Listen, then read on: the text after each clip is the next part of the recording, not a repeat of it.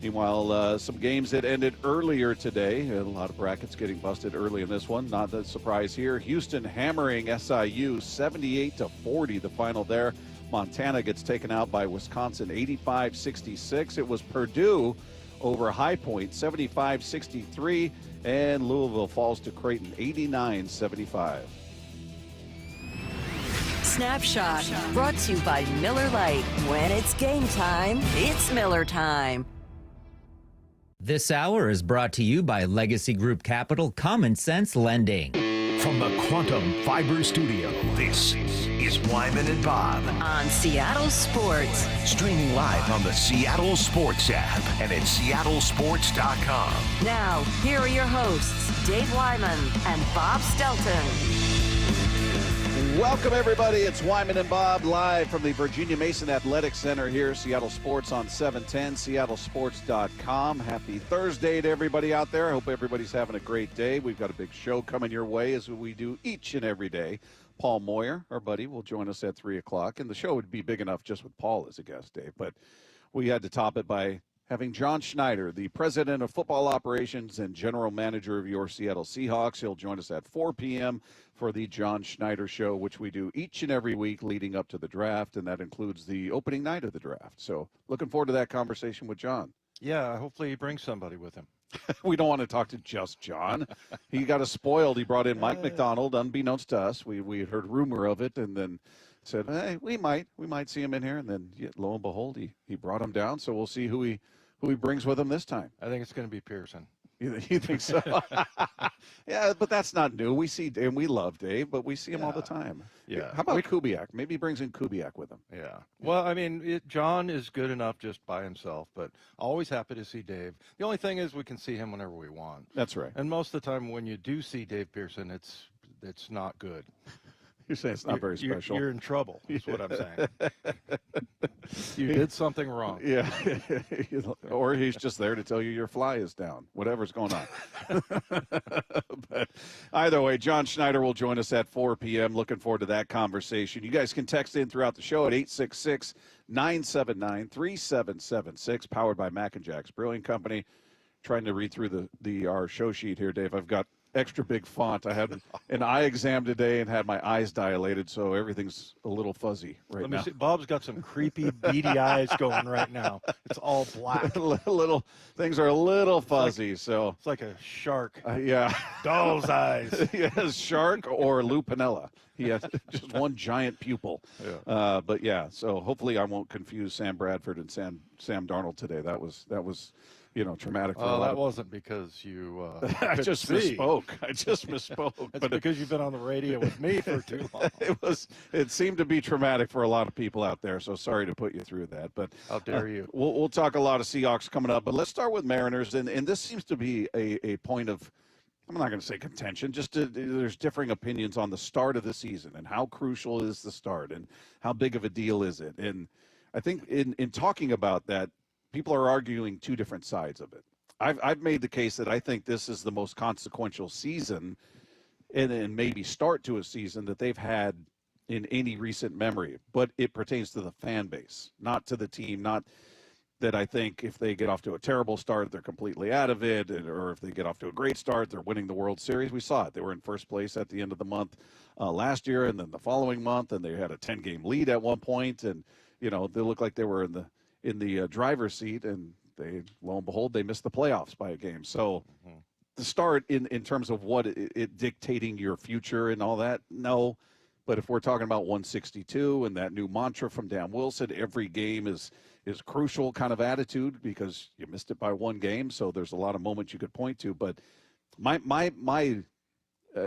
motivation for saying it's crucial is just the appetite of the fans and more the demeanor and the feeling from the fan base that it just feels like there's the slack is gone. So I think it's just important as it pertains to the fans. I don't put the importance on this dictates the rest of the season.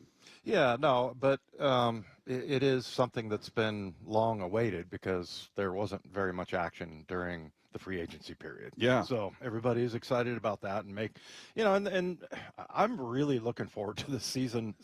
And I know we joked about it, like there's so many areas where they can improve, and that was kind of the battle cry, it seems like. But I am so curious to see, can Polanco play third base? Can Dylan Moore Curious too. hit, especially right-handed pitching? What's Rayleigh going to look like at first base? There are so many things. And then you throw on top of it, like, can Cal be Cal? We're just asking. Just keep doing what you're doing, Cal. And then can Julio be the superstar player that he is? And then, the rest of the outfield. Feel pretty good about Arozarena, especially, what we talked about. I'm going to go through every guy right now, Bob. All right, go through the whole roster. But what we talked about yesterday is that, how emotional it was, him leaving Tampa, and it didn't seem like that was something he expected. So now he seems more settled in, but, maybe the biggest question mark out there is Victor Robles. So, yeah, I mean, I'm just so excited to get going. Yeah. And I know it's a joke that there's so much room for improvement. So much room. But, yeah, I mean, it's just, if that comes together, if just like 2 or 3 of those things come together, feel pretty good. Well, and that's assuming that the rotation is good, if not better than they were last year. The Cals is good, if not better.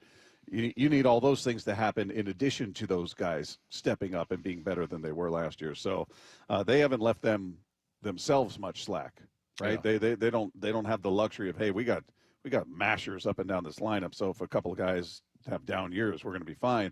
They don't have that luxury like some other teams do. So, but I'm curious, just from a fan's perspective, you guys can text in your thoughts on this, 866-979-3776, powered by Mac and Jack's Brewing Company. Just as a fan, how important is it for the Mariners to get off to a fast start this season? Our guy Luke Arkins tweeted out yesterday, hey, they were in first place after April, after May, after June, 10-game lead, basically saying it doesn't matter what the start is. Yeah. And I'm saying I'm separating the outcome of the season from the feeling of the fan base that's just irritated with the offseason, irritated with the offense being the story every year, it not seemingly being addressed. Yeah. That I just feel like there's a quicker trigger for a lot of fans to say, if they get off to a slow start, that they're going to go, told you, I'm out. Yeah. And then if they start winning, they'll come back. But there's that feeling I'm getting, just the vibe from our texters and social media, that there's just no slack from the fan base. But, they started 17-13 last year. I mean, there was a few games in March there. Yeah. Is that a great start? I mean, are you solid. happy with that? You're looking anything over 500? If you're 500 or above, you're winning, I'm in. Yeah. Yeah, absolutely. So we'll see what they do. But Greg Amsinger was on the show with us, and always a great conversation. But he talked about, in his opinion, why the Mariners could lose a playoff spot in the first 2 months of the season. There are certain teams that I believe could lose a postseason spot in the month of April and half of May. One of those 2 teams, the Cleveland Guardians. The Seattle Mariners are the other team. The starting rotation has to be so good that it gets Jerry to go to ownership and say, guys, I told you I wasn't going to spend any money in free agency. You didn't want me to do that. But let me get back to doing what I do. I know how to make trades. Let me go do this. Let me go get the bats we need. I can't see Jerry Dipoto and A.J. Preller sitting on their hands much longer. Yeah. Does that make, we talked about this as far as, they call him Trader Jerry. Yeah. I mean, are you confident with that part of him? I mean, it's not like every single trade has worked out, but he is aggressive. We talk about this thing, same thing with the Seahawks, and that combination with Schneider and, and Mike McDonald seems to be that they're not going to sit on their hands. And so I don't know. It's kind of interesting that people will think, and what Amsinger is saying, that he's going to be really aggressive and everything. Well, we were the opposite of that during the offseason and free agency period. So I don't know. Does that make you, have some pause there as far as, what do you think that they're going to do if they start off slow? Yeah, if in Greg's scenario, the pitching's just dominant, but the offense isn't there to back it up, and that gives Jerry the impetus to go to ownership and say, guys, I need to do this. Yeah, he could do that. That doesn't mean they're going to, I picture the A's situation for Moneyball. Like, yeah, what else can I do for you? That's not going to happen. Mm-hmm. You know, I mean, ultimately it's up to them. They're the ones with the money. They're the ones with the budget. They set the limits on the budget, and they're the ones with the purse strings. And you know, Jerry can plead as much as he wants, but ultimately it's up to them. So it'd be great if he felt compelled to make that case, and I'm certain he's probably already done it in some way, shape, or form in the off season. But if they get off to a slow start, but the pitching is just dominant, but the offense isn't there, I would hope he'd make the case. But also at the same time, there's not going to be anybody available early in the season. Everybody thinks they're in it, you know, maybe with the exception of the Marlins and the White Sox. But you know, with the expanded playoffs and everything, everybody's playing it out to see, you know, how far out are we when we start approaching the trade deadline. So the idea that you're going to make any significant acquisition prior to that is not realistic. And it's, you know, they kind of are who they are until that time of the season, getting toward the trade deadline. But well, and around the thing, the idea that you said that they got to start fast. There's some texters here. Totally agree, Bob. The slack is gone. And for the first time in 5 seasons, the 253 says, I didn't renew my ticket package. Yeah. And then somebody else just said, I'm not renewing Root Sports. They'll be back.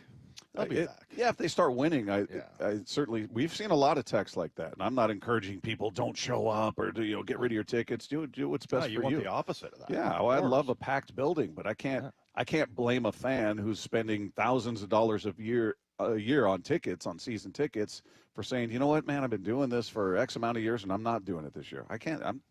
That's totally within your right to do that, and I'm not negative on them. I don't blame them. I don't think they're being, I don't think it's without thought and without consideration. It's not after just one bad season. You know, there's a level of patience that's worn thin with people. So.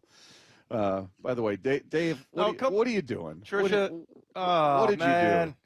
I texted Pearson as a joke. I said, we don't have any water down here. And the nicest person in the world, Trisha, his assistant, who is the opposite of Dave Pearson.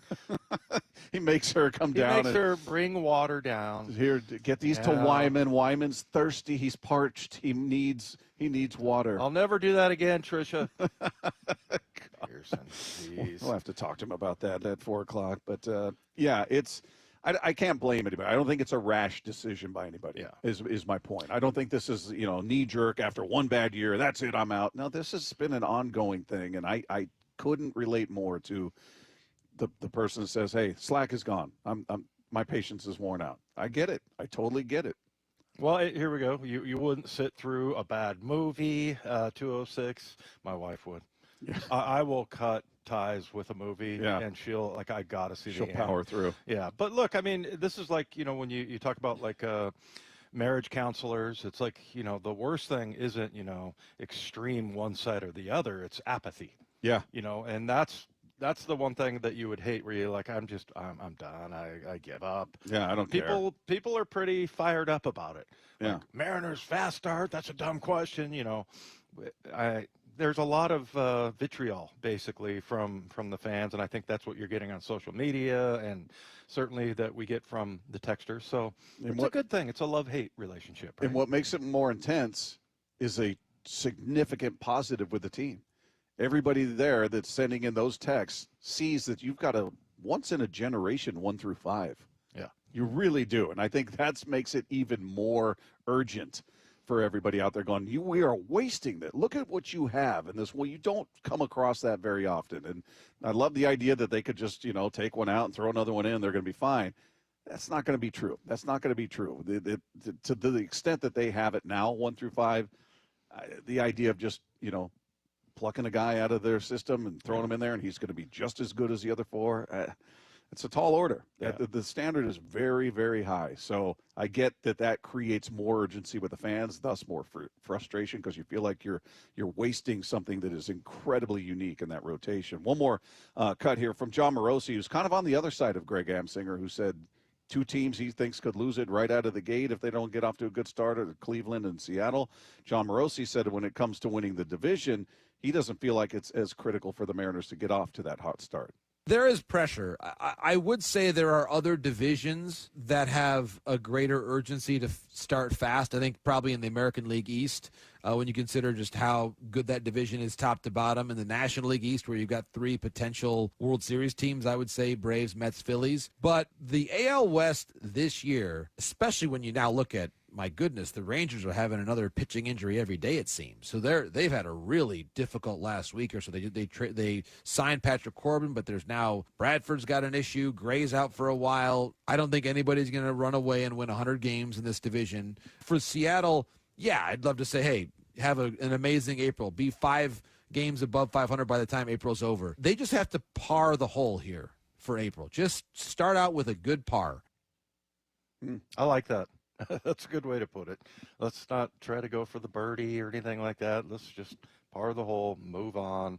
And, yeah, I remember last year the Astros started off horribly, right? Yeah. So, yeah, just somehow try to be around 500, somewhere around 500. 17-13 last year was really good. Yeah, I'll take that again. Take that again. So you guys can weigh in on that. How crucial is a fast start for this team, in your opinion as a fan? Where does that sit with you? Are you more along the lines of Greg Amsinger, or are you more the lines of John Morosi?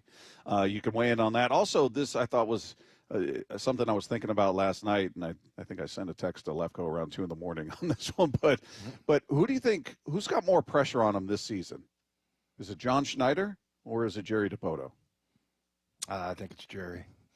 I mean, yeah, there's always pressure. The NFL is just such a huge deal, and he's got a new coaching staff for the second year in a row on offense, trying to find offensive linemen, all that. But for Jerry Dipoto, just the crushing expectation that this rotation cannot be squandered. Mm-hmm. That's the thing. I think where it looks like, it's almost like, I think you might have compared it yesterday to the Legion of Boom. Mm-hmm. Having a defensive backfield like that, you've got this great defense, and all you need is just a little bit of offense. And really, that's how they won the Super Bowl.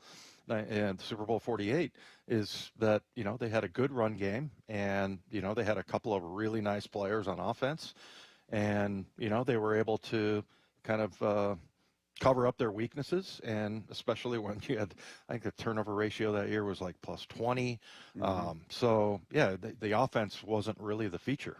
Yeah. And so that's kind of what Jerry Dipoto has going with this rotation right now. Yeah, to me, it's almost identical in that you've got something incredibly unique you hadn't really seen before with the Seahawks in that Legion of Boom, a defense that just functioned the way that it did, and was just, there was nothing that exotic about it. Everybody talked about that there was a very basic defense, and they were just basically telling every opponent, yeah, see, this is what we do. Do your best. And they were just that good. It wasn't trickery. There was no sorcery there, Dave. But, but it was so unique. And, you come out of that era going, that if it's not the best defense in the history of the league, it's in that conversation. It's in there with the 85 Bears and the Steel Curtain and the 2000 Ravens and whichever other defense you want to throw in there. It's amongst the greatest ever. And now we're looking at in that, to me, was not wasted. You were in the playoffs every year. You won a Super Bowl. You got back to another one. Should have been a different outcome, but you achieved a lot with it. You took advantage of what you had, and that's where the connection with the Mariners is you've got something similar, a generational rotation, but you're not taking advantage of it. You're not getting to that promised land. You're not, you've been to the playoffs one time in over 2 decades. So I think that creates more urgency, and that's why I agree with you. I think it's more so on Jerry because you've got one postseason appearance. Whereas the Seahawks, you can go, man, they were in the playoffs 10 of the last 15 years. You won a Super Bowl. You got back to another one.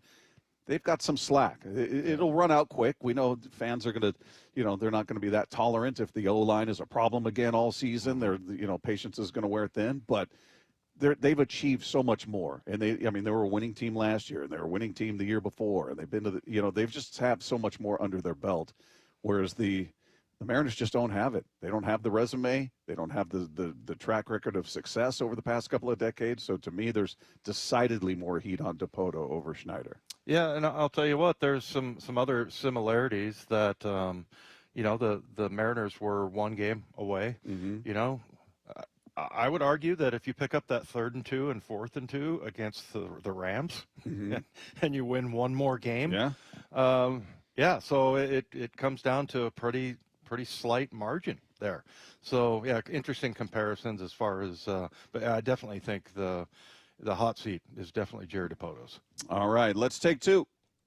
Well, a guy that was in visiting with the Seahawks earlier this week, Tevin Jenkins, former guard for the Bears, he's agreed to a 1-year deal with the Browns. Another guy we had heard mentioned as maybe having visited, wide receiver Michael Gallup, has signed a 1-year deal with the Commanders.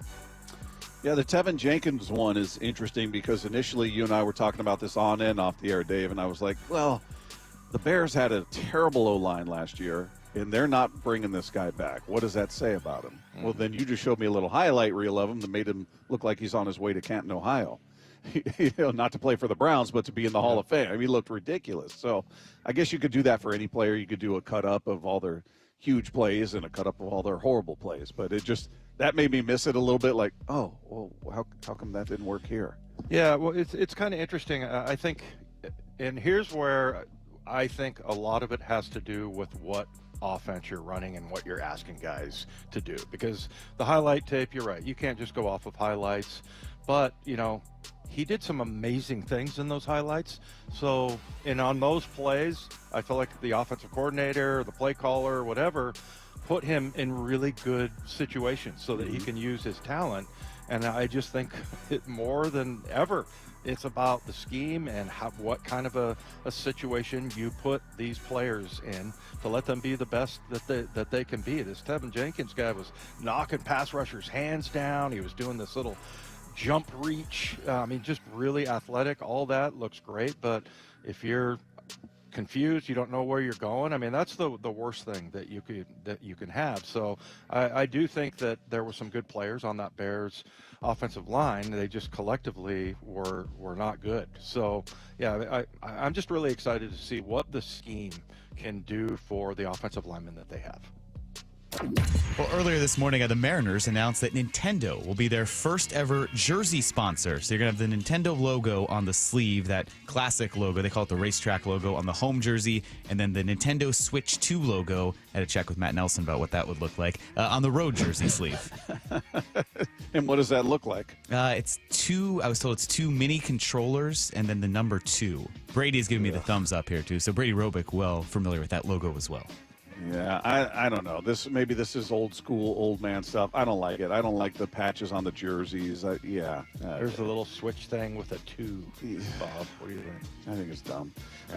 I get it. Nintendo still has a stake in the Mariners, a minority stake in the Mariners, and there's a relationship there, and this will be the future. Every jersey will have some sort of advertisement on it. So I get that this is how it's going, but it's like what was it, the Korean Baseball League? They have all these logos on their helmets, and I don't want it to look like NASCAR, man. I wonder if the NFL is going to go that way, because they had for forever no kind of advertising. Remember, old Seahawks fans will remember Brian Bosworth had his company, 44 Blues, and he had like a sticker on his butt, and he had one on his shoulder pad, and it was his company, and they stopped the game, made him come out and take the sticker off. And somebody was talking about, hey, it looks like NASCAR out there. So I don't like that look. I'm not a fan of it. I get it. I'll accept it, but I do not prefer it. The financial people would say, here, let me show you this piece of paper here. Here's why we like it. Let's see if you would turn this money down. Yeah, I get it. Take Two is brought to you by Swedish Cyberknife. Treat prostate cancer with Swedish Cyberknife. Swedish.org/cyberknife prostate. Coming up, DK Metcalf dropped some explosive comments about Ryan Grubb. We'll let you hear what he had to say. Coming up next with Wyman and Bob, live from the Virginia Mason Athletic Center at Seattle Sports on 710. Opening day is almost here, and we're sending one of you and a friend to experience it like never before. Swinging a drive, deep to left field. With front row access to all the opening day ceremonies. From player introductions to Ichiro's ceremonial first pitch, all from the field. To enter, just open the Seattle Sports app, then click on the Win tab. If you don't already have the app, simply text app to 866-979-3776, and we'll send you a link to download. Enter daily to increase your chances to win. This contest runs through Friday, March 21st. So I formed Davis Law Group about 30 years ago, and I would get, the same questions from people about what to do in the case of an accident. Do you need a lawyer? To the point where I decided that I would at least write a book which would answer the common questions that I would receive as a lawyer. Once I wrote my first book, it proved to be hugely popular. I decided to write then a series of books in different accident cases so that we could really teach people about their rights, how to protect them, and how to decide on whether they need a lawyer and what lawyer to hire. I've found in my career that having a client that is educated and knowledgeable about their particular type of case really helps the client and also usually ends up making the case or the claim more successful. To get your free copy of any of my Washington accident books, visit WashingtonAccidentBooks.com. Emerald Queen Casino, the entertainment capital of the Northwest. The best place to watch all your favorite sports. Featuring wall-to-wall viewing screens, 6 windows, and 30 kiosks. Be there at EmeraldQueen.com. Emerald Queen Casino, the entertainment capital of the Northwest. When you're hiring, have you ever felt like you're missing out on meeting truly great candidates for your roles? It seems impossible to find them, but they have to be out there somewhere, right? Well, they're not hard to find when you know where to go, and that place is ZipRecruiter. And right now, you can try ZipRecruiter for free at ZipRecruiter.com/radio. ZipRecruiter helps 10 million people with their job search every day. And because these people are actively looking for jobs just like yours, it's easy to find the right person right away. In fact, 4 out of 5 employers who post on ZipRecruiter get a quality candidate within the first day. But if you're not using ZipRecruiter, you're missing out. So see what it's like when the impossible is easy. When you go to ZipRecruiter.com/radio right now to try ZipRecruiter for free. Once again, that's ZipRecruiter.com/radio.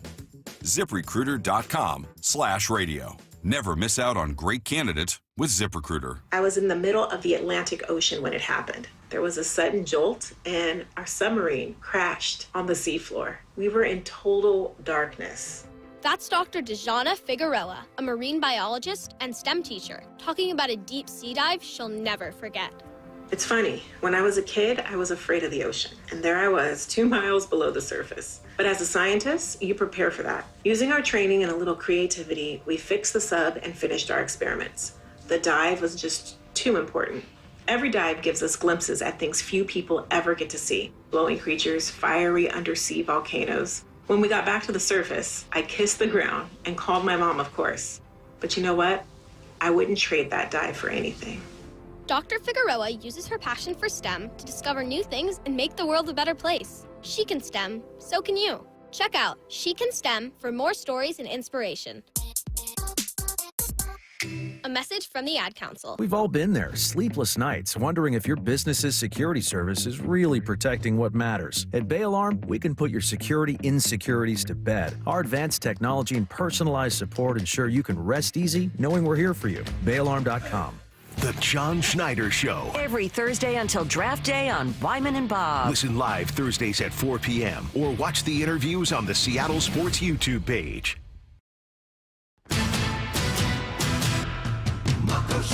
If you've ever wondered if there's something after death, Tyler Henry proves the answer is yes. Be part of his live audience readings and his jaw-dropping ability to connect with the departed at Muckleshoot Event Center, Thursday, July 10th and Friday, July 11th at 8 p.m. Experience this evening of hope and healing, bringing peace and closure to loved ones. Tyler Henry proves our loved ones never leave us. Get tickets at MuckleshootCasino.com. Muckleshoot.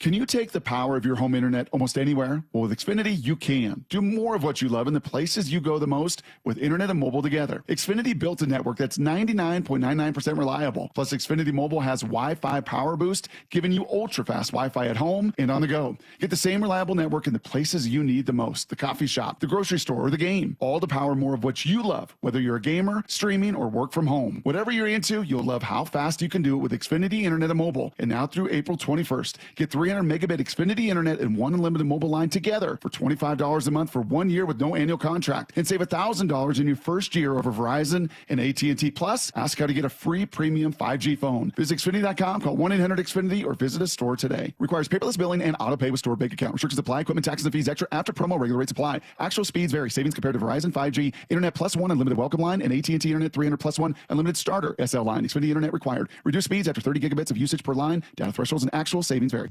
Window Nation customers have been singing our praises for years. With fast local service and an industry-leading 96% customer satisfaction rating, it's no wonder. I researched window companies for the last year to see what the average prices were and the quality of work. Window Nation nailed both. Get 2 windows free with every 2 you buy. Pay no interest for 2 full years. Hurry, this offer ends soon. Schedule a free estimate now.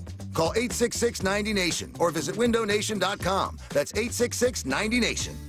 This hour is brought to you by Legacy Group Capital Common Sense Lending. Wyman and Bob. From the Quantum Fiber Studio. Weekdays 2 to 7. On Seattle Sports and 97.3 FM HD2. Text line is there for you at 866-979-3776, powered by Mac and Jack's Brewing Company. Dave, you're going to have to be in charge of text today. I can't see him. So okay. I wonder if people are going to be texting in about their brackets. I've got font size 100 up here, so see that. You can read my show sheet from over there. So feel free to text in, and Dave will be getting back to each and every one of you personally. Yes, absolutely. Meanwhile, I was playing some of this for you earlier before we came on the air. Yet another podcast out there. This is the Get Got podcast with Marshawn Lynch and Michael Robinson. And their guest was DK Metcalf and had some interesting comments in there. He clearly, I feel like he makes it pretty clear, not a huge fan of Ryan Grubb. And here he is explaining why everybody talked about him getting on the headsets and yelling. Or remember that moment on the sideline, and everybody used that as, he's a prima donna, and he's a... I couldn't remember the game, and I think it was the Niners. Yeah, it's 49ers here, and this is him explaining why he was yelling at Grubb on the headset in that 49er game. On that particular day, we were playing 49ers. They got this DB I've been going against since he was we came in together. Mm-hmm. He plays for played with the Giants, so I went against him twice already. And then he was with the 49ers. So I'm like, okay, on third down, you have to run past him early because they're just going to sit at the sticks. On 3rd and 4, we call all hitches. Like, that's not running past him. Like, you have to scare him. Exactly. Yeah. He's waiting on it. So when he sat and knocked the ball down, I come to the sideline like, let me just get the headset. Maybe he don't need to hear it from you, or he may have missed the text. So I said, Grubb, can we please run by the guys? Like, they are sitting at the sticks on 3rd down. Like, in order to open up the underneath stuff, they got to be threading deep first. And that was the last week me and Locke did that. That was the last week me and Locke did any extra game because it wasn't used. I'm putting in all this work, bro. We're the starters, too. It ain't like we just some slaps.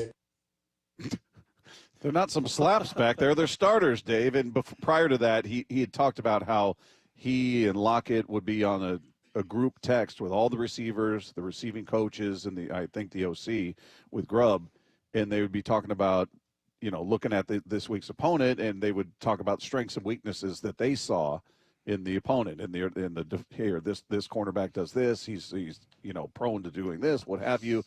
Just kind of doing some scouting, interjecting some thoughts, and said basically none of it was ever acknowledged. And and you heard him saying that was the last week that me and Locke did any extra this, that, or the other. Like, it stopped after that game.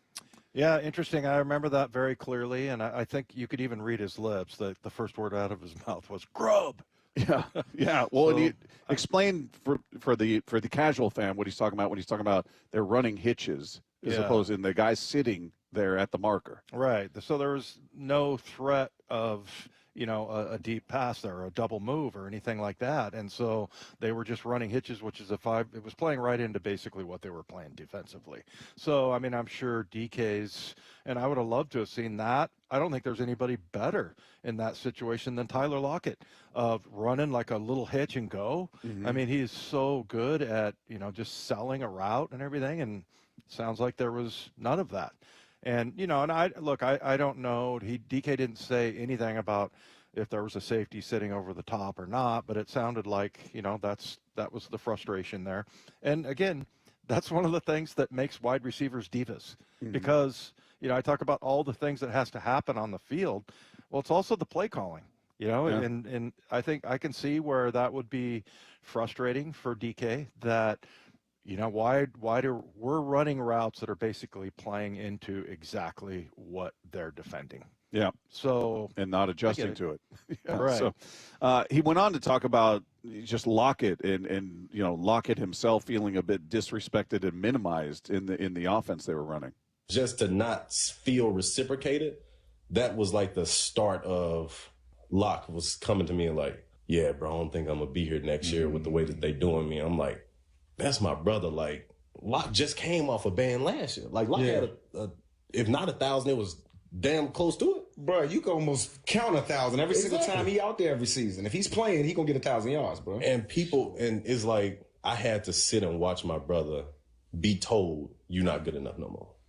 And that was basically the hard part for me, because I see this man cooking niggas on Sunday. Like, whenever we need a big time third down, right there, throw it to Locke. Look up. You talking about get your ass in there. I'm gonna get in there. Yeah. Let me just get this heat thing. Yeah, I don't know what they were saying. That was Marshawn. No idea. Marshawn had I only watched like a 3-minute clip of this thing, the video portion, and 2.5 minutes of it, he was just gazing straight ahead as the other two were talking. He looked like he was in deep thought or daydreaming. I'm not sure what he was doing, but he woke up there for a moment. But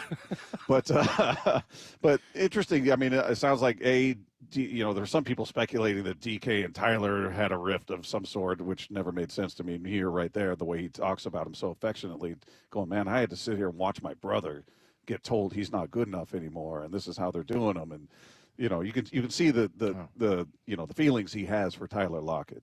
I don't remember that. I guess that they thought there was a few. Oh, it was a couple of our texters. Yeah. It's if they think it becomes true. Well, of course. But yeah, I don't think anybody ever got crosswise with Tyler. But I mean, the older Tyler got, the more, and this is what happens when you get to be a veteran, you start to speak your mind. Yeah. And sometimes people don't like that, and sometimes coaches don't like that. I remember learning that the hard way one time. I was pretty outspoken my last year in Denver, and then they didn't bring me back. You think that's why? Well, I mean, that Wyman's always popping off. I think there was a lot of reasons, Bob. I think there's a lot of reasons why they didn't bring me back. But if you would have just shut your big yapper. Yeah, the older you get, the more you're like, hey, I get it. I get what's going on here, and you start to become a grown-up. And because really, I mean, I always say that I think a lot of players don't grow up until they get out of the league, because it's like a kid's game, and you're in a bubble, and it's just a very unusual line of work.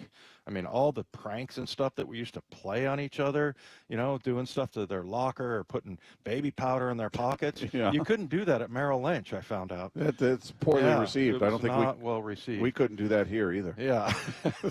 But no, I mean, that's just who you become the older you get. And I liked hearing, I talked about Tyler going on and on about the Niners and how are they going to sign all these people and everything. That's not any kind of a comment he would have ever made in his 2-3, first 4 years, really. Yeah.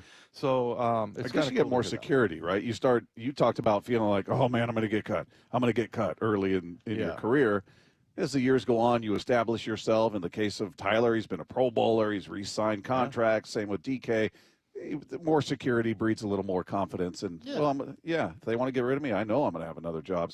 Somebody else is definitely going to want me. Yeah, I mean, he had 4 years in a row of over 1,000 yards. And then barely missed it, right? Wasn't it? 965 1 year, 894. This last year was 600. But, I mean, he's right around there. And for about 6-7 years, he averaged 1,000 yards. So, yeah, and I guess for him, you don't want any part of that. Same thing with DK. But I don't know. It's kind of interesting that we're changing offensive philosophy. Maybe I'm sure that DK and, Tyler, I'm not sure what he's going to do, but they're having discussions about what kind of offense every team runs. Yeah. And it sounded like for DK, he wasn't too impressed.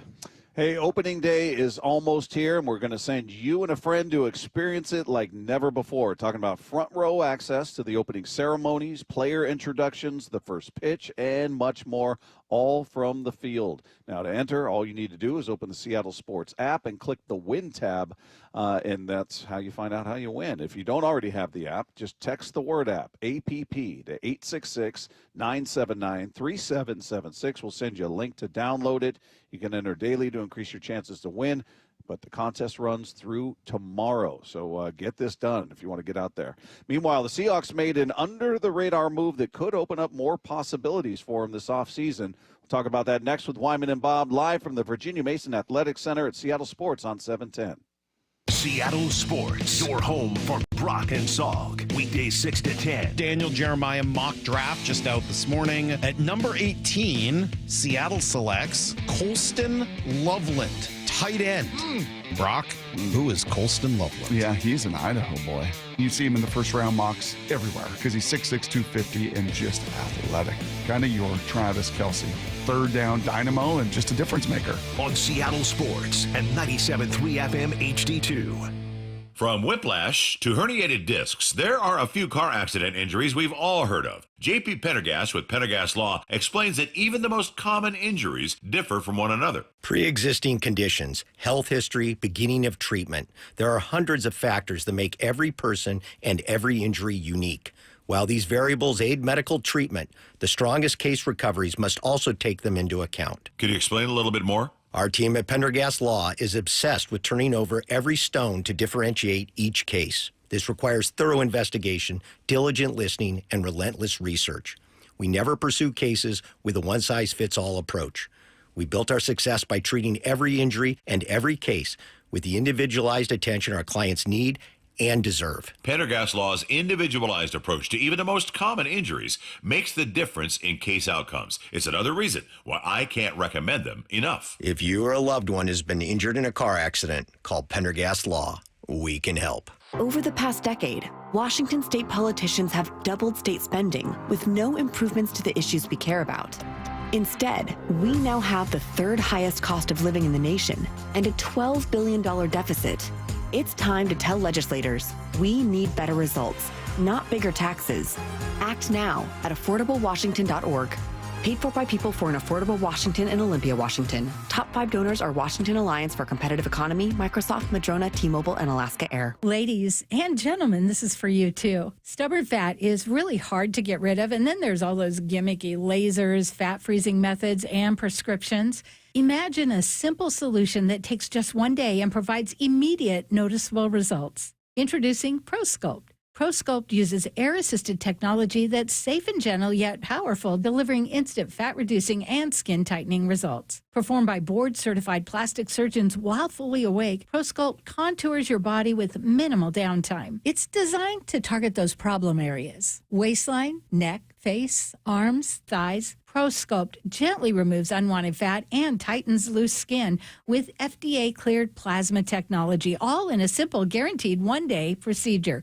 ProSculpt is one and done. Schedule your free consultation at prosculpt.com for $250 off. For powerful permanent fat removal and skin tightening that works for ladies and you men, it's prosculpt.com. For over 113 years, Pacific Lamp and Supply Company has been your #1 lighting specialist in Washington, from the Space Needle in Seattle all the way to the Riverwalk in Spokane. With the largest lighting inventory in Washington, Pacific Lamp's knowledgeable and experienced staff can assist with any lighting issue, including intricate lighting and control designs. Plus, they work with all utilities in Washington to get you the best available lighting rebates. Pacific Lamp and Supply Company, Washington's lighting experts since 1912. Visit pacificlamp.com.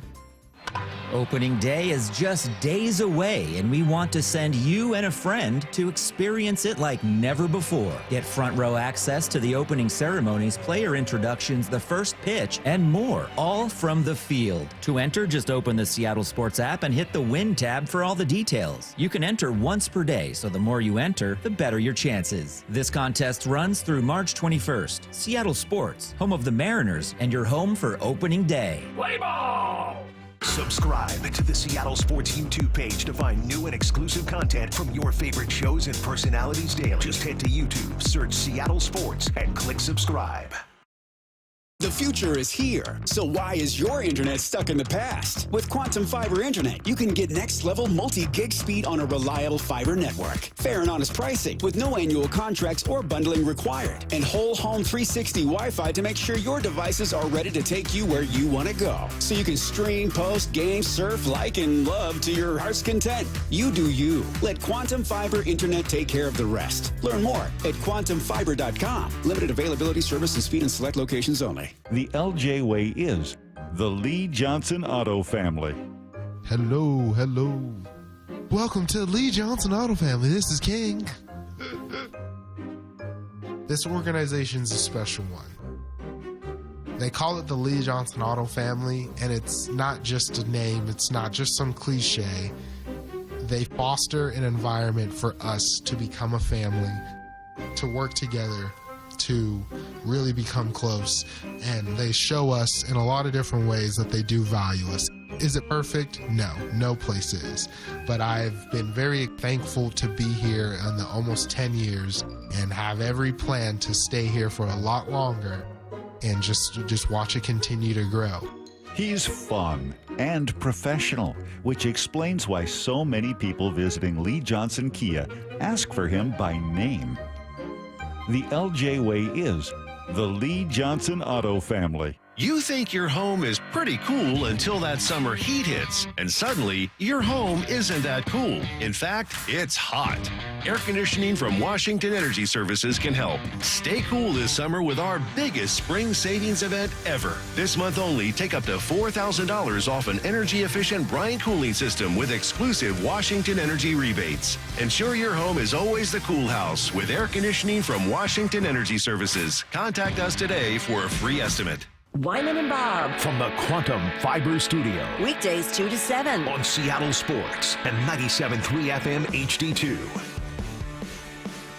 Coming up at 3 o'clock, top of the hour, our buddy Paul Moyer will join us on the program for his weekly conversation, so stay tuned for that as we continue live from the Virginia Mason Athletic Center with Wyman and Bob. Text line is there for you at 866-979-3776, powered by Mac and Jack's Brewing Company. Something we talked to John Schneider about, and John Schneider, by the way, will be with us at 4 p.m. today for the John Schneider Show. But we talked to him a few weeks back and asked him about Uchenna Nwosu, and the word was they were looking to renegotiate or restructure his contract. And then we hadn't really heard much. He told us at the time, yeah, that's what we're doing. We're working on that. And then that's just kind of where it was left. We hadn't heard any news about anything. Well, now it's come out that they did rework his contract to help lower the salary cap hit for the season. So he took a almost $7 million, $6.99 million pay cut.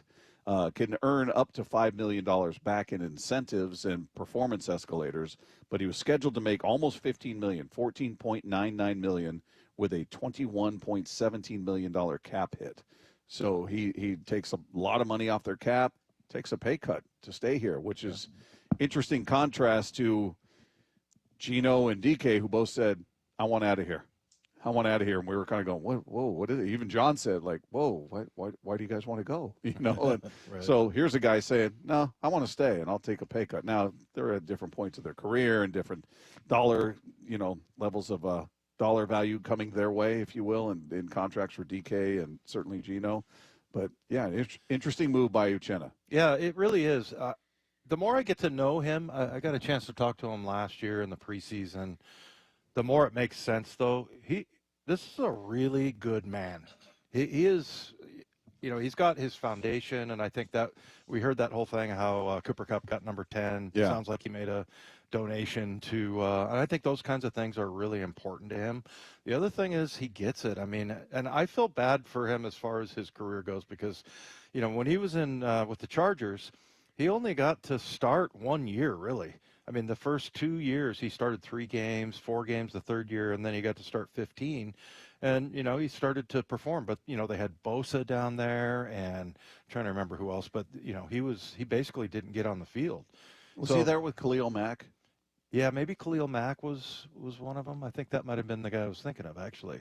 But, yeah, he was just a guy that, was a good, solid player. And just having talked to him, he's just such a good man and a guy that you want on your team. And, when you go back and look at 23, his departure, man, the defense just went downhill after that. So he's just one of those glue guys, and that is a real leader. But, the last 2 years, I mean, and he gets that. He's only started 8 games. Yeah. And because of the injuries. So, 3 sacks for him and in the last couple years. And he knew it was time for a pay cut. So I'm glad that he was willing to take that and stay here. I think he's, a family guy, and he's probably got, with his foundation and everything, settled down here in Seattle and likes it here. Yeah. So, I mean, it's just I don't want to say he's a good soldier or anything like that, but I mean, he is really just a guy who gets it. And he'll probably end up playing longer, and I hope he does. But I think he'll end up playing longer because of that. Well, Leonard Williams, this is from the post-game of the Bears matchup on December 26th, talking about just how important, in his opinion, Uchenna is to this defense. Yeah, I mean, just like Jaron Reed, he's one of those guys who understands the game. He's a veteran, and he's a great communicator. I love being on his side of the ball, even throughout camp and stuff like that. When I first started getting more of an experience of how it is to play with him, it showed up today as well. Where I'm in my 3-point stance and I'm feeling like it's running. He's like, hey, Leo, pass, and it's like those small details that allow me to play a little bit faster. So having guys like that next to you makes a big difference. I always love the stories about guys that just will call out, plays. What's and coming. Yeah, and just a sense, and, it's just him paying attention to, the flow of the game, what he's seen on film, what he sees as far as a stance or something like that, or something a quarterback does. And I just heard a story about that the other day. I think it was on NFL Network, where a guy was like, I think it was Phillip Rivers. He was talking to Derwin James, and he was telling him, oh, you're not coming. I can tell every time. We know you're not going to be the guy who's rushing. I see that you're dropping. And he's like, how did you see that? So all those little things, that's what. You were saying that to him in the game? It was in practice, because they're on the same team. And, yeah, and so he was, dropping all these tips on him, which is really cool. I remember learning that from Brian Millard, who really helped me. He was a guard for the Seahawks, and a good one. Kind of the guy that was always on the cusp of making the Pro Bowl, and probably should have. But, he would tell me about, like fingernails, and if a guy's weight is, over, and then little tells. Yeah, all these little tells that you look for. And you're not guessing, obviously, but you're anticipating. And it does give you like a little bit of a jump. Did you say Dave Craig called out something you were doing, or he thought he did? Like, I got you. I almost got you. Oh, yeah. Did he? That was when Dave was in Arizona. And I was in Denver. I'll tell this story real quick. Yeah, he gets up to the line, and he's looking over at me and everything, and I'm just trying to ignore him because I know he's going to have a lot of nonsense. But anyway, he does this, shift thing, and then he looks over at me like, huh? What are you going to do now?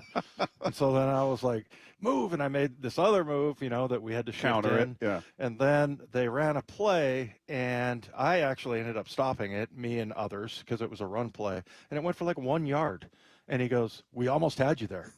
I saw you were surprised when I made that shift. And I'm like, yeah, but we adjusted, Dave. Yeah. So, but did he see something? Is that what the shift was about? Like there was a tell he picked up on, or he thought he picked up on? I think it was a certain defense. Okay. That they were like, okay, if they come in this, we're going to do this. I almost got you. Yeah. Yeah, but you didn't. You gained a yard. Him and I are like going back and forth. I'm like, I wonder if people watching on TV are going, I wonder what those guys are talking about there. Well, it's like Bruce Irvin, and Cam. Yeah, right? remember Cam that? Newton. Yeah, that's right. What would they say? Like, you hated other? No, I don't. I love my guys. I love my guys here. He goes, no, I know you hate it there. You told me. Yeah, that's good stuff. That's hilarious. Well, yeah, I'm gonna be very interested to see who emerges as your legit premier pass rushers on this team, because it feels like you've got a number of potential. It's Uchenna, obviously. It's Moyer. It's Derek Hall. And we'll see about some, what Leonard Williams can do. I don't expect him to put up those numbers every year from inside, but same with Murphy. We'll see if he can take that step. But is there an odd man out when you look at the edge rushers quickly before we hit the break? Is there somebody you look at and say, how are they going to find snaps for this guy, or how are they going to divvy this up? Well, maybe Uchenna, just because of the injuries that he's had. I don't know if Derek Hall is like super dynamic. He's incredibly powerful and he makes plays, but Boye Mafe, to me, just can do everything. And just the way he bends his body and gets the corner and everything, I feel like he is the premier outside pass rusher. But, yeah, maybe it is Uchenna, and he kind of sees that coming. And he's trying to make as much money as he possibly can and stay in the league. All right, coming up, we'll see if this guy put in as much effort and research into his bracket as Dave Wyman did. Paul Moyer is going to join us next with Wyman and Bob live from the Virginia Mason Athletic Center. It's Seattle Sports on 710. Baseball is back. Julio Rodriguez and the 2025 Mariners are ready to play ball. Gone! Julio! Home run! Opening day is just 7 days away. It's a mentality. It's time to battle. It's time to fight. Seattle Sports will be live from Soto all day, including Wyman and Bob at Victory Hall from 2 to 6 p.m. Seattle Sports, the home of the Mariners, and your exclusive home for opening day. The brackets are now open. Compete in the Seattle Sports Bracket Bucks presented by Muckleshoot Casino Resort. Head to seattlesports.com/win to pre-register. Receive your bracket and compete for your shot at great prizes. The grand prize winner from the 64-team bracket will win $1,000 in Visa gift cards. But if your bracket is busted in the first round, we have other ways for you to play too.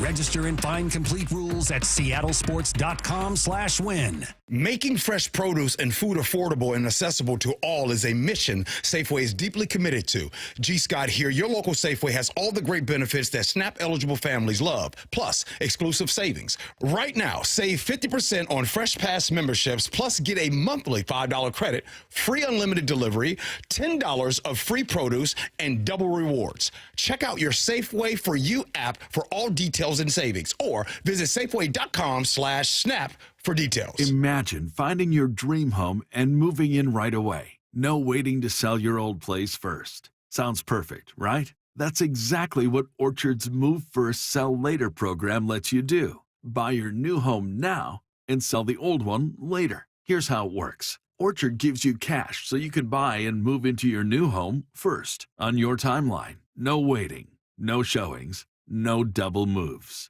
Then the Orchard experts take it from there. They handle repairs on your old home and make price-boosting upgrades with no cost until close. Once they're done, a local Orchard agent lists and sells your home for top dollar. Orchard's Move First program gives you the freedom to buy and move into your new home first and sell your old home later. Buy before you sell and get top dollar for your home with Orchard. Ready to find out how much your home is worth? Visit orchard.com to get your free home valuation. That's orchard.com. When you're hiring, have you ever felt like you're missing out on meeting truly great candidates for your roles?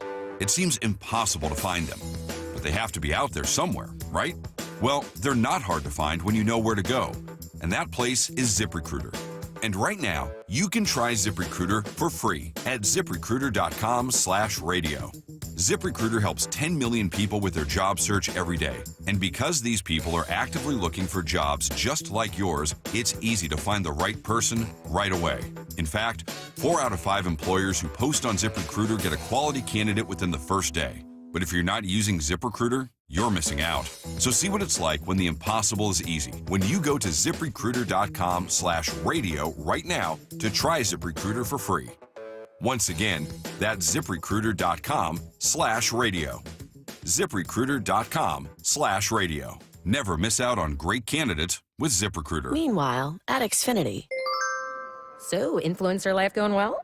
Oh, yeah. I'm up to 32 followers. Oh, that's something. Yeah, posting my tap dancing videos is easier than ever because we engineered Xfinity Internet with 99.99% network reliability. Plus, Xfinity Mobile with Wi-Fi Power Boost gives you ultra-fast Wi-Fi at home and on the go. But wait, tap dancing? You don't tap dance. Hey, what I lack in skill, I make up with passion. Do more of what you love and love how fast you do it with Xfinity Internet and mobile. And now through April 21st, get 300 megabit Xfinity Internet and 1 unlimited mobile line together for $25 a month for 1 year. And save $1,000 in your first year over Verizon and AT&T. Learn more at Xfinity.com. Requires paperless billing and auto pay with stored bank account. Restrictions apply. Equipment, taxes, and fees extra. After promo, regular rates apply. Savings compared to Verizon 5G Internet plus 1 unlimited welcome line and AT&T Internet 300 plus 1 unlimited starter SL line. Xfinity Internet required. Actual speeds vary. Reduced speeds after 30 gigabits of usage per line. Data thresholds and actual savings vary. Things are just better when you switch to Cricket. The sun shines a little brighter. Happy music starts randomly playing. Best of all, you can get iPhone 13 for just $29.99. With the ultra-bright Super Retina display and up to 19 hours of video playback, all on Cricket's super-fast 5G network. See? Isn't that better? Smile, you're on Cricket. Requires new account imported on $60 plan. First service charge taxed with sale. $25 activation fee. Terms and restrictions apply. Cricket 5G is not available everywhere. See store for details.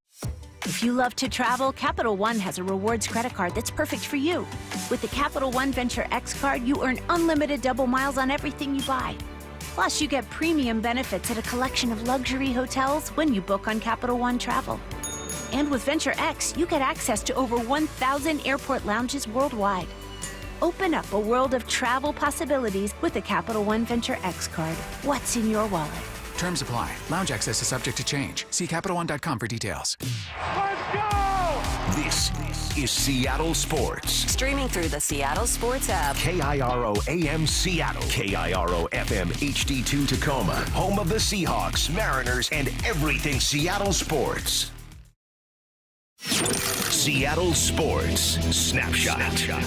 Well, it is March Madness. You got the NCAA tournament in full effect right now. Games happening as we speak with just over 4 minutes to go. BYU is up on VCU 70-55. They're early in the second half, and Gonzaga hammering Georgia right now, 56-34 the score in that game. Taking a look at some of the finals from earlier in the afternoon. Houston hammering SIU 78-40. It was Auburn by 20 over Alabama State, 83-63. Wisconsin takes out Montana in the 3-14 matchup, 85-66. Purdue, the 4 seed over 13 seed High Point, 75-63. McNeese State edges out Clemson, the 12 beating a 5, 69-67. And it was Louisville falling to Creighton, 89-75. Snapshot brought to you by Miller Lite. When it's game time, it's Miller time. This is the moment many wait for. The most entertaining. A man of wisdom, a man of experience, Dave. The most informative. To bring light to a dark subject. To bring positivity to a negative world. The incredible Paul Moyer. Moyer out.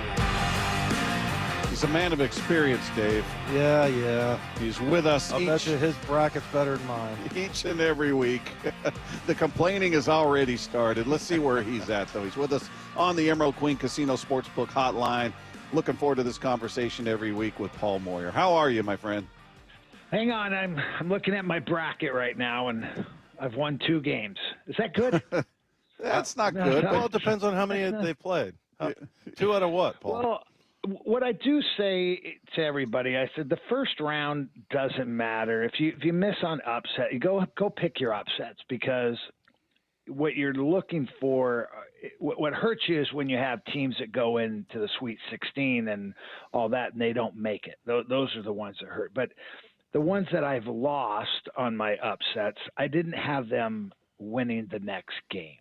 Okay. So no big deal. I'm okay, and it's all about picking the winners. And I love this time of year. I mean, it's not as fun as it used to be, because I always used to go to Vegas with the boys, and then I had to mature up.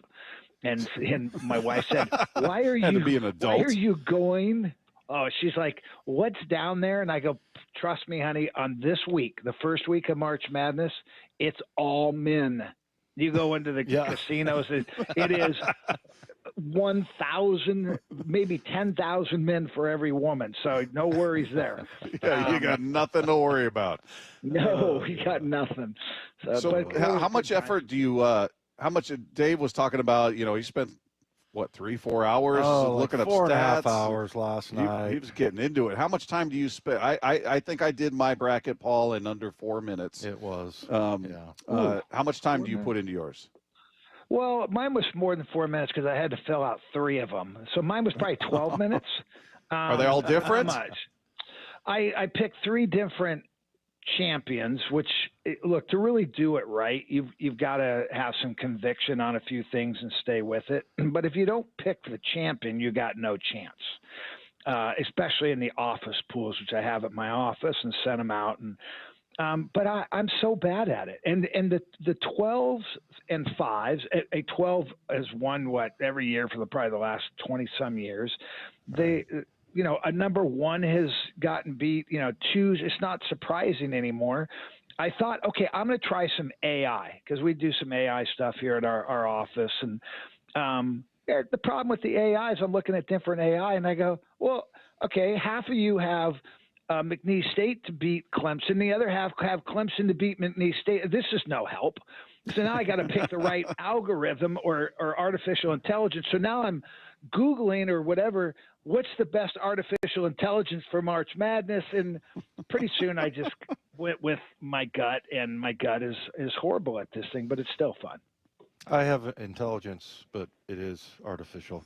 So it's very artificial. Man. Bob and I will beat you, Dave, and we will have spent 3 hours less than you on picking. Paul, this is comical because every year the 12-5, I mean, that's always the interesting one and the one team, well, we'll see. I mean, they haven't all played out, but I was like, okay, but I'm going to go with Clemson as the 5 over McNeese State. Come on. And sure enough. So that's why I know that I'm doomed. But the one thing I'd say about it, Paul, is that I used to spend time watching, college basketball, and that was just what I did this time of year. But now I don't. So I just picked a few stats and everything, and I put some time into it. And so you kind of invest yourself into it a little bit, and it gives you, I don't know, I kind of recaptured some of the magic as far as what the NCAA tournament is about. And I haven't really done that for a number of years. And I think passion is back. Yeah, that's kind of what it's about. And, I think it's a great story, equally great story that you just go through in 4 minutes and pick it and you beat people that put all this research in. I think that's a great story too. But I don't know. It just it seems to me like I feel like I've kind of regained my love for it. Or did you just never love is important. Stop? I love that because you want that passion and it's harder because I literally know one player, one name in college basketball. And it's the guy from Duke, Flag, and I don't even know his full name. That's what Paul was. I don't even know. I'm sorry, Bob was just talking about. Well, it's changed so much. These guys are gone. And here's the other thing. I go, okay, let me get this right. Okay, UW's not in it. Washington State's not in it. Arizona State's not in it. I'm going through all the teams I love, and I'm like, okay, there's no one in the West I like. I have to say Oregon just because I have clients who are from Oregon, so I'll say Oregon a little bit. But I completely dislike University of Arizona Kitty Cats. And so I got Gonzaga, but they're not the team they were. I mean, even though they're whooping up on Georgia, I love seeing the SEC getting beat up here. But, yeah, it's just I don't know. I mean, after tomorrow, I'll lose a little bit of that passion because I did my bracket in 4 minutes like Bob. Hey, I want to ask you about the Mariners. We'll get into Seahawks here certainly, but one of the debates or conversations I should say that we've been having is about the start of the season, Paul, and what it means and how important is it that this team get off to a good start. And my contention has been surrounding the attitude of the fan base, not the players, I agree with those that say, well, if they get off to hot start, great. But if they get off to a slower start, that doesn't mean that's who they are the whole season. Totally agree. Players I'm removing. I'm just talking about a fan base that is in a different space mentally and emotionally with this team where I feel like any slack that existed is gone. I think they're just waiting to see this offense not come through and watch the pitchers go out and dominate and not get supported. And there's just, we get a lot of texts from people saying, I didn't renew my tickets. I'm not paying attention. I didn't renew my Root Sports subscription. We're seeing a lot of that. So it just feels different. And in that case, I say it's incredibly important just for the fan base perspective, just to keep everybody engaged and in tune with this team. But I'm curious, what's your opinion? And how crucial is it that the Mariners get off to a good start? Yeah, I think that's a great point, Bob. I mean, we're not Houston, who has won World Series and been to World Series and are confident all of a sudden they're 10 games back that they have the ability to at least mentally, to come back in the season. Do I think if we fall 10 games behind early? Yeah, I think it absolutely matters, for everything, because they're going to be sellers quick at that point. But I think you're right, man. I think it's just, the frustration in the off season. It's waned, right? I think we're now getting into the season. People go, okay, we're going to have a good team. We're better than we were last year when the season started, and we will be. But I think you're right. If you have a bad start, you'll lose TV audience. You'll lose people coming to the games. You don't want empty seats there. I mean, that can't happen. It's miserable in the spring anyways with the weather, and all of a sudden, you have 10, 12,000 people showing up. I mean, that will definitely affect it. So I think you're right. I think just for the psyche of the fans, I think just to turn down the temperature at what this ownership group is having to go through right now. And I think it's also just the confidence of this team is, do we truly have a team that can compete? And I think there's question marks to them. I think the core, the pitching staff, the core players, yes. But I think one of your going to be surprising. A big surprise this year. I don't know if the guy who's surprised me a little bit this year, just in spring, and I think we all knew it's there, but I didn't see the huge upside necessarily. It's Ryan Bliss. I think, if he can be the guy at second base on a regular basis, I think that's important. It just adds speed. I like what they've been doing in the lineup, because they've been putting Crawford 8th and then Bliss 9th. So that rolls, to that first of the lineup where now you do have some speed, and depending on, who they end up leading off and all that stuff. I think you put that with your first 3 or 4 guys is interesting to me.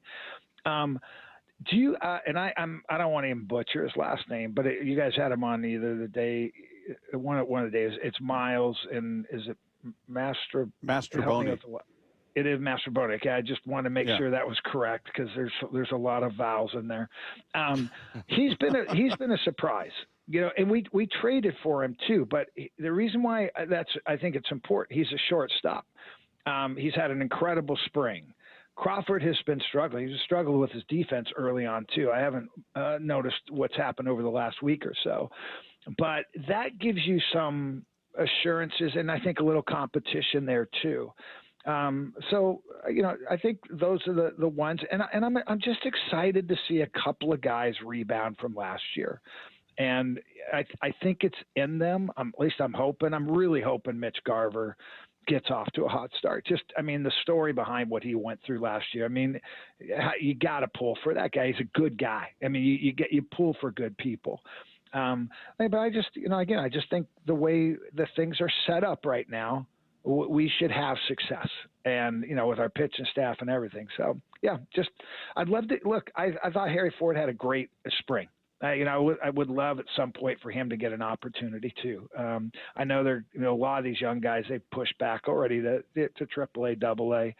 But I'd like to see, Harry Ford up at AAA at some point and having what he did in spring, or at least close to it, and saying, okay, you know what, here's a guy that, we can put in a lot of other positions other than catcher. Maybe it is catcher, have Garver focus more as a DH, but there's some good young guys that I'm excited about. Well, as far as what they may do, and we had Greg Amsinger on, we had John Morosi on, and they had differing opinions on a couple of aspects. Both had a different opinion on the start of the season. Amsinger saying he's got 2 teams in all of baseball that he thinks have to get off to a fast start, and the Mariners were one of them, whereas Morosi was more along the lines of he didn't feel like it was nearly as critical. But do you see them I'll put it this way. We asked a question about, sort of a hot seat, if you will, or expectations. Who do you think's got more pressure on them for the upcoming season? Would you put John Schneider, or would you put Jerry Dipoto in the hottest of the seats between the two? Oh, I think it's Dipoto. It's just, and again, he's playing with not a full deck of cards, so he's having to try to put a hand together that, maybe John does have a full deck. John has some opportunity. And I think, again, John's going to have some time to build this team. When Pete left, it was, okay, we're going to rechange what this team looks like. They'll be competitive. Do I think they, if they go 7-10, I think there's some serious pressure at that point. But Dipoto, look, you got to make the playoffs this year. That's when you say that, that's pressure. I don't think they had. We were 10 games up last year. Not that I thought we had a hot start. It was more the other teams struggled so badly. But we were 12, 13 games up above 500 at one point. And with a 10-game lead, that's a pretty good start to the season, sitting in the middle of June. But I think we have to just play well. I think we have to get some of the demons off our back, and that we can score, and we can score at home during spring, and we can score more than just hitting some home runs, but actually stringing a few, hits together. So I think if they get that, they know what they got from the pitching staff.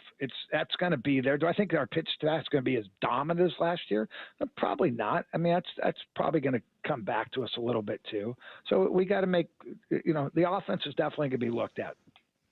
Hey, Paul, it sounds like you heard the DK comments. Is that right, from the podcast? And just that whole thing and DK and his comments about Tyler. What was your takeaway from that? We listened to it at 2:30. I was listening to you guys, and I heard Richard Sherman on his podcast too when he was talking about Tyler after they let him go, and he was all upset, and and he was he was talking about loyalty and Bobby Wagner and all that, and I'm like, guys, I remember when I first went into coaching, and some of the players go, "You forgot what it's like to be a player," and I'm like, no, you just have no idea what it's like to be a coach. And these guys have no idea what it's like to be a general manager. And they have no idea truly, because you hear it all the time from the players. Just pay the guy.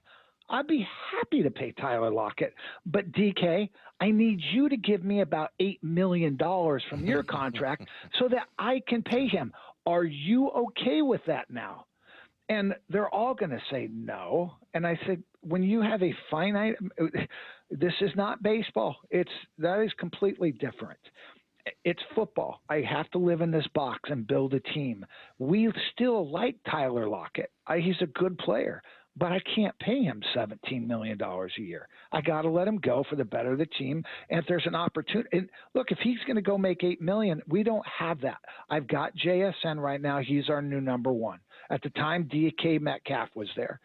They went and got another free agent in there. So I got to still build a team. It's not about loyalty. And by the way, the loyalty is Richard Sherman, Bobby Wagner, Tyler Lockett. They all did you right. Every contract, they did you right. There's just a point where I got to move on. It happens to every player. So, again, these are emotional decisions, but I would say for like Richard Sherman and some of those guys that you haven't quite separated yourself as a player and looked at it from, I'm running a business now. And I think that's the only comment I really have on it. Yeah, Dave and I talked about that, and I said kind of the same thing in that I'd love to see Sherman as a GM. And here's your pot of money, and here's your group of players. Now go make it work. I'm sure he would have a very different attitude in practice. It's tough to do something like that. Sure, the concept of keeping everybody because you love them and they're great guys and they've meant a ton. I get that, but you're right. It comes for everybody in this league, and I'm guessing if he were in a GM shoes in any organization, he'd have a completely different perspective on how he would treat certain players. But another question we were asking yesterday, Paul, taking a look at where the Seahawks are now, all the moves they've made as they sit right in this moment, draft hasn't happened. If you look at this point last year and the moves they made, and they brought in Sam Howell, and they made, not as many moves, certainly not at quarterback and things like is significant, but do you feel better about this team right now going into the draft than you did last year's version? Do you feel like it's a better team right now going into the draft than it was at this point last year? Oh, man, we're way better defensively going into the draft. Way better. So I don't need to even focus on that. And by the way, and I'm not saying we don't draft a defensive guy with that first pick. I am a big believer in, again, there will be the listeners saying Paul doesn't know what he's talking about. With that first pick, I go find the best player. I have to go find me a Pro Bowler. It cannot be just a need pick. Now, if it's close, that's different. But so don't be surprised out there if that happens. Don't be surprised they got a tight end. I mean, you just got to go find a guy who potentially can be a Pro Bowler for you. Yeah, but none of us know what they're going to do. We never do. So nothing will be a surprise with that pick. So I feel really good about that. And I feel because we have so many picks, and I've looked at the offensive line and how deep it is this year, and at coming out of the draft, I'm confident we're going to get a couple of guys to compete, and one of them is going to be a starter. But with that being said, I said, we're relying a lot on what John says, and that's fine. I mean, I'm not there every day, and that we've got to develop a couple of the young guys we already have. Are they good enough? Does Haynes make a leap? Bradford. I'm looking at our offense, and it's amazing that a lot of our offense is homegrown draft picks, and do these guys? Again, we know what it's like, Dave. In that second year, you fill out, you become more of a man. You know what's going on in the NFL and just everything that goes with it. So one of those guys will definitely, make progress to be a legit starter. So I think yes, but there's also the unknown too, Bob. I mean, I'm hoping Darnold is the guy. He certainly had a great year. Is he better than Geno was or not? I mean, those are to be seen. Is this new offense we're going to run? Are we going to have success with it? I think it's the right offense for us. So there's a lot of unknowns, but going into the draft with all the draft capital we have and what we can focus on to build, I feel really good about it. I'm really excited to see what we get done with it. All right, Paulie, we got like 1 or 2 minutes here. If you, let's say they're going to draft in the first round, they're going to draft a defensive player. Who would you want that to be if you could just pull a name out of a hat? Oh man, I don't even know, Dave. I'm not that good at it, and I'm already drawing a blank. My son was here because we were watching some film on it. It's a kid from South Carolina. They're at safety, Dave. Yeah. Well, I'm saying more position. Yeah. Oh, what position? Not a player. Well, yeah, no. I mean, it's got to be an offensive lineman if I'm looking at that. And I don't care who it is. I don't care if it's a center or guard or a tackle. We just get the best pieces and put them together, and then whichever way it falls. So yeah, there's some really good tight ends out there. Do I think that's a need for us? No, but I think with this offense we're about to play, the tight end's going to be such an important piece to it that if you can have a legit blocker who can also hurt guys one-on-one situations against linebackers, that's important. And there's some pretty good ones out there. But yeah, there's no question. To me, it's number one. It's your offensive line, and I think number two for me would probably be corner. And the only reason why I say that is you can't have enough of them. And I want to be able to move Witherspoon around. So that's my 90-second thought on that. Paul is just like every other Seahawk fan. I asked him, draft a guy on defense. He says offensive line. Oh, did you say defense? Yeah. But you ultimately answered it. You said cornerback. That was the answer. Offensive line. Don't think about defense. No. If it was just defense, then I would have said, yeah, I'd probably take a corner just because they're gonna play. And then now that I really know your question, I want to change my answer. No, no, it was the perfect answer. O-line. Offensive line. Love it. Love it.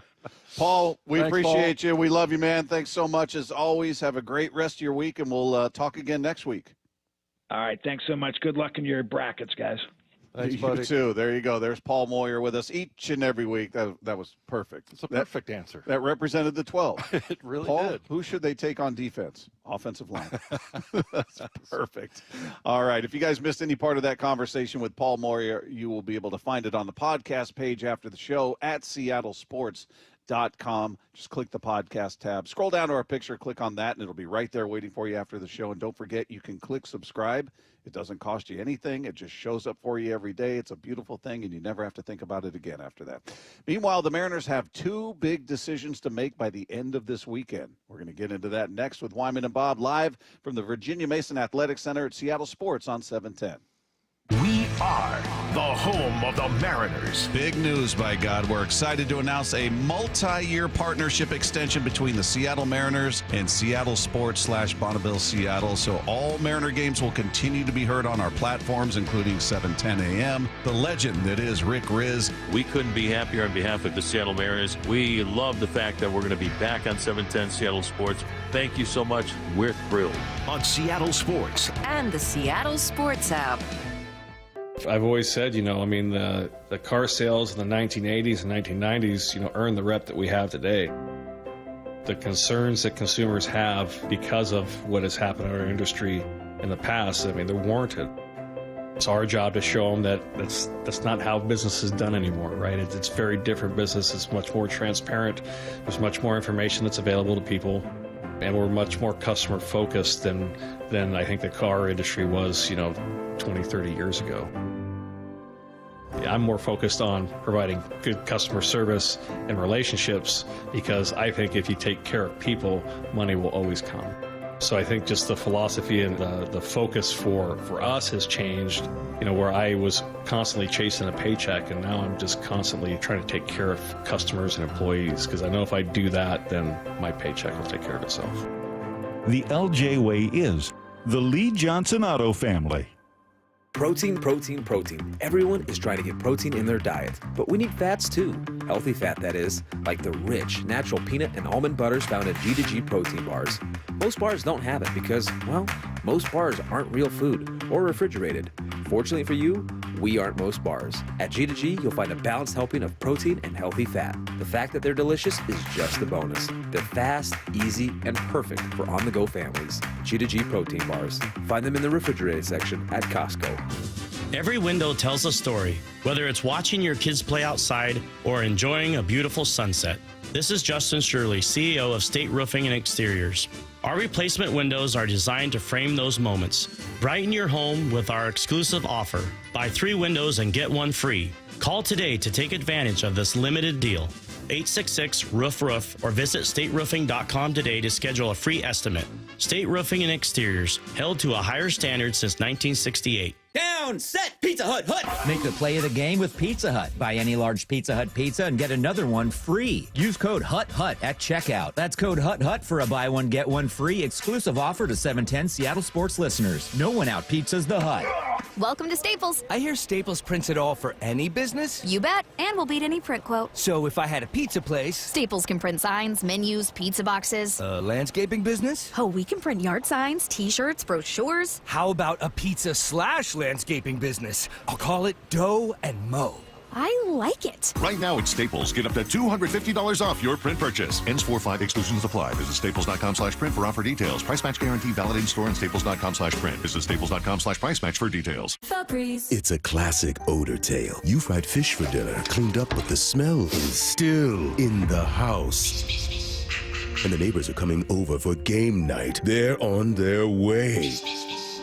And then... you spray Febreze Air Mist. Febreze Air starts working instantly to fight even your toughest odors, so you go from fish to fresh like that. Now, all you have to worry about is Pam cheating at charades. Breathe happy, Febreze, la la la la la. We've all been there, sleepless nights, wondering if your business's security service is really protecting what matters. At Bay Alarm, we can put your security insecurities to bed. Our advanced technology and personalized support ensure you can rest easy knowing we're here for you. BayAlarm.com. 4 down territory, going inside the game with Michael Bumpus. I like this. More quarterbacks should start doing this. Every day at 11:15 and 1:15 on Bumpin' Stacy. Hey friends, Stacy Rost here. Who has some of the best deals on new Fords and Isuzus in the Pacific Northwest? Wayscar Ford in Auburn. Who has a large selection of the highest quality used vehicles in the Pacific Northwest? That would also be Wayscar Ford in Auburn. And what dealership promises no games, no gimmicks, and never any pressure to purchase? Yes, that is correct. It's Wayscar Ford in Auburn still. Who's the only Ford dealer in all of Washington to offer a 5-day or 500-mile, no questions asked, 100% money-back return policy? Wayscar Ford in Auburn. They offer free lifetime powertrain warranty on virtually all of their new Fords.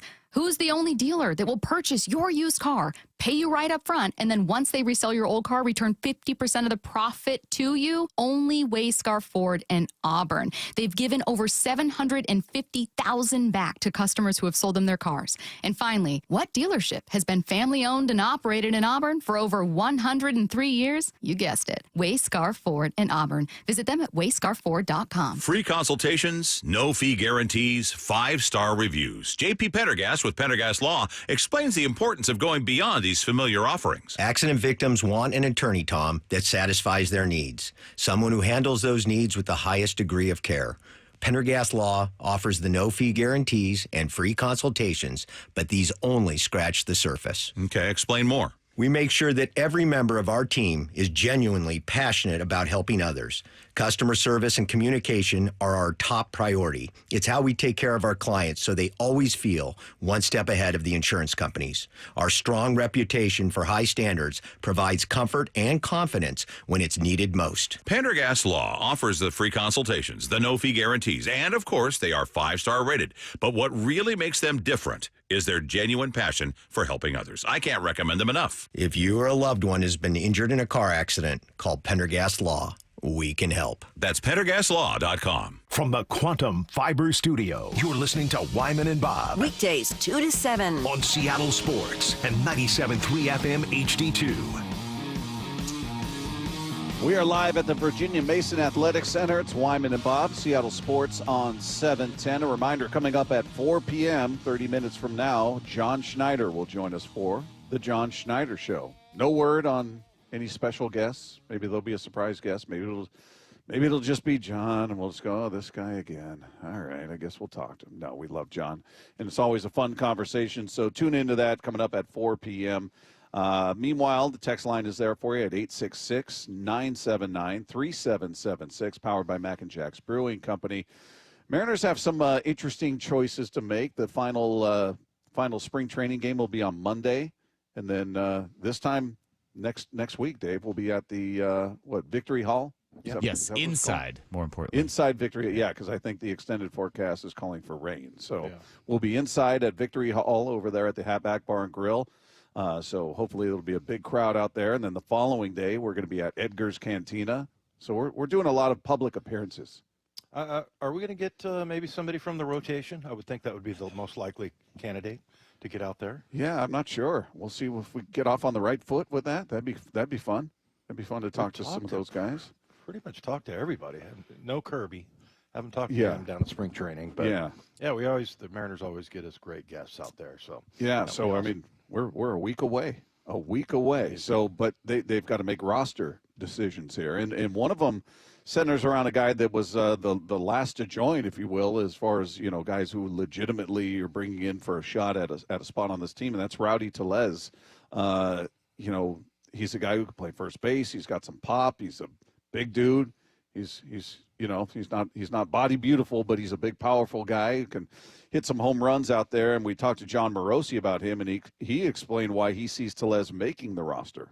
The interesting thing now, with respect to this roster and how it all balances out, is Rowdy Tellez and his claim now to more at bats. Because if Garver, depending on how many games Garver is going to catch, I think that's the unknown here, is he's both the backup catcher and potentially the primary DH. What does that mean for Mitch Haniger? What does that mean for Tellez? I am of the mind, and I saw Ryan Divish's report about Tellez having the opt-out this weekend, which fits with someone who has that level of service time in Major League Baseball and sign a minor league deal. I'll say it right here. I would be really surprised if he does not make the opening day roster. He's had a really good spring. Tellez's support, the better that he plays, depending on how they want to mix and match with the at-bats, the better Tellez plays, especially if Haniger is not really ready to go from a physical standpoint, then really maybe more of Garver's at-bats will come as the true backup catcher.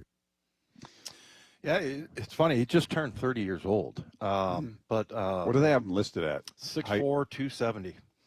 He's a big feller. That's the one I haven't really seen, his quickness and how he moves around the field. I guess I'm kind of picturing like Vogie a little bit. You're just saying that because he's round. I think he's a little. Vogie's shorter.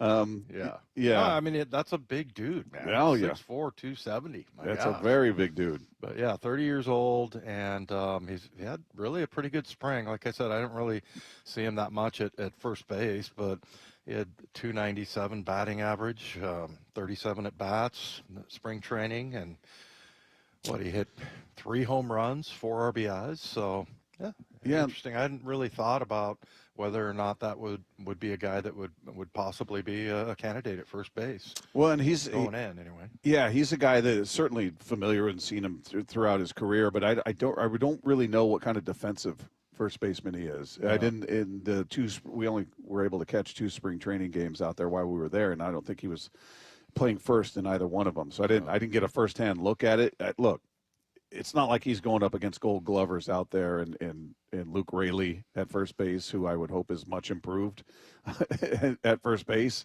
And then I guess Solano would be your other option at first. Not certain how they view him.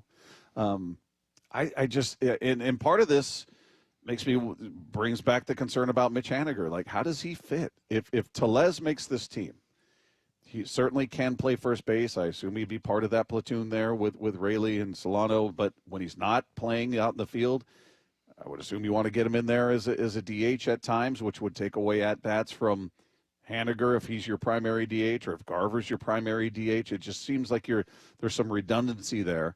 And you've got Haniger without a role, really. I mean, he could certainly – play games in the outfield. He's not great out there. I don't think he's atrocious, but I don't think he's your first option defensively out there. Who again? I'm Haniger. sorry. You're going to Haniger, yeah. So it gets back to what we've been talking about. I don't know how he fits, and I think if he were a guy that were making, $1 million or $2 million, then we'd be looking at a roster cut. We'd be looking at them moving on, but he represents, one of the bigger salaries on the team that they're on the hook for, and this is a team that, as we talked about, is frugal. They're very aware of every dime they're spending, and they don't do it easily. And when he's got that much committed to him, maybe they'll surprise everybody and they'll move on from him and just say, hey, we're going to eat the salary. But I just, based on their history and how financially tight they can be, I don't see him doing that. I was going to ask you this. I think a guy like Luke Raley, just the way he moves around, maybe the same thing with Rowdy Tellez, but he's kind of lumbering, mechanical, and kind of chunky. Maybe how do you say? I don't know how you would say that. Like he's not smooth. It's not smooth. He even said it. Remember, he said it's all arms and legs going every which way. And I'm talking about his defense though. But yeah, you're right. I mean, the way he runs, everything, and I'm just wondering if that because. According to his numbers, it looked like he had 1 error at first base last year. Tellez or no? This is Raley. Oh, Raley. We were talking about first base and. How many games do they have him playing there last 41. year? 41. Okay. Yeah. So and then but he has some errors in the outfield. Mm-hmm. That he because I think the majority of his playing time was in the outfield last year. So and he had 3 errors as an outfielder last year and like 97 games. So and some of that can be deceptive with somebody who's got very limited range. Yeah. They're not gonna boot a ball they can't even get to, right? So it's a little deceptive if somebody's got really limited range at a position. You're not going to get charged with an error, because the ball goes by you that another player would have easily gotten to. But maybe I'm looking at this wrong. But look, first base, 41 games. He had 1 error at first base, but I wonder if it's also that though, just because he doesn't look super smooth out there, and some of it's he wasn't awesome at pick. And listen, for all of the criticism for levied at Ty France, he was fantastic at picking the ball there. He really was. He was really, really adept. The best was Evan White, right? Evan White was phenomenal. Incredible. Very good. Justin Smoke was a good defensive. I don't care what the advanced metrics said. He was very good at it as well. It's a level of trust that those infielders have that I can fire this ball, I can one-hop it to him, and I know he's going to pick it. They have that level of confidence. I don't think Raley has that. Maybe it's improved in spring. Maybe he's decidedly better after working with Perry for a full spring training, and maybe we'll see a different version of him. We'll see if Tellez makes the roster. What does he look like out there defensively? As I see it, you don't have a great defensive first baseman without knowing Tellez in his defensive game, but I just don't know how Mitch Haniger fits. I don't know what they're going to do. Wasn't that our buddy Luke Arkins that was talking about errors and then like range and things like that? And some he of brought that up. How a lot of that is kind of look at some of the numbers. Deceiving. It's like, yeah, you can look at a lot of individuals and go, well, he's only got 1 error or 2 errors, and you're like, yeah, because his range is 6 inches to the left or right. Right. So he's not actually getting a hand on the ball. He's not touching the ball to put himself in a position to commit an error. Hey, speaking of the Mariners, we just talked about it. Opening day is almost here, and we are sending you and a friend to experience it in a way you never have before. We're talking about front row access to the opening ceremonies, player introductions, the first pitch, and much, much more, all from the field. So to enter, all you need to do is open the Seattle Sports app, click the Win tab to find out how. Now, if you don't already have the app, just text the word APP to 866-979-3776. We'll send you a link to download it. It's completely free. You can enter daily to increase your chances, although this contest runs through tomorrow, so time is limited if you want to enter. Just download that app, totally free. Meanwhile, there are some key things to catch up on around the AL West. We'll get into that next with Wyman and Bob, live from the Virginia Mason Athletic Center at Seattle Sports on 710. For Down Territory, going inside the game with former Cougs and Seahawks wide receiver Michael Bumpus. What do you love about the Uchenna Nwosu signing? I just love that he gave the team a team-friendly deal. And let's not forget, when he's healthy, my man had 10 sacks, right? He played over 900 snaps for the Seahawks that year. He was healthy, only 12 games after that. But when he is healthy, he's volume on the edge. You can run some stunts with him and DeMarcus or whoever else is in there. This is a great signing. You need his leadership, his intensity. It's going to be nice. For Down Territory, every day at 11:15 and 1:15 on Bump and Stacy. Well, the longer days, the sunny breaks in the weather, they've got me dreaming of summer, right? Getting out in the golf course, heading on vacation, or just enjoying our beautiful Northwest region. Make this summer one to remember by looking and feeling your absolute best. You can do it, and if you start right now, you can accomplish that goal before Memorial Day weekend. It's Mike Salk here, and 45 days is all it takes. You can lose almost a pound each day. I lost 35 total with Eastside Weight Loss Clinic, and I'll let you in a little secret. Those 45 days, they're not even that hard. No crazy dieting, no cardio or crazy exercise. Definitely no pills or injections with any kind of potentially scary side effects. None of that. You're eating healthy, delicious meals that you make for yourself and buy at the grocery store, and you watch the pounds absolutely fall off. Find out if you can do it. I know you can. A 15-minute call is all it takes. No obligation. Schedule it right now at eastsideweightlossklinik.com. You got nothing to lose other than like a ton of weight. Go to eastsideweightlossklinik.com. Dr. Ryan Coogan, DC. Results may vary. Window Nation customers have been singing our praises for years. With fast local service and an industry-leading 96% customer satisfaction rating, it's no wonder. I researched window companies for the last year to see what the average prices were and the quality of work. Window Nation nailed both. Get 2 windows free with every 2 you buy. Pay no interest for 2 full years. Hurry, this offer ends soon. Schedule a free estimate now. Call 866-90-NATION or visit windownation.com. That's 866-90-NATION.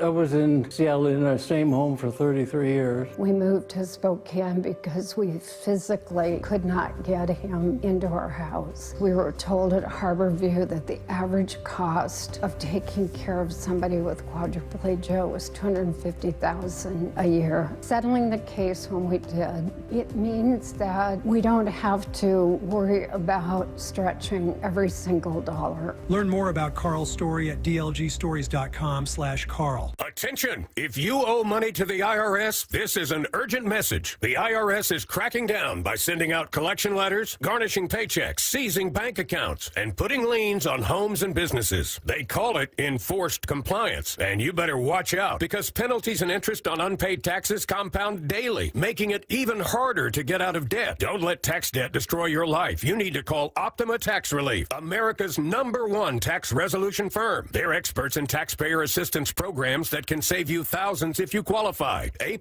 rated by the Better Business Bureau, Optima's resolved over $1 billion of tax debt for their clients. Let them fight on your behalf, helping to put your tax problems to rest. Call the tax professionals at Optima now for a free consultation. Call 800-343-6460. 800-343-6460. 800-343-6460. Optima Tax Relief. Some restrictions apply. For complete details, please visit OptimaTaxRelief.com. Bonneville International Radio Station contests are open to participants 18 years of age or older that are residents of Washington State unless otherwise specified. Employees or agents of the station, Bonneville International Corporation, other area radio stations, or any entity associated with the contests are not eligible to win unless the station otherwise specifies at its own discretion. Persons who have won in the last 60 days from a station contest or event may not be eligible. Full general contest rules are available on seattlesports.com or in person at the station during regular business hours. We are Seattle Sports, the home of the Seahawks, Mariners, and everything Seattle sports. Watch your favorite show live at seattlesports.com. The brackets are now open. Compete in the Seattle Sports Bracket Bucks presented by Muckleshoot Casino Resort. Head to seattlesports.com/win to pre-register. Receive your bracket and compete for your shot at great prizes. The grand prize winner from the 64-team bracket will win $1,000 in Visa gift cards. But if your bracket is busted in the first round, we have other ways for you to play too. Register and find complete rules at seattlesports.com/win. Hundreds of vehicles on the ground, 8 dealerships, 14 brands, all in one location. Visit West Hills Autoplex. We have more brands in one location than anywhere else in Washington State, import or domestic, new or pre-owned. We make finding your perfect vehicle easy, and that means a remarkable car buying experience for you. Skip the hassle with West Hills' streamlined buying experience and feel confident buying from your neighborhood family-owned dealerships. West Hills Autoplex, Auto Centerway exit, Highway 3, Bremerton. Do you have 3 ex-wives and your current trophy wife wants a life insurance policy 3 times the size of the policies you had to purchase for your previous mistakes? If so, you need to call Big Lou at Term Provider, 800-444-2013. Big Lou is intimately familiar with your problems, and if you're 50 or 60 years old and in reasonably good health, a $1 million policy should only cost about $100 to $200 per month. Big Lou may have a solution for your previous policies as well. You may even save enough money to lighten the load on your new $1 million policy. Remember, call Big Lou. He's like you, except he's only on number 2. Call Term Provider at 800-444-2013. That's 800-444-2013 for $1 million in term life insurance that you can live with. Call Big Lou at 800-444-2013. 800-444-2013. Wyman and Bob. From the Quantum Fiber Studio. Weekdays 2 to 7. On Seattle Sports and 97.3 FM HD2. Coming up at the top of the hour, 4 p.m., the John Schneider Show, as we continue live from the Virginia Mason Athletic Center with Wyman and Bob, Seattle Sports on 710. And our guy Luke Arkins is always on it. Always on it. We were talking about defense at first base and talking about Rowdy Tellez, and I was telling you, I don't really know what his defense is like, having watched him over the years. Usually it's at the plate, and he didn't play defense in the 2 games we saw. But Luke Arkins sent us the stats just on the spot. Just said Rowdy Tellez, StatCast rated him his defensive value below average through the years. And then it just has a breakdown of each season from 18 through now, and each year it's a negative. 0 is average, and anything below that obviously is below average. So not good numbers there. Not awesome, no. Yeah, I'm no sabermetric guy, but those numbers don't look good. Yeah, not awesome. So let's hope that Luke Raley's impressed or has improved enough to impress us and then want him out there, and maybe Solano again. Not sure how he's going to get used. So there you go. Our thanks to our buddy Luke Arkins, who does a great job. I always assume everybody's going to get better. I hope so.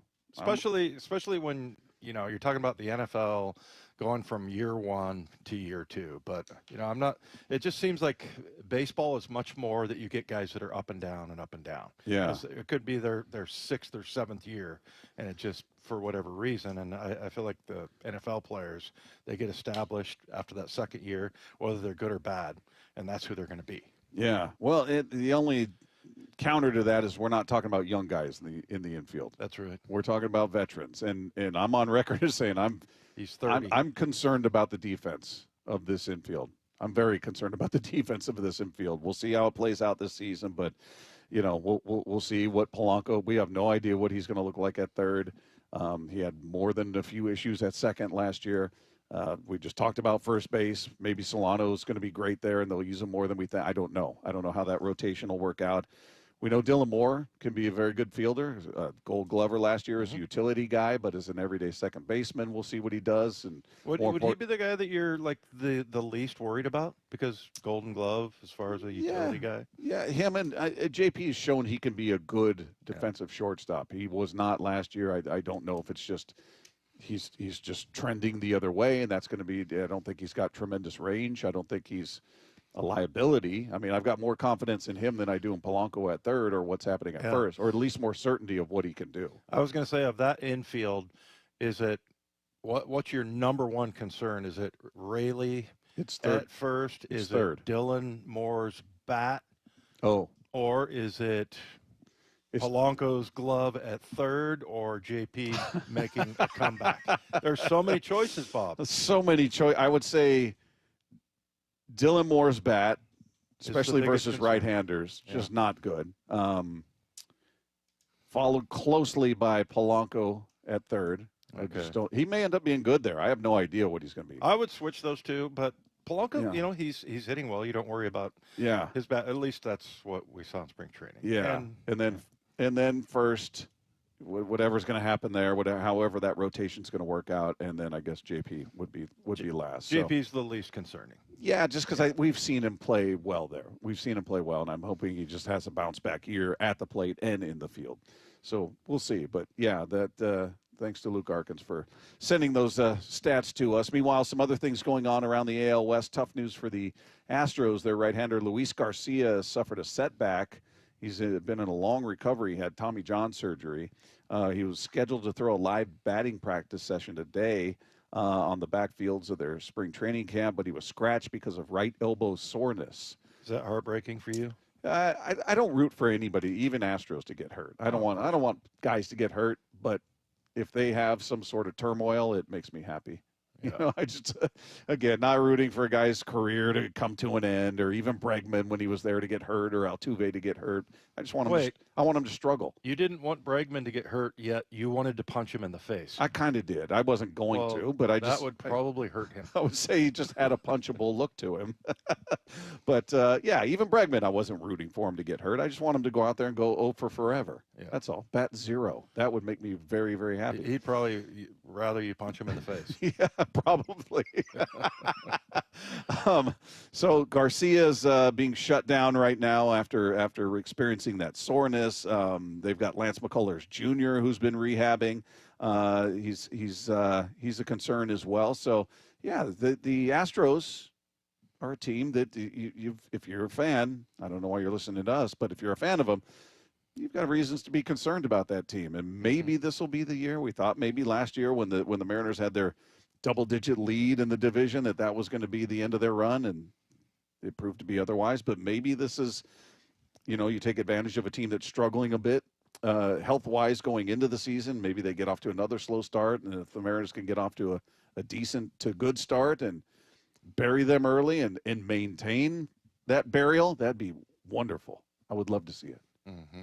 So, yeah. This Nintendo thing kind of bothers me a little bit.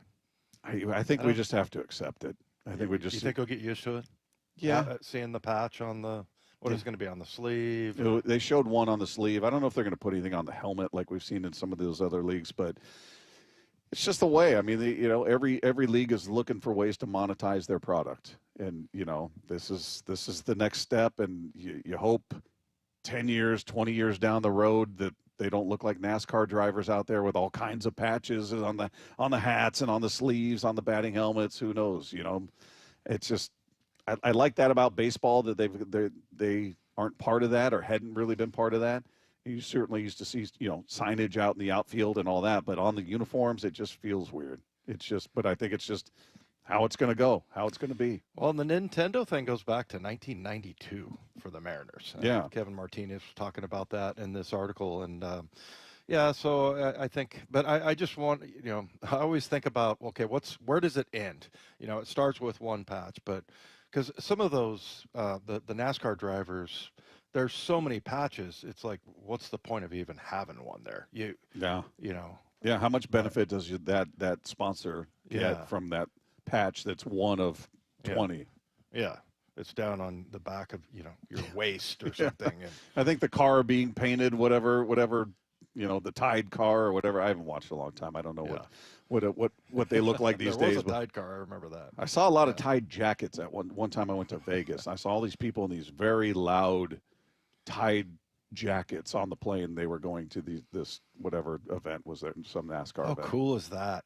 Out there with Tide jackets representing I didn't laundry soap. I didn't find it very cool, that's but cool. They enjoyed it, so that's all that matters. They were fine with it. All right. Coming up, it was a big week for the Seahawks. We'll talk to John Schneider about that. He's going to join us next for the John Schneider Show. That's coming your way as we continue live from the Virginia Mason Athletic Center with Wyman and Bob, Seattle Sports on 710. Opening day is almost here, and we're sending one of you and a friend to experience it like never before. Swinging a drive, deep to left field. With front row access to all the opening day ceremonies, from player introductions to Ichiro's ceremonial first pitch, all from the field. To enter, just open the Seattle Sports app, then click on the Win tab. If you don't already have the app, simply text app to 866-979-3776, and we'll send you a link to download. Enter daily to increase your chances to win. This contest runs through Friday, March 21st.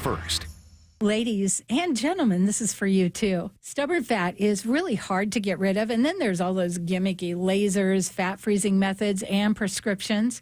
Imagine a simple solution that takes just one day and provides immediate noticeable results. Introducing ProSculpt. ProSculpt uses air-assisted technology that's safe and gentle yet powerful, delivering instant fat-reducing and skin-tightening results. Performed by board-certified plastic surgeons while fully awake, ProSculpt contours your body with minimal downtime. It's designed to target those problem areas: waistline, neck, face, arms, thighs. ProSculpt gently removes unwanted fat and tightens loose skin with FDA-cleared plasma technology, all in a simple, guaranteed one-day procedure.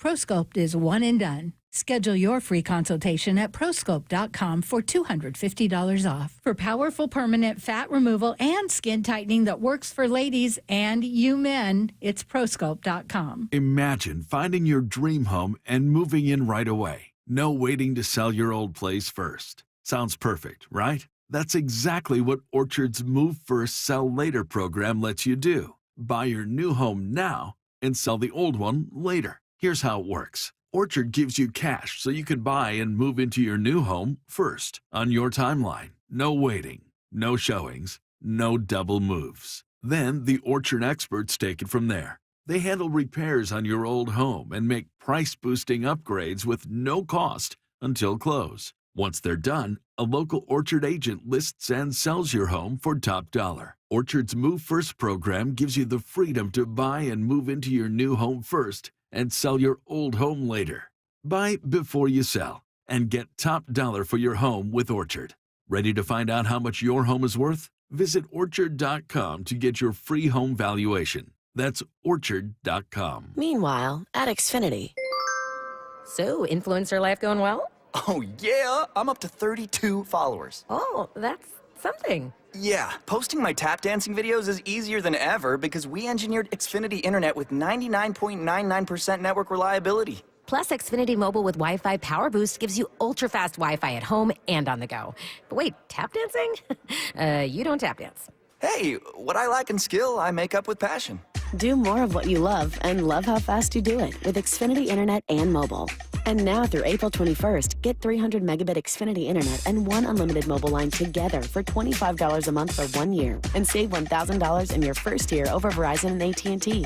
Learn more at Xfinity.com. Requires paperless billing and autopay with stored bank account. Restrictions apply. Equipment, taxes, and fees extra. After promo, regular rates apply. Savings compared to Verizon 5G Internet plus one unlimited welcome line and AT&T Internet 300 plus one unlimited starter SL line. Xfinity Internet required. Actual speeds vary. Reduced speeds after 30 gigabits of usage per line. Data thresholds and actual savings vary. When you're hiring, have you ever felt like you're missing out on meeting truly great candidates for your roles? It seems impossible to find them, but they have to be out there somewhere, right? Well, they're not hard to find when you know where to go, and that place is ZipRecruiter. And right now, you can try ZipRecruiter for free at ZipRecruiter.com/radio. ZipRecruiter helps 10 million people with their job search every day. And because these people are actively looking for jobs just like yours, it's easy to find the right person right away. In fact, 4 out of 5 employers who post on ZipRecruiter get a quality candidate within the first day. But if you're not using ZipRecruiter, you're missing out. So see what it's like when the impossible is easy. When you go to ZipRecruiter.com/radio right now to try ZipRecruiter for free. Once again, that's ZipRecruiter.com/radio. ZipRecruiter.com/radio. Never miss out on great candidates with ZipRecruiter. ZipRecruiter is the place. ZipRecruiter is the place for talented teachers, savvy software developers, and master mixologists. ZipRecruiter is the place where you meet all these people and more. That's because ZipRecruiter is the place for job seekers who are looking for new opportunities. In fact, ZipRecruiter helps 10 million people with their job search every day, so you can find the right candidates right away. It's no wonder that ZipRecruiter is the place for skilled skydiving instructors, accomplished airbrush artists, and proficient pediatricians.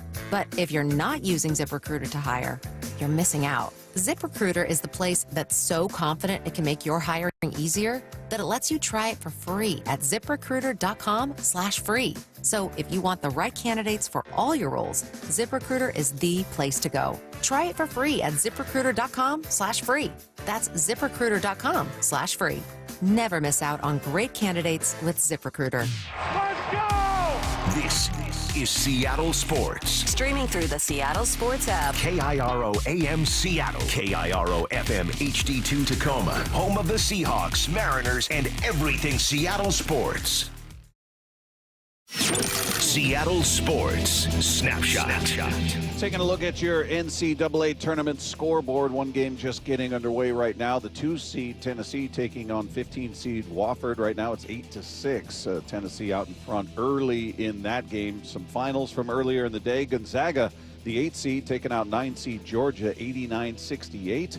It was BYU, 6-seed BYU, taking out 11-seed VCU, 80-71. Other games going on is people wondering if their brackets are demolished at this point or not. A little early for demolishment, but we'll see. Houston takes out SIU 78-40. It was Auburn, the 1-seed, taking out 16-seed Alabama State 83-63. Wisconsin over number 14 Montana 85-66. Purdue taking care of High Point 75-63. Clemson getting edged by a bucket. 12-seed McNeese State with the upset over the 5-seed Clemson, 69-67. BYU, as I said, winners over VCU, and it was Louisville falling to Creighton, 89-75. Snapshot, brought to you by Miller Lite. When it's game time, it's Miller time. This hour is serviced by the Lee Johnson Auto family. The John Schneider Show on Wyman and Bob every Thursday until draft day with Seahawks President of Football Operations, John Schneider. Brought to you by Pizza Hut.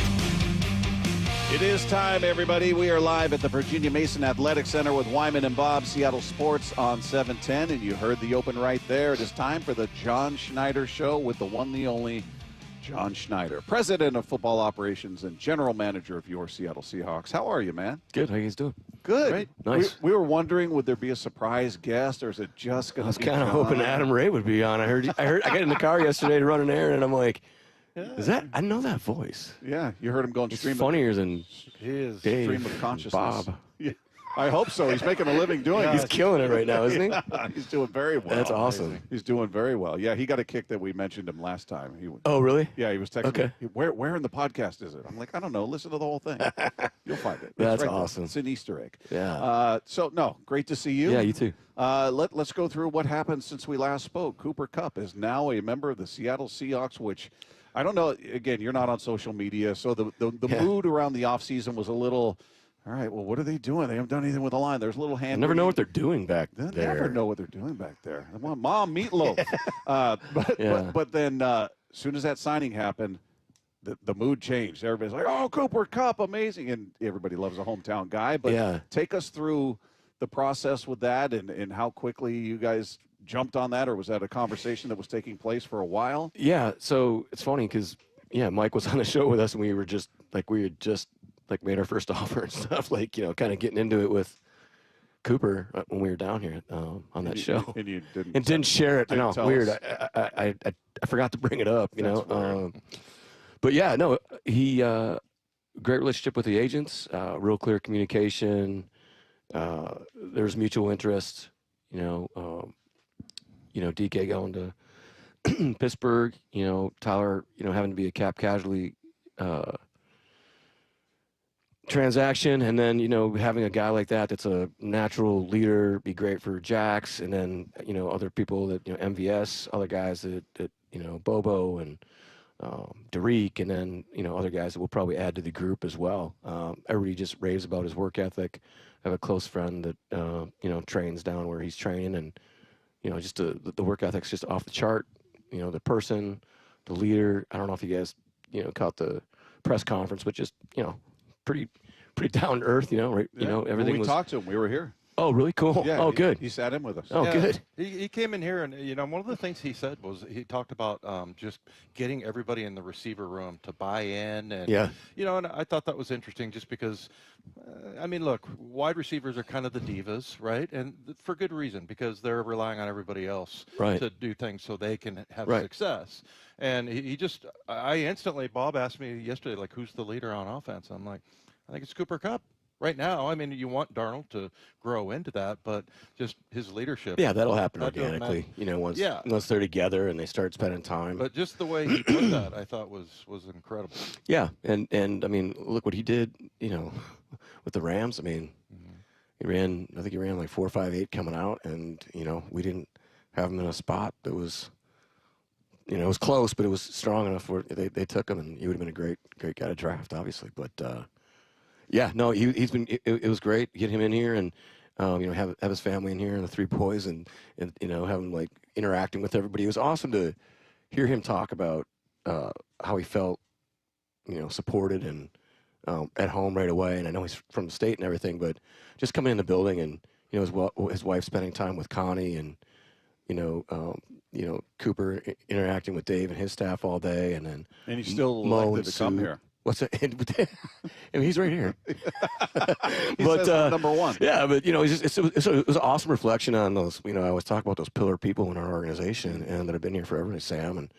EK and Mo and Dave and yeah. So that interaction was just awesome to see, and have him, like, you know, turn it on right away and recognize it, and then talk about, you know, how Ernest, you know, what Ernest had thought about the organization right when he came in, and yeah, it was just a really fun, fresh, like, here we go moment.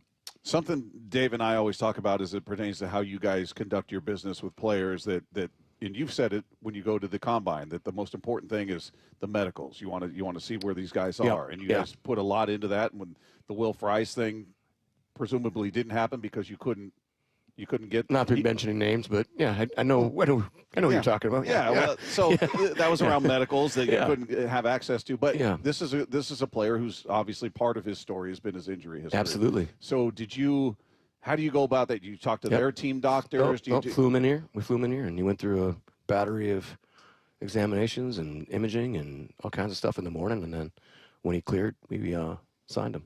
You know, he signed his contract. So, you know, getting back to your point, though, with, you know, Fries, is that what happens in free agency is that and especially in the last 5 years, it moves so fast. It provides like this, you know, like that first like 3 days, it provides a lot of opportunity for risk and error, because you're not able to, you know, we've had several guys here through the week, right, on visits. They can sit down with the coaches.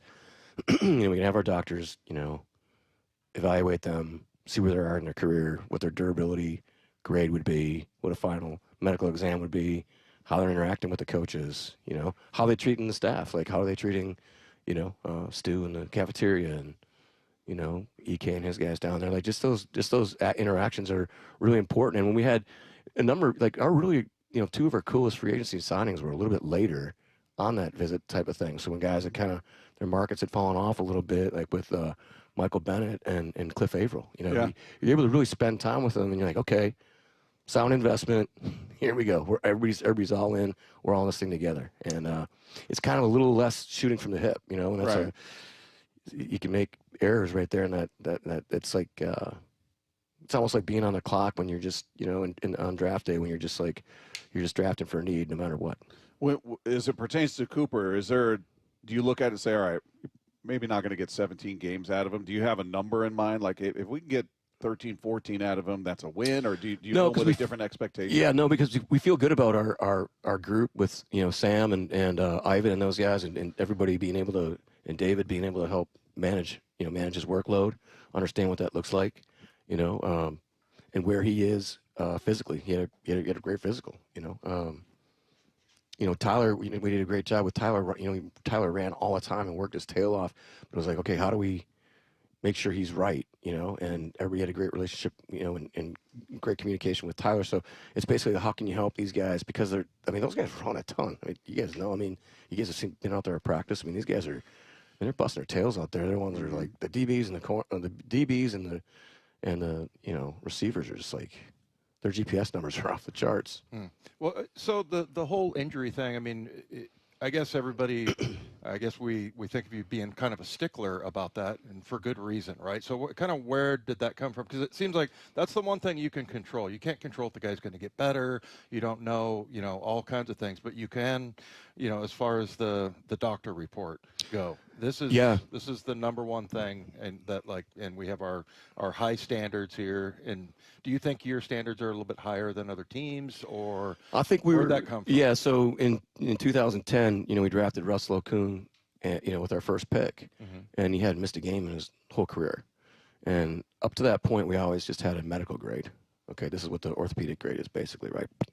Here's the grade, and everybody would go, you know, we would go off that. We were one of like 3 teams at the time then that said, okay, like what does a durability score look like? How can a guy, you know, how can we, you know, measure a guy and test him to figure out like, okay, what's the deal? Does he have tight ankles? Does he have, you know, laxity in his knees, or what? Like what are the tests that we can do to try to figure out if a guy is going to miss time, and what would be a durability score? And it was at that point that we moved Sam Ramsden to, you know, be like head of sports science and player health, basically. Like, okay, we need to be focusing on, you know, building our sports science group and, you know, testing and GPS and like any information we could possibly get, and combine that with the orthopedic grade. Because, I mean, Rashad Penny was the same way. His medical grade said it was like the best medical grade we ever had. Yeah. And then, you know, he came in and, you know, unfortunately he had several injuries he had to work through. Yeah. Since you're not on social media, you probably don't see the hand wringing that goes on over the O-line and what's going on in terms of free agency. Yeah. Dave keeps me well informed. Yeah, does he tell you? Yeah. Not Dave Wyman. Yeah, he's not on and there, not Joey Lane. That was pretty funny last week. But Joey Lane, high-fiving? Really, Joey Lane called in? That was funny. I just liked how happy you and Coach were. You guys high-five each other. No, that was funny. Mike was very proud of that. Yeah. That's good. Yeah, but as names come off the board, names that people are just now getting familiar with, because here's the best free agent guard available. Here's the next best. And as those slowly go off the board, people are going, well, according to the analysts. Yeah, because not every team grades all these guys the same. Yeah. I mean, as you see, like, you know, every different analyst can grade them differently. So based on scheme fit and all that. But so is it more about these? We don't see them the way these analysts do, or we believe we talked about it a bit last week. But it's more about the belief you have in the guys that are currently here, or the combination. The draft is loaded. It's really a combination. The draft is strong. It feels like a really nice group, and then you know, we like the guys we drafted last year, the younger guys that we have in that room, and our coaches. We're excited to come here and work with those guys as well. Saw an upside in them. And then also, you know, we're at a point in free agency now where guys are we're in phase 2 really quick. And so you're figuring out, you know, guys are trying to figure out what their market value is. And, you know, some of the agents have promised a guy that they'll make at least, you know, call it $8 million a year or whatever, $5 million a year. And the market's not telling them that. So now we're at a point where it's like, okay, guys go and visit places. And, you know, we had, like I said, several guys in here this week. We had probably 5 guys in this week. You know, we'll have another guy in this weekend.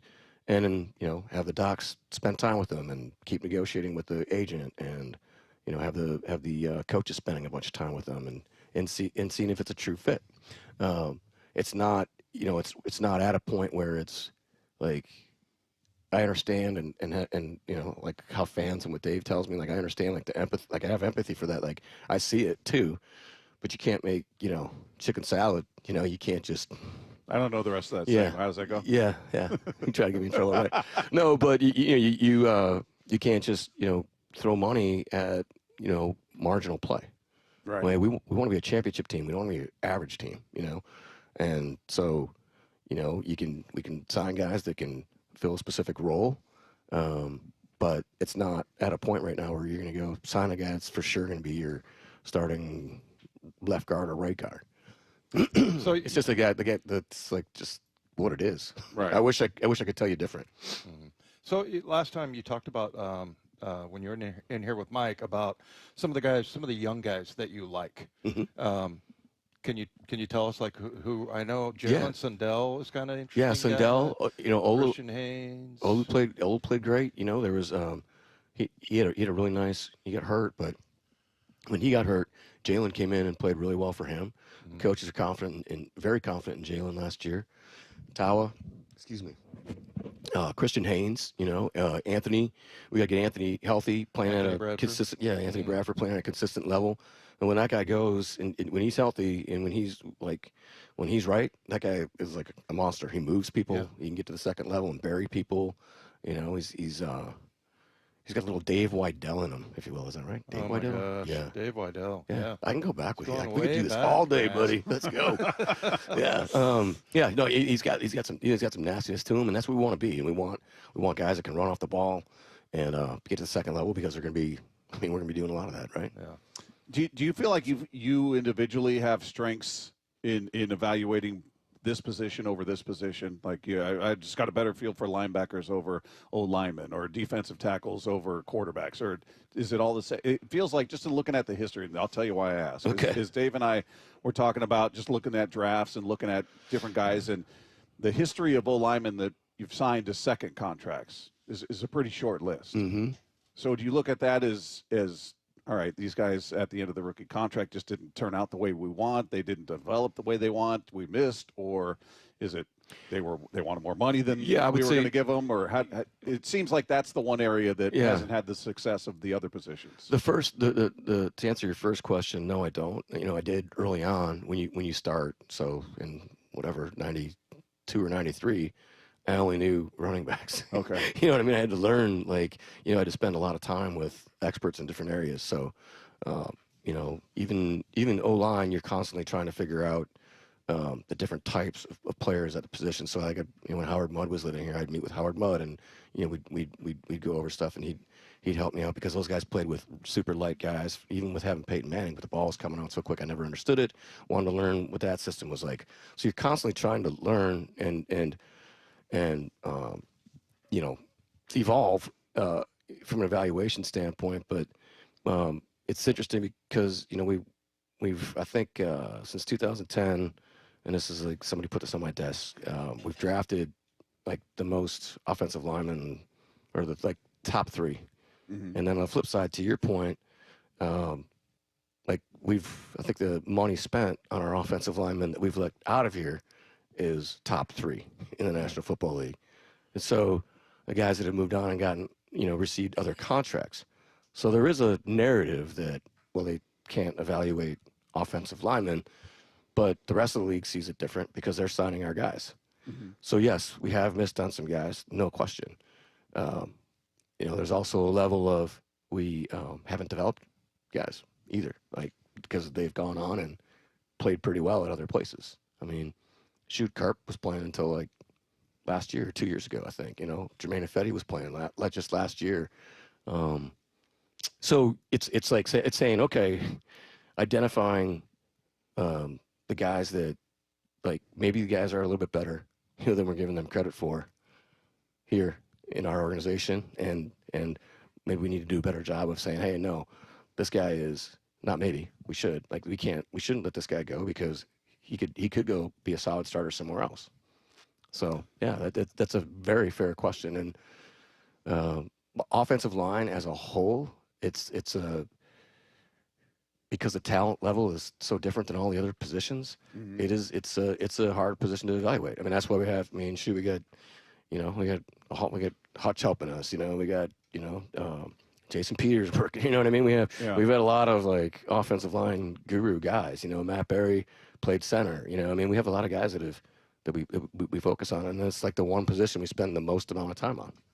Yeah, I think it's the one position that gets complained about the most, but it's the one that people don't really know what they're looking at. Yeah. I mean, when you're throwing the heck out of the ball, it's pretty hard to gain confidence when you're not running off the ball. Yeah. And that's what happened to a young group of guys last year, quite frankly, right? Like, we were throwing the crud out of it, when didn't really establish a running game. You gain confidence when you come off the ball and you can, block your guy. Yeah. Instead of being on your heels all the time, and I mean, you're going to lose that battle. What is that? That's from a movie. I mean, you're going to lose that battle. What is it? Oh, it's the other guys. Oh, yeah, Will Ferrell. Yeah, Mark Wahlberg. Yeah, he's like, wait, a lion in the ocean? Tuna? You're going to lose that battle every day of the week. I don't know if Dave's seen that one. Okay, it's really good. Yeah, I don't know why that popped in my brain, but nobody does. All right, so what else? What other offensive linemen you guys want to talk about? Well, how about this? How about coaching? And how much, like, if you were good to go, okay, here's what I need. I need talented guys, obviously, and I need tough guys. What, like, percentage of the pie is your offensive scheme, and how much that can help? Huge. Is it like enormous, right? Yeah. So, and that's what was great about these guys coming in. Rick Dennison and JB and Clint. You called them the experts last week. Yeah. I mean, they know exactly what they want, and they like our guys. And they're like, well, that guy's not better than this guy. We want to work with this guy. Yeah. Yeah. And as Mike has, you guys have heard him say before, like, that's the number one quality in a coach is like teaching and getting the best out of people and developing. Yeah. And so that's it was very exciting that they were excited about our guys. Because you can get your head at you can kind of get like bury your head in the sand a little bit and not have outside opinions when you're just constantly like evaluating your guys all the time. You have to got to think positive, man. Yeah.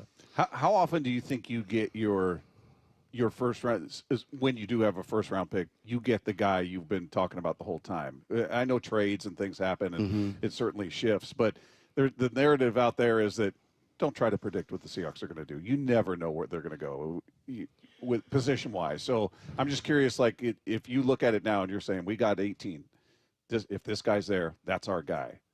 How often does that happen that guy ends up being there? Wow. I mean, last year stands out with Murph. I mean, we had him as the best defensive player in the draft. So he was your guy going into the draft. Yeah. If he's there, that's our guy. Mm-hmm. But I think that's very, very uncommon. Yeah, it's probably, you group it in like 2 or 3, and then you say, okay, well, and if all 3 of those guys are gone, or, call it 4 maybe, whatever. If those guys are gone, then we need to get out, because now the next level of player is very equivalent, so we might as well get another pick. Right. Yeah. Hey, real quick, Uchenna, just tell him about you redid his deal. And yeah, thank you to Uchenna like, for doing that and sticking with us. And he seems like such a good man. He's amazing. And then I think Cooper Kupp got his number and did some donation to his foundation and everything. But just where he's at in his career and what do you guys expect of him?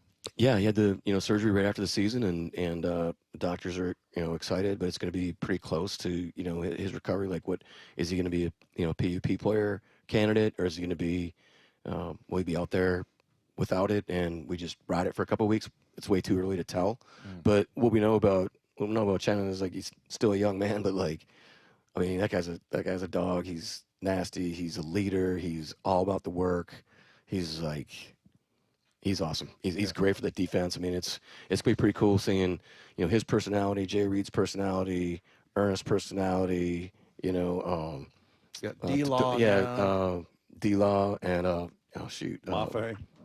Mafe too. But D Hall and then Leo. Thank you. God dang. A lot of names running through my head right now, Dave. Big Cat. Yeah, Big Cat. Yeah. Dave's over there rolling his eyes. Like, It'd be pretty fun, to see those guys' personality, and then Murph coming back, not being the rookie in the room. Yeah. Kind of like, all right, like he can, like let's get moving, like that. See his dog come out. By the way, before we let you go, did you see that video of Ernest Jones giving the car to his mom? My son just sent it to me. I haven't watched it yet. It's really Is cool. it pretty cool? Yeah, and I'm sure you see that a lot, but it's got to make you feel good to see your guys. Setting up family, making dreams come true, and because you're kind of a part of it. So no, I it's a cool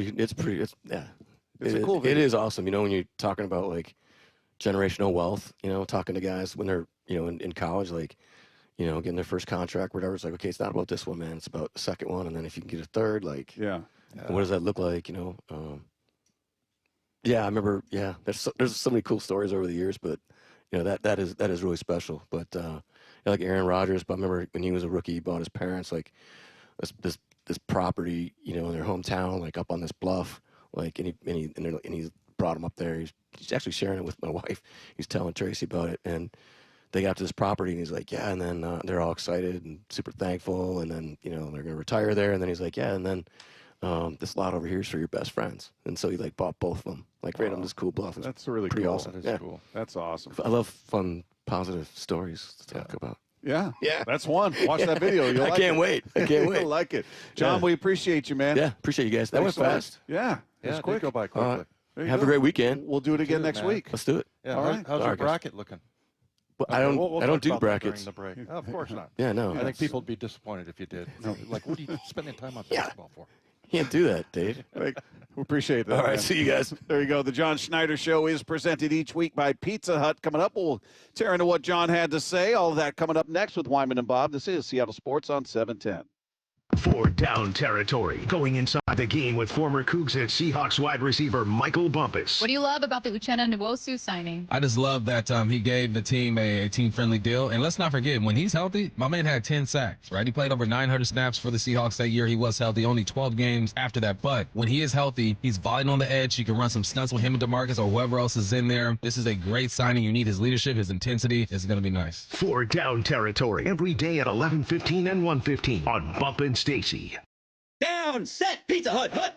Game day isn't complete without Pizza Hut. And right now, when you buy one large Pizza Hut pizza and use the exclusive 710 Seattle Sports code HUT, get another pizza for free. That's right, 2 pizzas, 1 epic deal. Just use promo code HUT when you order on the app or at pizzahut.com. Again, that's promo code HUT. Don't fumble this offer. Grab yours now before the clock runs out. No one out pizzas the Hut. Order through the app or online at pizzahut.com. HUT. Window Nation customers have been singing our praises for years. With fast local service and an industry-leading 96% customer satisfaction rating, it's no wonder. I researched window companies for the last year to see what the average prices were and the quality of work. Window Nation nailed both. Get 2 windows free with every 2 you buy. Pay no interest for 2 full years. Hurry, this offer ends soon. Schedule a free estimate now. Call 866-90NATION or visit windownation.com. That's 866-90NATION.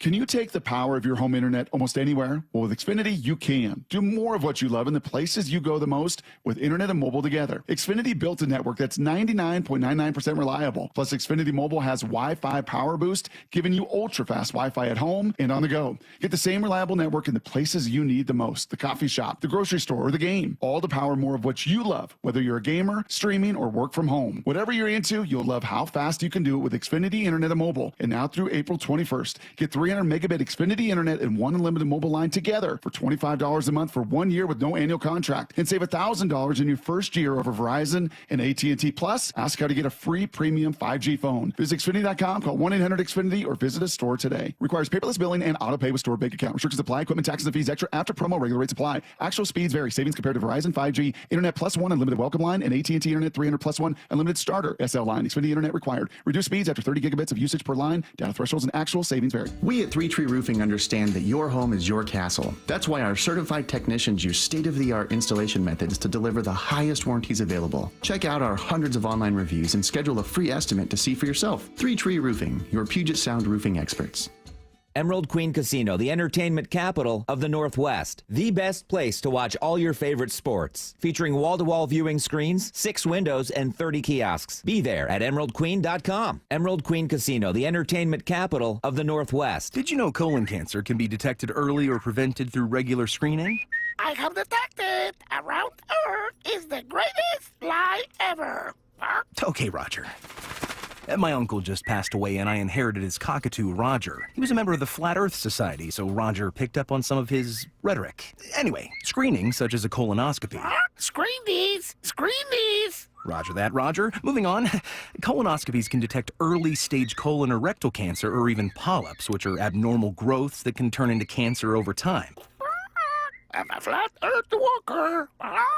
Come on, Roger. What did I do to my uncle to deserve you? you don't get to choose what you inherit, just like colon cancer.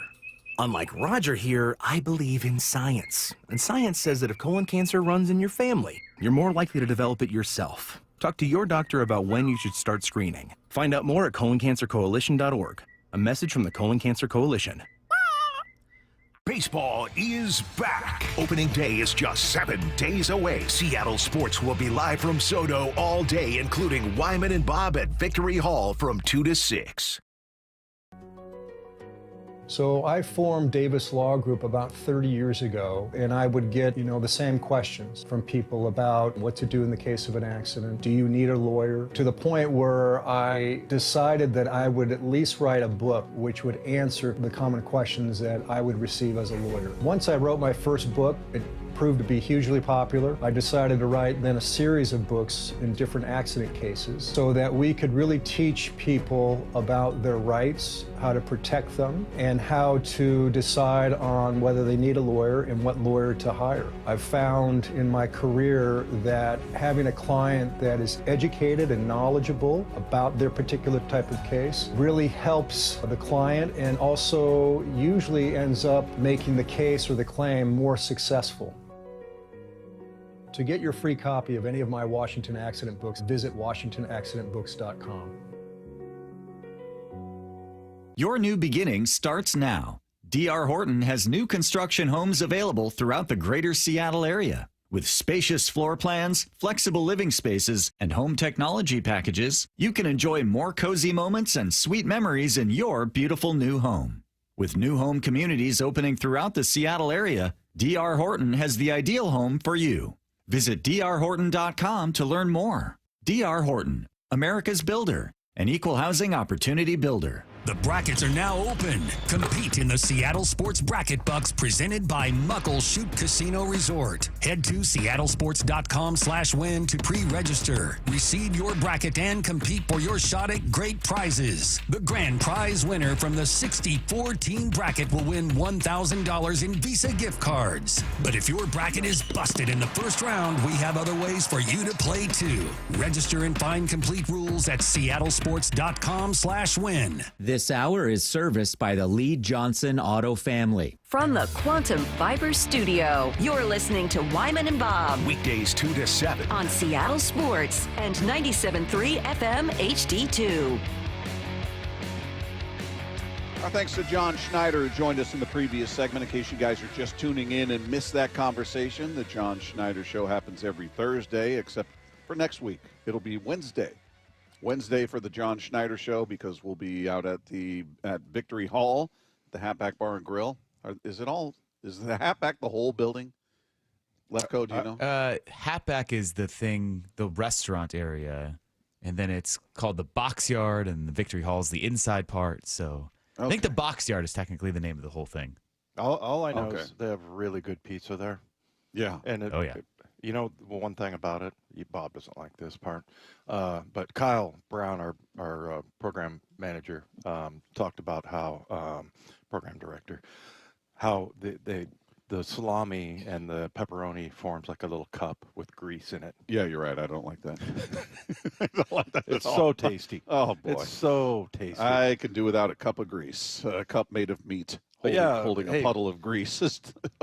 You can have it. You can have that. Cups of meat. I'm so excited for opening day. Yeah, it's going to be a great time. Come out next Thursday. We will be out there broadcasting live from Victory Hall, which is attached to the Box Yard, which is attached to the Hatback Bar and Grill. So we'll be out there. You get there, you're going to find out where we're at. So come on out and say hello. But that point of that whole thing is that the John Schneider Show will happen on Wednesday next week, which is brought to you each week by Pizza Hut. But what stood out to you from today's conversation with John? Well, one of the things I wished I had brought up last week, but just to give some names and put like some faces on who are the guys that you think are going to be offensive line wise that are going to be better enough to the point where you say, yeah, we have the guys here. Now, it doesn't mean he's not going to add to it in the draft or free agency or whatever, but I just thought that was interesting that, and then, how huge it is to have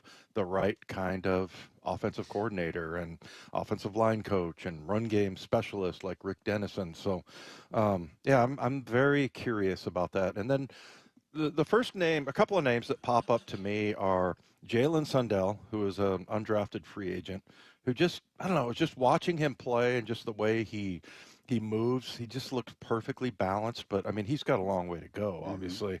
And then Anthony Bradford. I mean, if you could unlock that guy, you talk about unlocking quarterbacks all the time, and Sam Darnold is a great example of that. But if somebody's able to get him to just focus in, it's kind of like with Reek Woolen. Like, it's about focusing on every single play, not worrying about the play before. Don't let the same play beat you twice. And I mean, he's just a monster when he puts his hand on people. He's just one of those guys that, like they say, he has heavy hands, and he can just knock the crap out of defensive linemen, and yet it just doesn't. It's so inconsistent. Yeah. That's what the problem is. So I've watched him quite a bit, and I just think that's the biggest problem, is that it just seems like every 2 or 3 plays he'll check out mentally. But physically, so I'm just very excited to see, okay, what can those guys become in this offense? Because I think more than ever, we've talked about this offseason about coaching and how much it matters. And, you got a guy at quarterback who's an absolutely best example in the NFL of how important coaching is, Sam Darnold. Yeah, it's that's anyway. That part of it I thought was interesting, just to hear who the names are. Yeah, and I asked him about their history with O-linemen and drafting, and he, to his credit, he answered it. That seems to be the area where they struggle the most in guys that get signed to second contracts or even a third contract, if you will. And he talked about, we've missed on some. Some have been paid a lot of money to go elsewhere, intimating that they probably wanted more than the team was willing to pay. And in some cases, they've been successful. He brought up Carpenter. Carpenter, I don't look at it as a huge success story just because he has a job in the league. Was he a dominant O-lineman? Was he a guy that turned into a stud? Then I would go, okay, yeah, this guy lived up to that first-round billing. Other guys, if they're just on a roster, I'm going, well, okay, but are they good? Are they great? Are they just filling a spot because there's just a dearth of talent? I kind of put him in that category. He's never talked about or looked at as one of these elite O-linemen. He was a guy that was good enough to fill a spot. And so I don't look at that as a huge success story, whereas Damian Lewis by Mark Schlereth, he's playing really well with the Carolina Panthers. And that's something John talked about. Hey, we need to look at our development. Some of these guys aren't being developed here and they're going elsewhere and playing well. We need to look at that. So I thought that gave a pretty honest assessment as to how things have gone with the O-linemen that they've drafted. Yeah, I agree. I'm more one to count that, if a guy is in the NFL, if he's not on your team, that you still get some credit for that, just because, sometimes it may not work out in different situations. You see guys that want to go somewhere else, things like that. But, but I think that's probably, not to make excuses for John, but that's right now especially, I think that's the hardest position group right now you hear people all the time talk about the dearth of talent coming out of college and how they're just not developing players. And I remember hearing that 10 years ago about, like, nobody gets down in a 3-point stance. There's no quarterback under center. Everything is, no huddle, things like that. And so those guys coming into situations where they're asked to do different things. So, but, having heard Mark Schlereth, I'm more excited about the guys that we have here than anybody that they would draft. Because what Mark said is, look, you got guys that are coming from college, and in order to get up to speed and, be a starting offensive lineman, you need to go full speed. You need to get a lot of reps. And that's the one thing in the NFL you just don't get. I mean, obviously the preseason games and, if they have joint practices, which I thought was a great idea. I think they should do that again. I mean, that's where I'm like, as far as drafting offensive linemen, I agree with Mark. In order to get in shape and, be able to play professional football, you have to practice at full speed.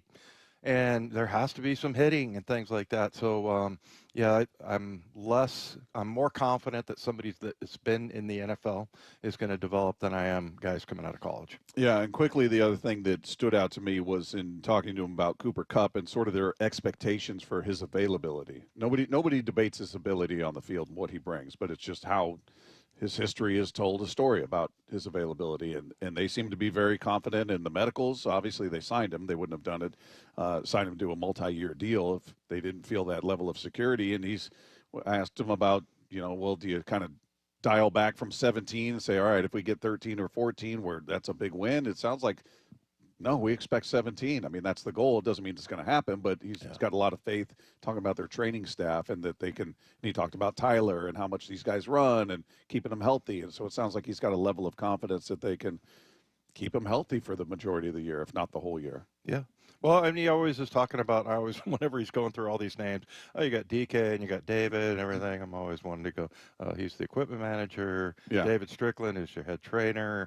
So, but yeah, they do a good job with the medical part of it. And I remember asking him that, something kind of like that question about the medical thing. And remember he said it goes back to there's like a New York Jets receiver that got drafted and he was blind in one eye. Yeah, Wesley Walker. Wesley Walker. Yeah. Hey, opening day almost here. You just heard us talking about it. It'll be this time next week, and we are going to send you and a friend to experience it like never before. Front row access to the opening ceremonies, player introductions, the first pitch, and much more, and you'll do it all from the field. Now, to enter, all you need to do is open the Seattle Sports app and click the Win tab to find out how. If you don't already have the app, just text the word app, APP, to 866-979-3776. We'll send you a link to download it. You can enter daily to increase your chances to win, but the contest ends tomorrow. So if you're interested in that, get that app downloaded totally free and make it happen. Meanwhile, we have some early contenders for Wyman that we just have to get to today, sweeping the dial. That is coming up next with Wyman and Bob. This is Seattle Sports on 710.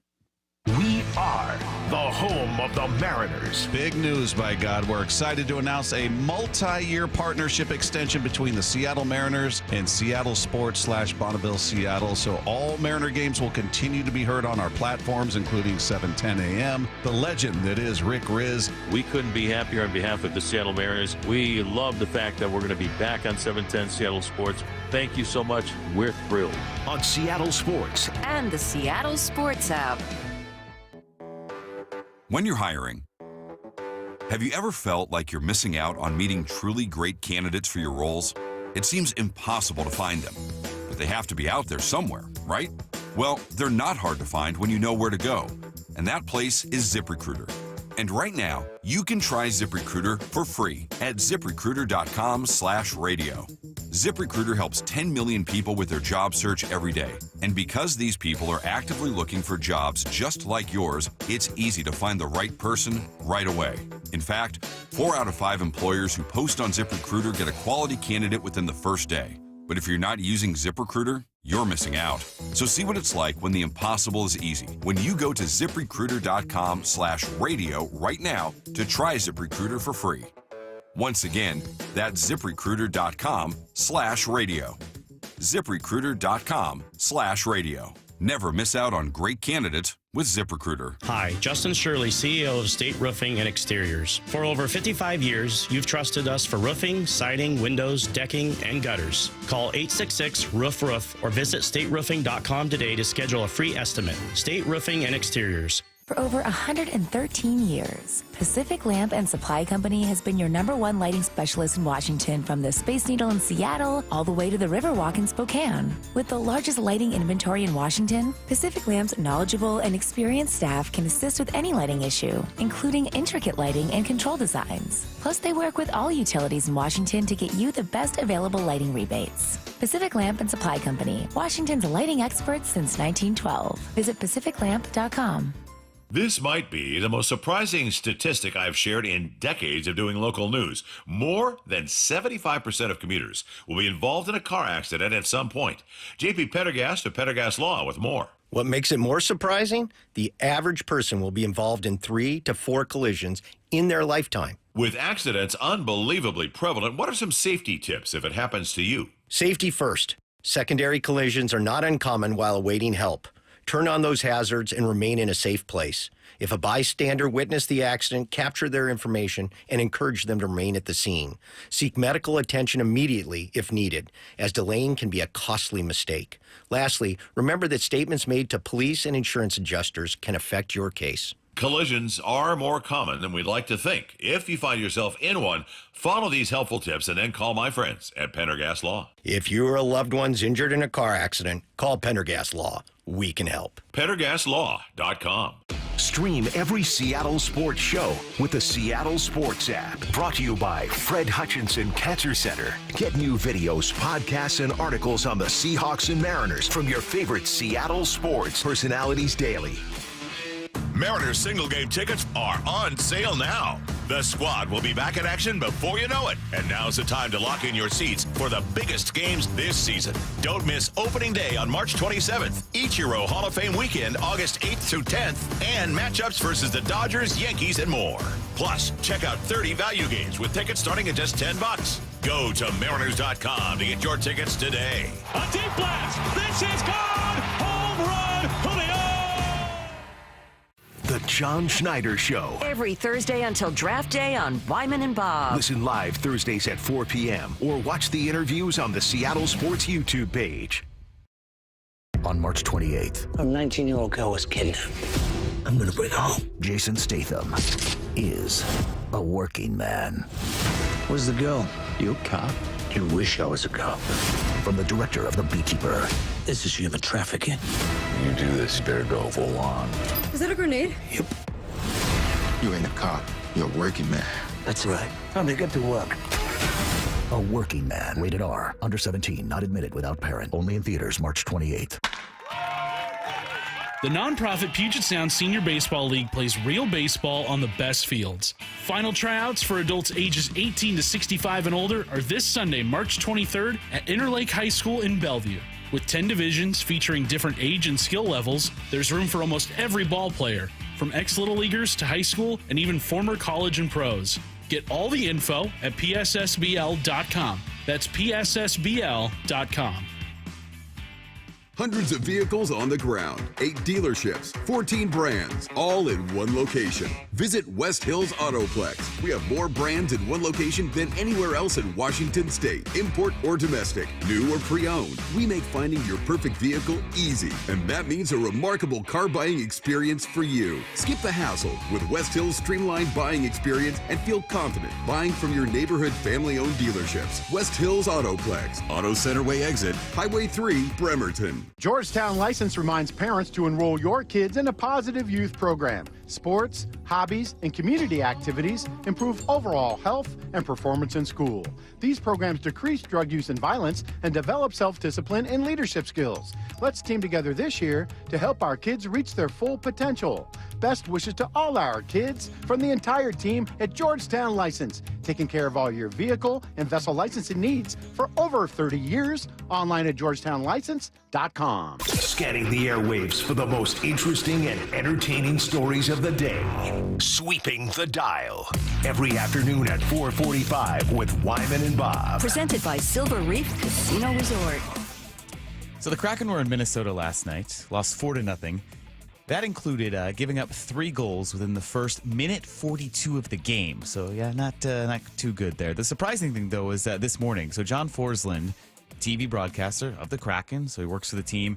He was on with Salk this morning, and he didn't really shy away from harsh criticism of the team, including how he believes Dan Bilesma's style has disrupted their defense. And Dan wants to bring more of an exciting style to open up the floodgates a little bit offensively. And the one thing I was concerned about, and I said this, was if you're going to, the old philosophy of robbing Peter to pay Paul. If you're going to do that, if you're going to stretch out the ice and go north, as he likes to say, that's all well and good. And they are a force, and they did score a few more goals this year than in the past. And you could make an argument they're more fun to watch. I would say that, too, as an observer. So that's in the O-zone. But when you start, as I said, sorting out through the neutral zone, which is very important in hockey, as you know, and then when they get to the defensive zone, the one word that keeps getting kicked around all season is connected, is the group connected. And they're not, in my opinion. They're not connected defensively in front of the goalies. So what you have again is, a Joey Decord stepping up and having a real solid season. When I saw this written out, I thought maybe he was doing it during the game and pulled a Paul Allen. Yeah. On that would have been Darnold. fun. That would have been cool. My God, pass the puck, man. Well, and I don't blame him. He's on the call every night. He's got to watch this every night. And they're just, just outside of not getting to the postseason, not being a playoff team, not being a good team at this point, they're not entertaining. That's just the reality. I root for this team, but they're boring. It's a really boring team to watch. So, whether Bilesma's doing it the right way, the wrong way, I don't know if he had, more affinity for Hackstall. I don't know. They seem to be in this like rebuild already where they're shipping off the veterans and guys that are making money, and they're collecting all of these draft picks. And, it seems awfully early for a rebuild, in their existence. So there's a frustration that goes along with that I understand, but hearing it from a guy that works for the team is kind of a rare thing.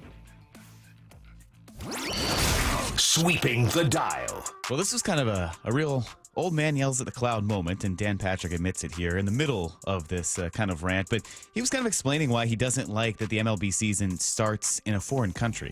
Do I want us exporting opening day? I don't.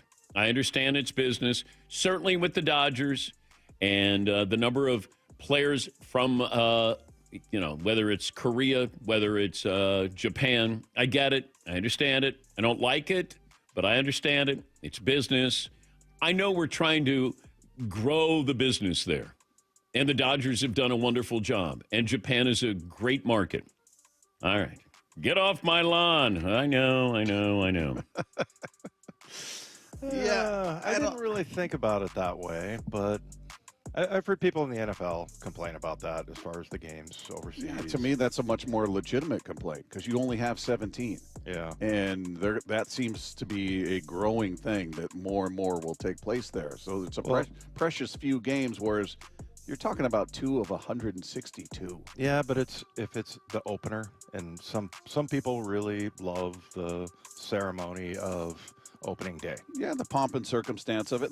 But they do that because what's weird about it, and I don't know how you work this out, but it's odd that they go there, they play these games, they come home and play more spring training games, and then the season opens again, essentially. That's even weird. Though technically the Dodgers are 2-0 at this point, the Cubs are 0-2. They're both going to come home, play some spring training games after this, which is just weird. And then they all get the opening day ceremony. It's just that they officially have a record, a couple of official games. But football makes more sense to me to rail against it because it's a precious few games you have an entire season, and somebody's losing a home game. And you can come home, and even though it's not opening day, you can pretend that it's opening day. Yeah, they'll do all the pomp and circumstance will take place. Sweeping the dial. Evan Cohen's one of the 3 hosts of Unsportsmanlike, the early morning show on ESPN Radio, and today he offered what I believe has to be probably one of the most unpopular and opinion I disagree with the most about the NCAA tournament. I'm fine with the upsets today and tomorrow. Early rounds? Starting Saturday and Sunday, I want no upsets. I want the best teams playing in the biggest of moments. So why even have the tournament? Well, Some I'm teams okay are with that too. misseeded. You're okay with what? Not having a tournament? I'm okay with having less teams, in theory, in the tournament. When you think about the tournament, what's the first word you think of? Cinderella. Yes. This is what makes the tournament great, is the For the next 2 days. The unpredictability of it. McNeese State. God. Dave didn't hear anything in that me. cut. He's just mad about his pick here. Well, you mentioned Cinderella, and that is the part that makes it great. Did you have them going to the Final Four? Were you talking about Clemson? Yeah. Well, I mean, it was just the 1-12-5 where I was like, okay, I think the 5 is going to win. All the other ones, I went the other way, and they'll probably all lose. Look at me, I sound like Lefko right now, but yeah, I mean, to me that is what it's all about. Was it VCU? Remember Shaka Smart? Yeah. And I can't remember, Mike, you probably do. I think they made it the Final Four. 2011. They beat Purdue on the way there. Oh, that's too bad. But, yeah, I mean, that is a great story. You love that. And then, you get the sort of small town. Today, I was watching the High Point Purdue game, and they were showing their little. It was like the High Point University broadcasting team. Yeah. And I guess they were paying their way to go to the games, and you got suckered into it. There's two young guys. No, this is after I picked High Point because I saw they had some really good numbers. I mean, as far as stats go, you look and they were in that game. I mean, I think Lefko was nervous a couple of times, weren't you, Mike? I'm always nervous. Well, that's true. Yeah. I mean, He's just a nervous person. Purdue goes down by 1 point, and Mike, they suck. I can't believe it. Pretty much. You can get a testimonial for some people that were watching alongside me. It was kind of like that. Yeah, Matt's not there, unfortunately, but I've heard he did not respond well to Lefko's presence earlier today. No, but I mean, I love that. And the fact that everybody's picking chalk, that all putting number ones in the Final Four. Well, unless you're like Paul Moyer and you've got 3 different brackets that are all different from each other. We know how Lefko feels about that. I'm kind of with Moyer on that. I have 2. I have one with my hometown guys back in Reno. Yeah. And I just did it different. So it's different than the one you're. Yeah. Wow. So then you're going to root against yourself. Not necessarily. Yep, probably. So why even do it then? That's not, Mike. I can see it's one of those things that you are intent on. And I tend to side with him on that. That's fine. If I've got a conviction about this team's going to beat this team and that, I'm going to be steady throughout. Don't tell me about conviction, Bob. You spent 3.5 minutes filling out your bracket. Right. It was really good too. But if I could remember all the picks, I would make the same ones in another bracket if I was in another one. That's because you're lazy. I'm just glad Dave got us in. I'm happy for you, Dave. You're officially in, and I hope you win. Obstacle. Yeah. I just hope you beat Matt Nelson. Sorry, that's what I honestly hope for. Word is Matt's doing well so far. We're early, but he seems to be okay. All right, coming up, how do Cooper, Kupp, and JSN fit together in this Seahawks offense? We'll weigh in on that coming up next as we continue live from the Virginia Mason Athletic Center. This is Seattle Sports on 710. Seattle Sports, your home for Brock and Salk. Weekdays 6 to 10. If I were using those top 5 picks, top priority, interior offensive line. Second priority, interior offensive line. Defensive tackle. Interior offensive line, clearly number 1 for me, and I think there's 2 or 3 guys that at 18 they would absolutely take. I would like to see 2 of the first 3 picks on big people at the line of scrimmage. And all this does is reinforce big people, big people, big people. Mm-hmm. It's who we are. On Seattle Sports and 97.3 FM HD2. Hey friends, Stacy here. Are you looking for the best deal on a new Ford or Isuzu in the Pacific Northwest? Go to Wayscar Ford in Auburn, wayscarford.com. Family owned and operated since 1922.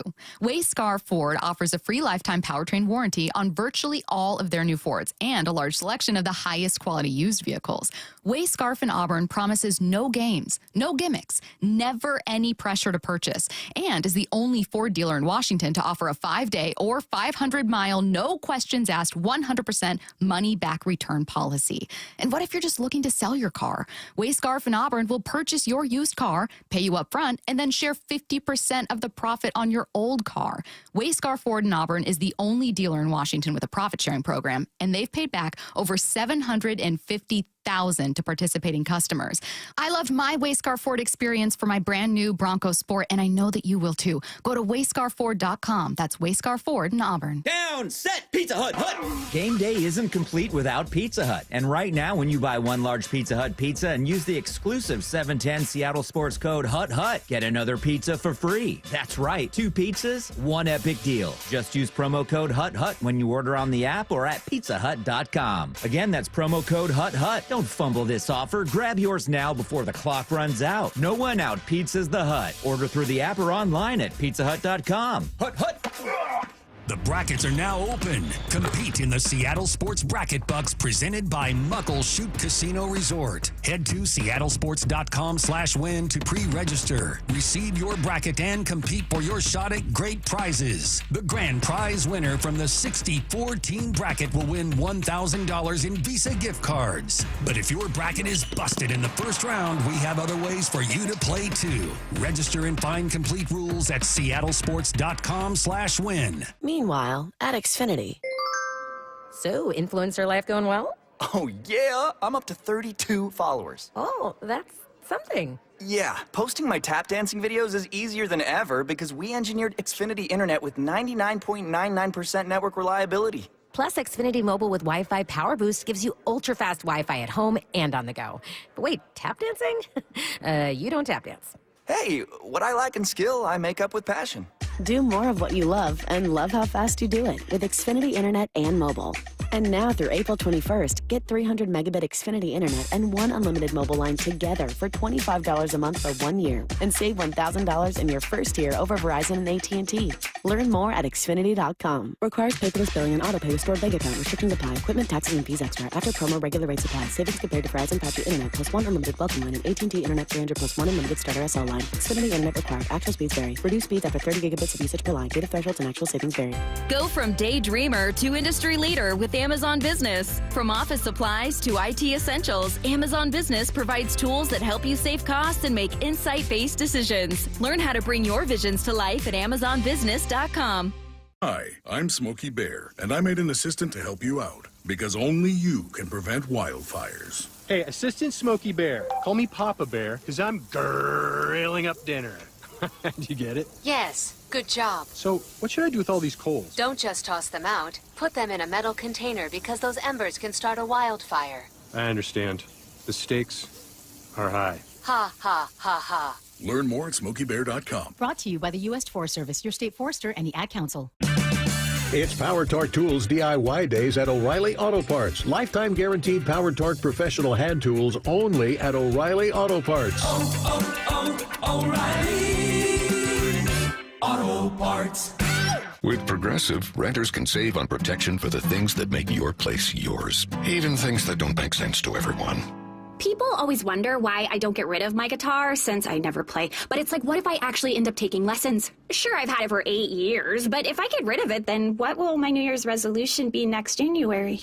Exactly. So bundle your renters and auto and save with Progressive and protect the things that make sense to you. Progressive Casualty Insurance Company and affiliates and other insurers not available in all states or situations. Covered subject to policy terms and conditions. Wesley Financial Group is not a law firm. Are you a victim of the timeshare trap and think there's no way out? I'm Chuck McDowell, founder of Wesley Financial Group, the original timeshare cancellation expert. And I'm here to tell you that there is a way out. All you need to do is give my office a call. I will send you a timeshare exit information kit absolutely free, explaining how the timeshare industry works and your options for cancellation. Call Wesley now for your free info kit. 800-961-5544. 800-961-5544. Let's go! This is Seattle Sports. Streaming through the Seattle Sports app. KIRO AM Seattle. KIRO FM HD2 Tacoma. Home of the Seahawks, Mariners, and everything Seattle sports. Seattle Sports Snapshot. Well, taking a look at your NCAA tournament scoreboard. Games going on right now. Tennessee out in front of Wofford. That's 2 versus 15. They're up 38-29 with the second half just getting underway. Meanwhile, things getting end of the first half between Arkansas and Kansas. That's a 7-10 matchup. Kansas trailing 47-44. They're in the first with Yale and Texas A&M. Yale, the 13 seed, versus the 4 Texas A&M. 32-25 Texas A&M out in front. Drake and Missouri just getting underway right now. That's the 6-11 matchup. Missouri out 4-3 on that one. Finals from earlier in the day. Houston hammering SIU 78-40. The final there. Auburn beats Alabama State by 20, 83-63. It was Wisconsin over the 14 seed Montana Grizzlies, 85-66 the final there. Purdue taking out High Point 75-63, and it was McNeese State taking out Clemson 69-67. VCU falls to BYU 80-71. Creighton takes out Louisville, 9 taking out the 8, 89-75, and Gonzaga hammering Georgia, the 8 taking out the 9, 89-68 the final. Snapshot, brought to you by Miller Lite. When it's game time, it's Miller time. From the Quantum Fiber Studio, this is Wyman and Bob On Seattle Sports. Streaming live on the Seattle Sports app and at seattlesports.com. Now, here are your hosts, Dave Wyman and Bob Stelton. We are live at the Virginia Mason Athletic Center with Wyman and Bob. We had the John Schneider show at 4 p.m. earlier today. If you guys missed that, you'll hear it on the podcast page after the show at seattlesports.com. Just click the podcast tab, scroll down to our picture, click on that, and you'll find it waiting for you right there. As everything from the show that day is waiting for you after the show, and you could just click subscribe and never miss it, never have to think about it again, and it's totally free. Quickly, I like the update there. That was nice. I Gonzaga. Yeah. I love that a bunch of small town folks from Spokane, their team won. Sorry, I just wanted to get that in there. Somebody sent to our Wyman and Bob Twitter account was a little sideways about you saying that. Like they had a meme of somebody rolling their eyes, like, yeah, from Spokane. I think talking about Cooper Kupp or something about being from Spokane, and they didn't get your sarcasm. But before we get into the Seahawks. We always talk about how Lefko's a negative Nelly when it comes to his fans, to the teams he roots for. That's right. He picked his team to get knocked out in the first round. He picked against his beloved Purdue Boilermakers, the team that he's got the most passion for of all 17 teams he roots for. He roots for the Purdue Boilermakers above all, and he picked them to get knocked out in the first round. And what happened? They proved him wrong. Yeah, that's right. Your pessimism did not pay off, Lefko. Was that a yeah, that's right? It was a yeah, that's right. No, High Point, a trendy upset pick. Dave, you did the numbers. Read me the numbers you read off Dave, to me. you were there. Yeah, you saw it. Yeah, but Dave doesn't have any skin in the game. He's got no allegiance. Well, it doesn't matter. You can't let your allegiance blind you. That's the issue. Picking a true bracket of integrity, you got to pick with what your heart believes. Probably. You've got an allegiance to the negative side of Purdue, despite their recent runs. Yeah. You still look at them in a very negative light, and I think that got you. It blinded you. It's like the Mariners, We can see what can go wrong, so it's tough to find the optimism at times. So with Purdue, you know what's good, but you see everything that can go wrong. And even though you want them to win, you don't always think they will. So I am wrong. I'm glad to be wrong. What? How'd they do last year? Last year, they had the 2-time National Player of the Year, and he led them to the title game. He's no longer there anymore. So it's a different team. All I asked is how did they do? Where'd their season end? Yes, it ended at the very end. They got to the national title game. Yeah, they were losers, ultimately. They were losers. Lefko was right. I went through High Point, and as I was going through all these stats last night, which turned out to be very meaningless and a waste of time, but it's early. I would say this. It is early, and then the other thing is just investing in it that way, and I just picked random stats like scoring margin, free throw percentage. I think free throw percentage, I don't know, it just indicates a level of discipline on the team. And then turnover margin and bench points. And so as I was going through there, like High Point kept showing up, and it was like, yeah, they were is a good team. I think they were on like a 13 or 14 game winning streak. And I thought, oh, this could be an upset. Plus, here was the cherry on top. I can stick it to Lefko. And then what happens? Lefko already picked against his Purdue Boilermakers, so it took away the sting of it. And, I was really mad at you for that, Mike. So Mike, how do you feel about them moving forward? Do you think, oh, well, they got by High Point, they're going to get beaten this next game, doesn't matter? I kind of wish now, after watching Clemson, that Clemson would have come back and won, because McNeese State looks really good. So you think they're going to lose to McNeese State? Yes. Wow. All right, keep that audio. Right. Well, they're not sneaking up on anybody anymore. Who, McNeese? Yeah. Took out Clemson. They have this. Have you seen their manager? They have this manager who has become like a viral sensation because he leads them out onto the floor, and he seems to be the good luck charm. So I don't know if anyone's beating McNeese State when they have that guy. So he's like an equipment manager guy? Yeah, that's their edge. Okay. That's the advantage. So are you going to be actively rooting against Purdue No, here I don't so root you can against be right? them. There's a difference between rooting against and like picking and thinking what's going to happen. So you picked them to lose this game. They won. Now you're picking them to lose the next game. Yes. And if they win that, where do you go? I mean, do you just keep going until eventually you can go, see, I told you? No, you always root for your teams. Okay. You always root for your teams, and then you try to be objective about it and pick what you think is going to happen. I think you just over-rotate on trying to be objective to the point of going, no, they're no good. They're not going to win. Yeah. As Dave said, it takes the sting out of it. So I am mitigating the emotional toll it will take. It was funny as I was rallying against all these people going with chalk. And, I ended up going with chalk. I have, I think I have Florida in there. I have Houston. But I have St. John's winning. But they're a 2 seed. Yeah, I have Houston winning. Patino, rooting for that guy. He knows a thing or two about ball. Yeah. He knows ball, Dave. He knows ball. Well, getting back to the Seahawks and taking a look at the offense, and we've asked this question. We asked about the team. We asked the listeners, do you feel like at this point, pre-draft versus this point last season, pre-draft, is this a better team? And I feel like everybody's got the same answer. We even asked Paul Moyer the same question. They immediately go, the defense is way better. They immediately, not the team, but just to that side of the ball, because it is obvious. I think you go in the defense, you absolutely believe, based on the way they played toward the end of the year, because they became one of the best defenses in the league.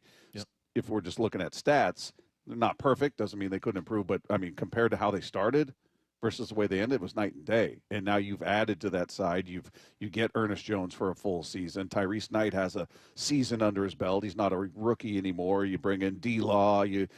So you feel good about what you have going in. And this is even before the draft. So there's a different level of confidence. I think it's probably an absolute consensus. Defensively, this is a better team. The questions are on the offense, and it is a wait and see. I think it's tough to say. Right now, it's just an opinion. You're just kind of going, well, I hope Darnold's better than Geno, and I hope Kupp and MVS are better than what DK and Tyler were.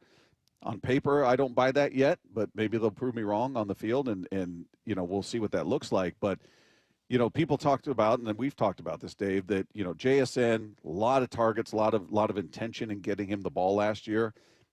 And he was also the beneficiary of DK's presence and how much attention he drew from the defense and opening things up for him. Do you think Kupp has that same impact? Does he have the same level of extra meeting vibe to him that DK had? No, I don't think so. I think he can. I think he can get open, and I think he's a really good player and a great leader. And yesterday I said I think right now he's the leader. But on the offense, anyway. Mm-hmm. But no, as far as I don't think he's the same skill set as DK. And if you'd asked me, like if you'd gone back and let's say at this point last year and said, yeah, you're going to get Geno, DK, Tyler and JSN versus Sam Darnold, who obviously hadn't at that point played the season that he had last year, and then with Cooper Kupp and MVS, no, you would say I'll take Geno and DK. So, and I think that's fair. I'm really banking on or predicting, I guess, that Sam Darnold has a good year, and that Cooper Kupp is the right guy, and JSN can continue to do what he does. But I think you have to say that at this point last year, there's no way you would have taken that deal.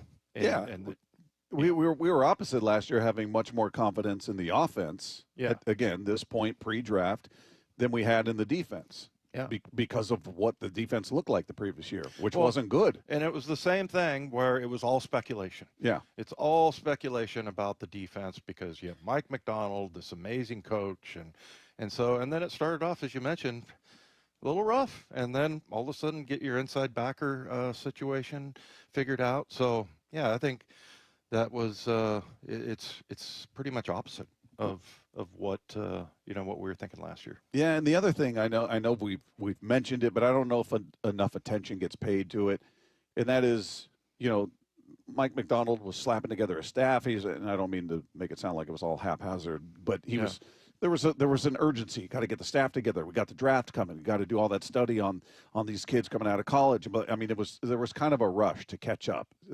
I've talked about it like cramming for a test.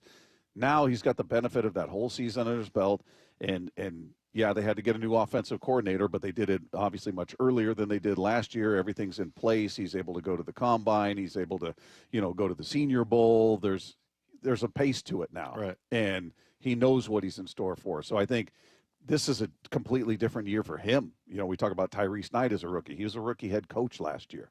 So I think there's a huge benefit to him. All right, now I know. Now I understand this aspect of the season or this aspect of this, and this is how I handled it last year, but now I know I'm going to do it this way. He's just got lessons under his belt from that first year, and it's a much slower pace, much more deliberate and thoughtful, perhaps, because last year felt like a rush. Well, and if you look at, ask John Schneider right now. I mean, they didn't really know what they were getting into and what they were doing with hiring these offensive coaches. And now they're a year wiser. And, and I wonder that thing, we heard the clip from DK talking about how San Francisco, was it, or maybe the Giants, that they were just dropping to San Francisco. It was against San Francisco, and they were just dropping to the sticks. And, there was no double move or anything. We talked about going into that year, are there some things that Grubb, maybe doesn't know about as far as the NFL game goes? And I think trusting some of your guys like DK is probably one of those things. And Tyler, because they were that clip we played, they were both on this group. Yeah, and group text saying, "Here's what we see. Here's what this guy's weaknesses are, strengths are. Here's what we think could work." And throw it up for DK, and then Tyler. I don't know anybody that's more deceptive as far as their routes that can make a stick route or a go route look like a stick route. So. Yeah, I wonder if that's one of those things that, was sort of an NFL thing. Hopefully Grubb goes down to, was he back in Alabama? Yeah. And has tons of success at the college level. But I think they're a little bit further ahead, definitely, as far as the coaching goes. Well, back to the Cooper Kupp's presence here and what he may or may not be able to do, in terms of attracting attention. He talked about, just how he envisions himself and JSN operating together in this offense. I trust this offensive staff and being able to, be able to emphasize the things that guys do well. And in 8 years with the Rams, I think it's tagged with the slot, but I don't know how you determine that when we're in condensed formations. I'm outside, but I'm running a slot route. I'm out. A lot of times I was outside, and I'm not sure if it was being tagged as slot routes or not. But I think ability to move in an offense and the ability for in this offense and what Kubiak's done is being able to. Formation guys to be anywhere. And that's how I had learned this offense originally, was that you got to learn the whole thing because you can be in any one of these spots at any time, right? So you might think of yourself you can't think of yourself as just a slot. You got to see yourself as playing any one of these positions at any time because you could be asked to run any one of these routes. Yeah, it's kind of interesting.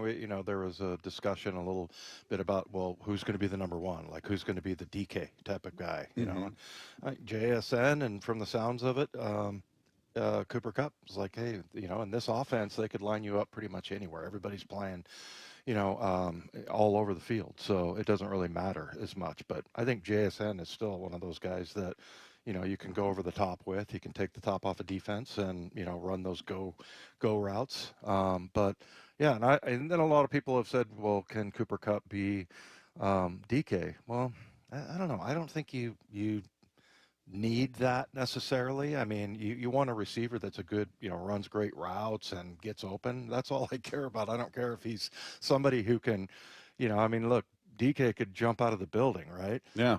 And there's not very many guys like that, but that's not necessarily what you need. Right. And then in looking at Cooper Kupp, we look at, all right, what's he done? Here are his numbers. Here's his resume. Here's his age. Here's the injury history. It's all part of the same story. And we talked to him about that when we had a chance to catch up with him. And he was pretty emphatic that he felt like he hasn't lost a step. He's the same player he was, as the guy that put up almost 2,000 yards receiving. I see myself as an ascending player. I get to see every rep I take. I get to see every practice rep. I get to see every off-season rep. I get to see every workout rep that I take. I get to experience all these things, and I see myself playing this game, and I envision I see a DB doing something. I envision how I want to run around and what I want this thing to look like. If I couldn't do that, I'd be done. It wouldn't be fun to me anymore if I couldn't do that. The way I see myself is still being able to manipulate these guys and do the things that I want to do. That's who I am. And that's who I believe myself to be. All the other stuff, all the narratives out there about anything else, they don't get to have the whole picture. They don't get to have the whole story. But I believe in myself and who I am. And I'm really excited to be able to come out and play really good football. Really excited to play some high-level football and be the player that I see myself as. Kind of interesting. He says he believes that he's an ascending player, but then he goes, I get to see all this. So I guess what he's talking about there is in his mind, every time that he looks at a guy dropping in coverage or whatever, he's like, this is the route I would run and this is what I would do. And he said once that stops, basically, then I'm done. But he's still doing it. Mm-hmm. And so he's still hungry and watching. He's not looking at the football game. He's looking at the DBs, going, I can run this right on that guy. Okay, I can beat that guy over the top. So I think it's cool. He wanted to make sure. I think he was pretty emphatic about that he wanted to make sure everybody knew that he's an ascending player. He's not here to have his goodbye tour as His far swan as the song NFL or anything like that. Yeah. Well, he's, obviously he hears those criticisms or hears people just talking about age and what have you. And he says, we asked him about being motivated, the chip on the shoulder thing. And, here's his answer to is he motivated by that sort of negativity? I've had people doubt me for a long time through my life, and, in some ways, rightfully so. I mean, I was a very small kid growing up and cared a lot, but there's a lot of people that care a lot, just don't have the stuff stringed together. And I was very blessed to have a lot of coaches to come alongside me and teach me and show me the way, and very thankful for that. And I wouldn't be here today without that. But with all those doubts and all those things, it's never been about proving other people wrong. I think I've lived in that space, and it never goes well. It's been about being who I am, like believing in myself and knowing that I can be who I see myself becoming. When I've taken that attitude, when I've taken that mindset, that's when I've always been at my best.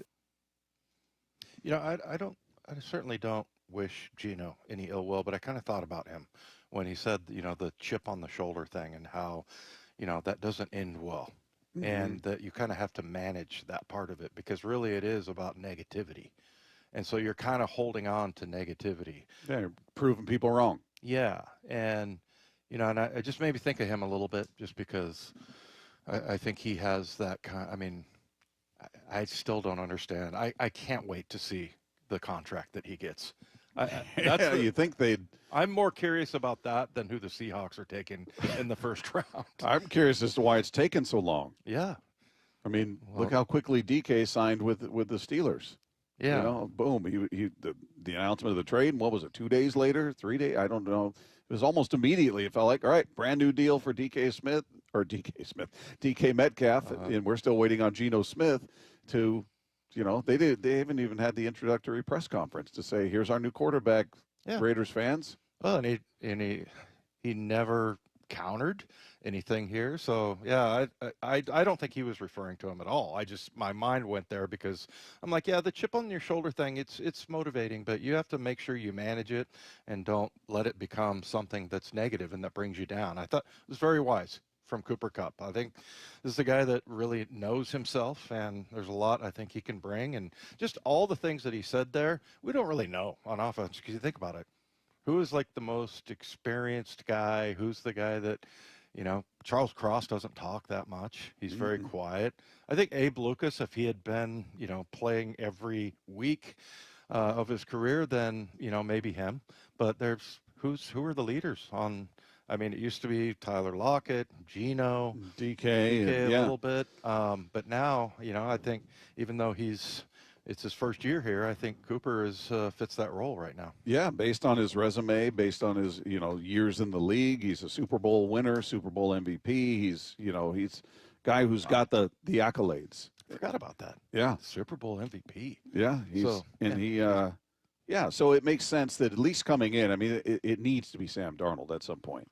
Absolutely. He needs to have that respect and just have have that locker room that acknowledges that looks at him as their leader, and hopefully establishes that. And, that'll happen organically, as some like to say. But yeah, we'll see when that happens. But I think you're right. I think, he's got the resume that says, all right, this guy knows how to succeed in this league. He's done it. He's done it at the highest level. He's won the ultimate prize. It's what we're all here for. So yeah, I think it makes sense that he would be that guy on defense. Who's that leader? I think it's gonna be Spoon if it's not already. Maybe him and Leonard Williams would be the two guys I would point to. Yeah, I don't really know. What if Spoon is? I mean, he's always talking, but I don't know. Maybe how about Jaron Reed? I think Jay Reed, Ernest Jones as well. I think those two guys. But maybe I'm just thinking of their best player. I think Spoon is their best player on the team still. Yeah. I think period. Either side of the ball. I think Leonard Williams is right next to him as far as best player on defense. Yeah, but I was thinking about like Cortez Kennedy. I mean, he was MVP, defensive MVP, the year that we were terrible. I don't think he would have been the captain. You know, I mean, there were guys that were, you know, had more tenure, and he wasn't necessarily that type of personality. So I don't know if Spoon is that kind of guy. We don't really know. He talks a lot more we'll than see. Tez did, I'm guessing. Oh my gosh, he talks a lot. But I love it. It's all good stuff. But yeah, that'll be. Yeah, I think it. To me, I think the sort of dark horse there would be Jaron Reed. Yeah. I think the guys respect him. But yeah, probably right now it's a Ernest Jones, Big Cat. All right, coming up, John Schneider addressed the concern about the offensive line with us earlier. We'll get into that conversation coming up next. It's Wyman and Bob live from the Virginia Mason Athletic Center, Seattle Sports on 710. Baseball is back. Julio Rodriguez and the 2025 Mariners are ready to play ball. Gone! Julio! Home run! Opening day is just 7 days away. It's a mentality. It's time to battle. It's time to fight. Seattle Sports will be live from Soto all day, including Wyman and Bob at Victory Hall from 2 to 6 p.m. Seattle Sports, the home of the Mariners, and your exclusive home for opening day. Endless hours of research, seeking referrals, dozens of calls. Hiring the right attorney can be a challenging process during an already difficult time. J.P. Pendergast with Pendergast Law explains. In Washington State, Tom, there are thousands of attorneys to choose from. Referrals and online research can be helpful, but discovering the right attorney requires a conversation. It can be hard to identify integrity and authenticity without that interaction. So, what do you recommend? We encourage anyone looking for personal injury representation to call for a free consultation with our team before making a decision simply based on referrals or online research. Accident victims need an attorney that listens, demonstrates honesty, and is genuinely understanding of their unique circumstances. The care, attention, and preparation that our firm provides throughout the case mirrors the effort involved when taking on the insurance companies. Save time and avoid mistakes after an injury. Contact the caring and compassionate team at Pendergast Law. If you or a loved one has been injured in a car accident, call Pendergast Law. We can help. Over the past decade, Washington state politicians have doubled state spending with no improvements to the issues we care about. Instead, we now have the third highest cost of living in the nation and a $12 billion deficit. It's time to tell legislators we need better results, not bigger taxes. Act now at affordablewashington.org. Paid for by people for an affordable Washington and Olympia, Washington. Top 5 donors are Washington Alliance for Competitive Economy, Microsoft, Madrona, T-Mobile, and Alaska Air. When you're hiring, have you ever felt like you're missing out on meeting truly great candidates for your roles? It seems impossible to find them, but they have to be out there somewhere, right? Well, they're not hard to find when you know where to go, and that place is ZipRecruiter.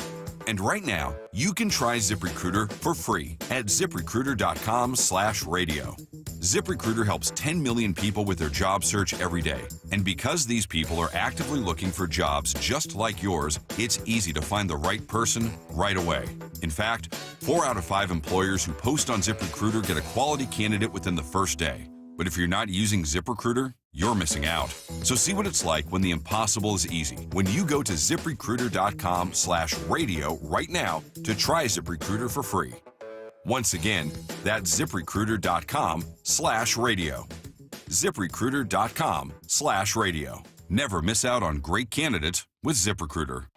Welcome to AutoZone. What are you working on today? My car is making this noise. Sometimes it's like doot doot, and sometimes it's like grrr. Do you have a dash light on? Oh yeah. And we don't have to listen for clues. With the free Fix Finder service, we can read a check engine, ABS, or maintenance light to find the likely fix and even recommend a local shop if you need one. So you don't need to hear the grrr. Not with Fix Finder. Free at every AutoZone. Get in the zone, AutoZone. Restrictions apply. Hey, Green Gobbler here. So you've got a clogged drain in your bathroom. Water in the sink's overstaying its welcome. You're spitting today's toothpaste on top of yesterday's toothpaste. You hope that it go away.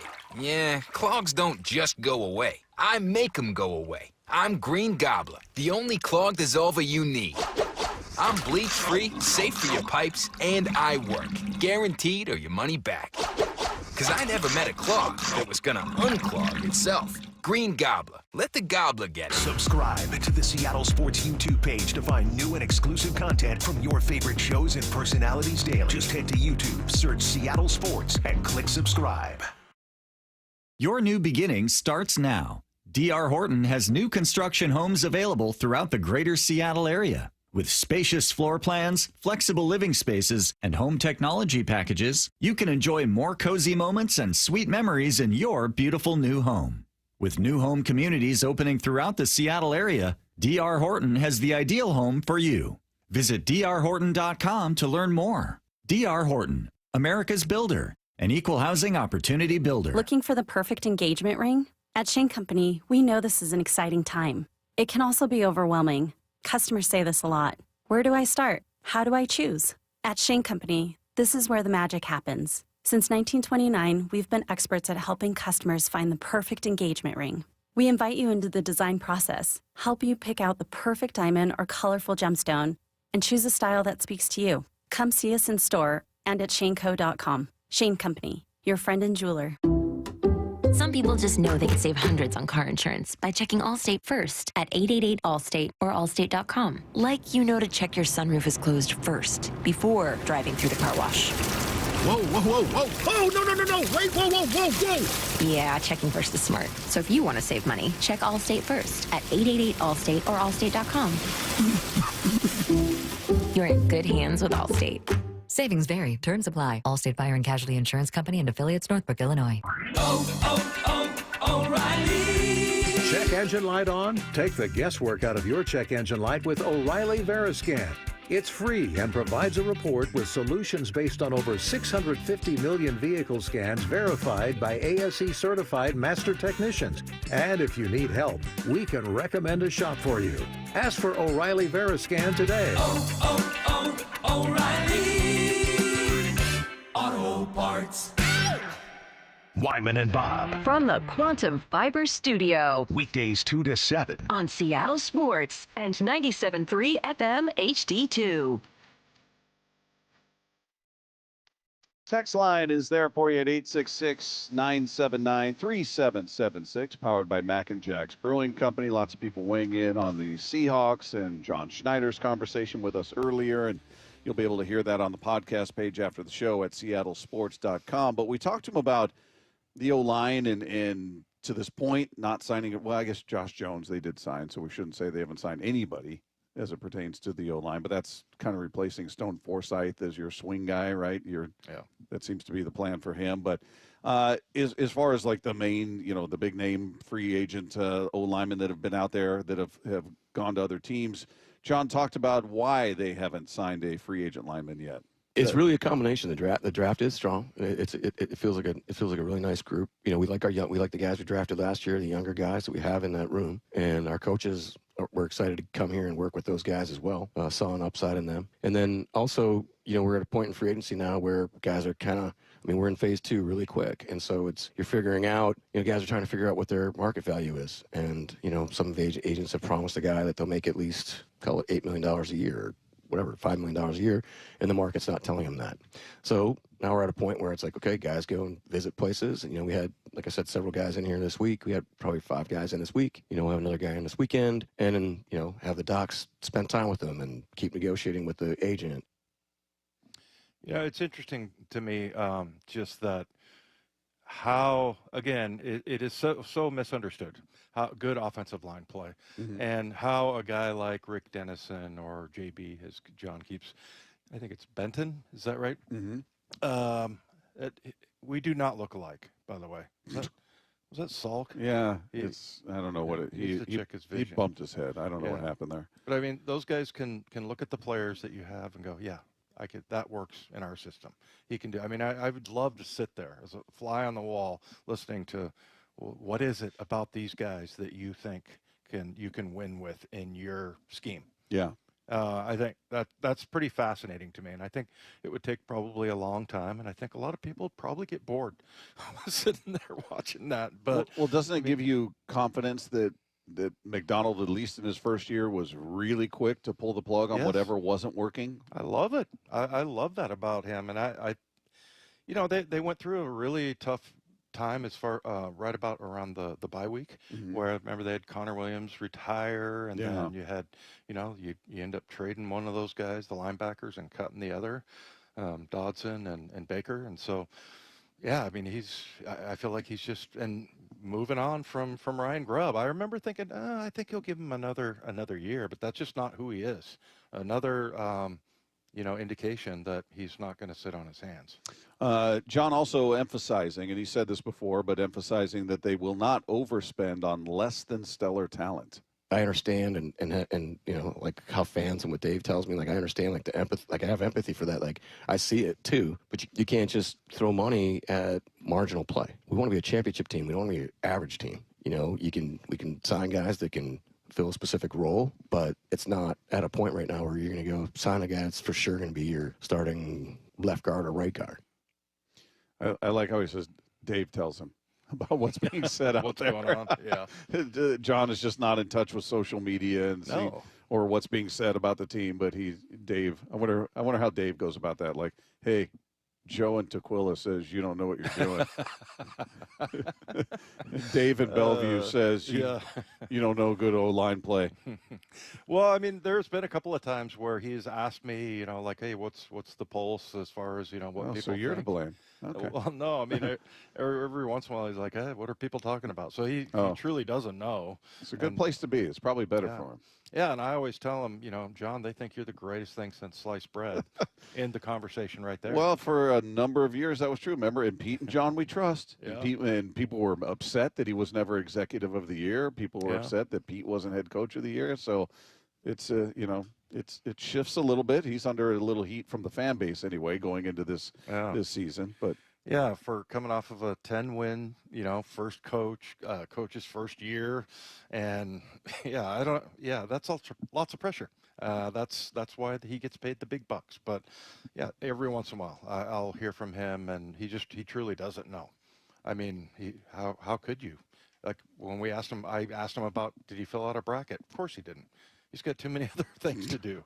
You're not going to sit there like me for 4 hours looking at stats. He's like, that yeah, never Dave, amount to anything. I was looking at free throw percentage, bench points. I was looking at turnover margin. Yeah, that would be funny if he did say that. But we talked about one of the guys that they did have interest in, but they wanted to do a medical check on him, and Will Fries, who was one of the bigger names coming out in free agency as far as O-line help, and Fries wanted to sign a deal that was right there and didn't want to go through the process of the medical, and the Seahawks are very adamant about that. And he explained why it's important for them to have a guy visit before they're going to sign them. What happens in free agency is that and especially in the last 5 years, it moves so fast. It provides like this, that first 3 days provides a lot of opportunity for risk and error because you're not able to, we've had several guys here through the week, right, on visits. They can sit down with the coaches, have our doctors evaluate them, see where they are in their career, what their durability grade would be, what a final medical exam would be, how they're interacting with the coaches, how they treating the staff, like how are they treating, Stu in the cafeteria and EK and his guys down there. Like just those interactions are really important. And when we had a number, two of our coolest free agency signings were a little bit later on that visit type of thing. So when guys had their markets had fallen off a little bit, like with Michael Bennett and Cliff Averill, you're able to really spend time with them and you're like, okay, sound investment, here we go. Everybody's all in. We're all in this thing together. It's kind of a little less shooting from the hip. That it's going to be hard to top signing those two. Well, he said that was later in the market. I don't remember that being the case. I remember thinking like Cliff is a really good player, but it was kind of, I wouldn't say it was head scratching, but Michael Bennett, I just remember he was here in 2009, and he was an undrafted free agent out of Texas A&M. They cut him. He went to Tampa and balled out. Pretty much. So, but he played a lot of inside stuff, and I saw him playing over the guard. He was just all over the place, and I'm like, I liked him when he was here. I remember I made him MVP of the game in a couple of preseason games, but they cut him, and I was like, okay, they must be seeing things that I don't, and then he went down there, and then they finally brought him back. So that was very interesting, but I don't remember it being super late. So it's kind certainly turned out well. It's encouraging if you think that they can, recreate that again. But I think typically people think that if the longer you wait in free agency, the crappier the prospects are. He brought up how the reasons why they like somebody to come here in person. Obviously, the medical staff and doing exams and getting to know the player. But he talked about how they treat people around the building, like how they treat the guy up in the cafeteria and how they treat the equipment guy and all that. And I'm thinking, how many free agents go into a setting and treat people like crap? Yeah. Like you're basically, it's a job interview. Now maybe you're highly sought after and you've got 20 teams that want you and you feel like, well, who cares if these guys don't want me? But just the idea that and I'm sure he's probably got stories about guys that probably weren't awesome to the staff or something. You know what I mean? I just, as he said that, I remember thinking, well, who's going to come in here and be a jerk to the guy in the cafeteria or the equipment guy? Yeah. But I bet it's happened. Oh, I'm sure. Remember, John told us the story where the one guy was like, you know, blowing him off. He was trying to talk to him, and I think we guessed who that was. Did we? I don't. Should we talk about it? I don't remember. Anyway. Well, we were guessing. I don't know if it's true or not, but we were. But yeah, he was kind of blowing John off, like, you know, whatever. He didn't know he was the GM. And then all of a sudden, John gets up and starts talking to everybody, and he sees the guy put his head down and shake his head, like, oh God. Yeah, screw that up. Yeah. So I mean, yeah, no, those are the kind of guys you want around. I mean, look, not only, you know, I think it makes you a better player.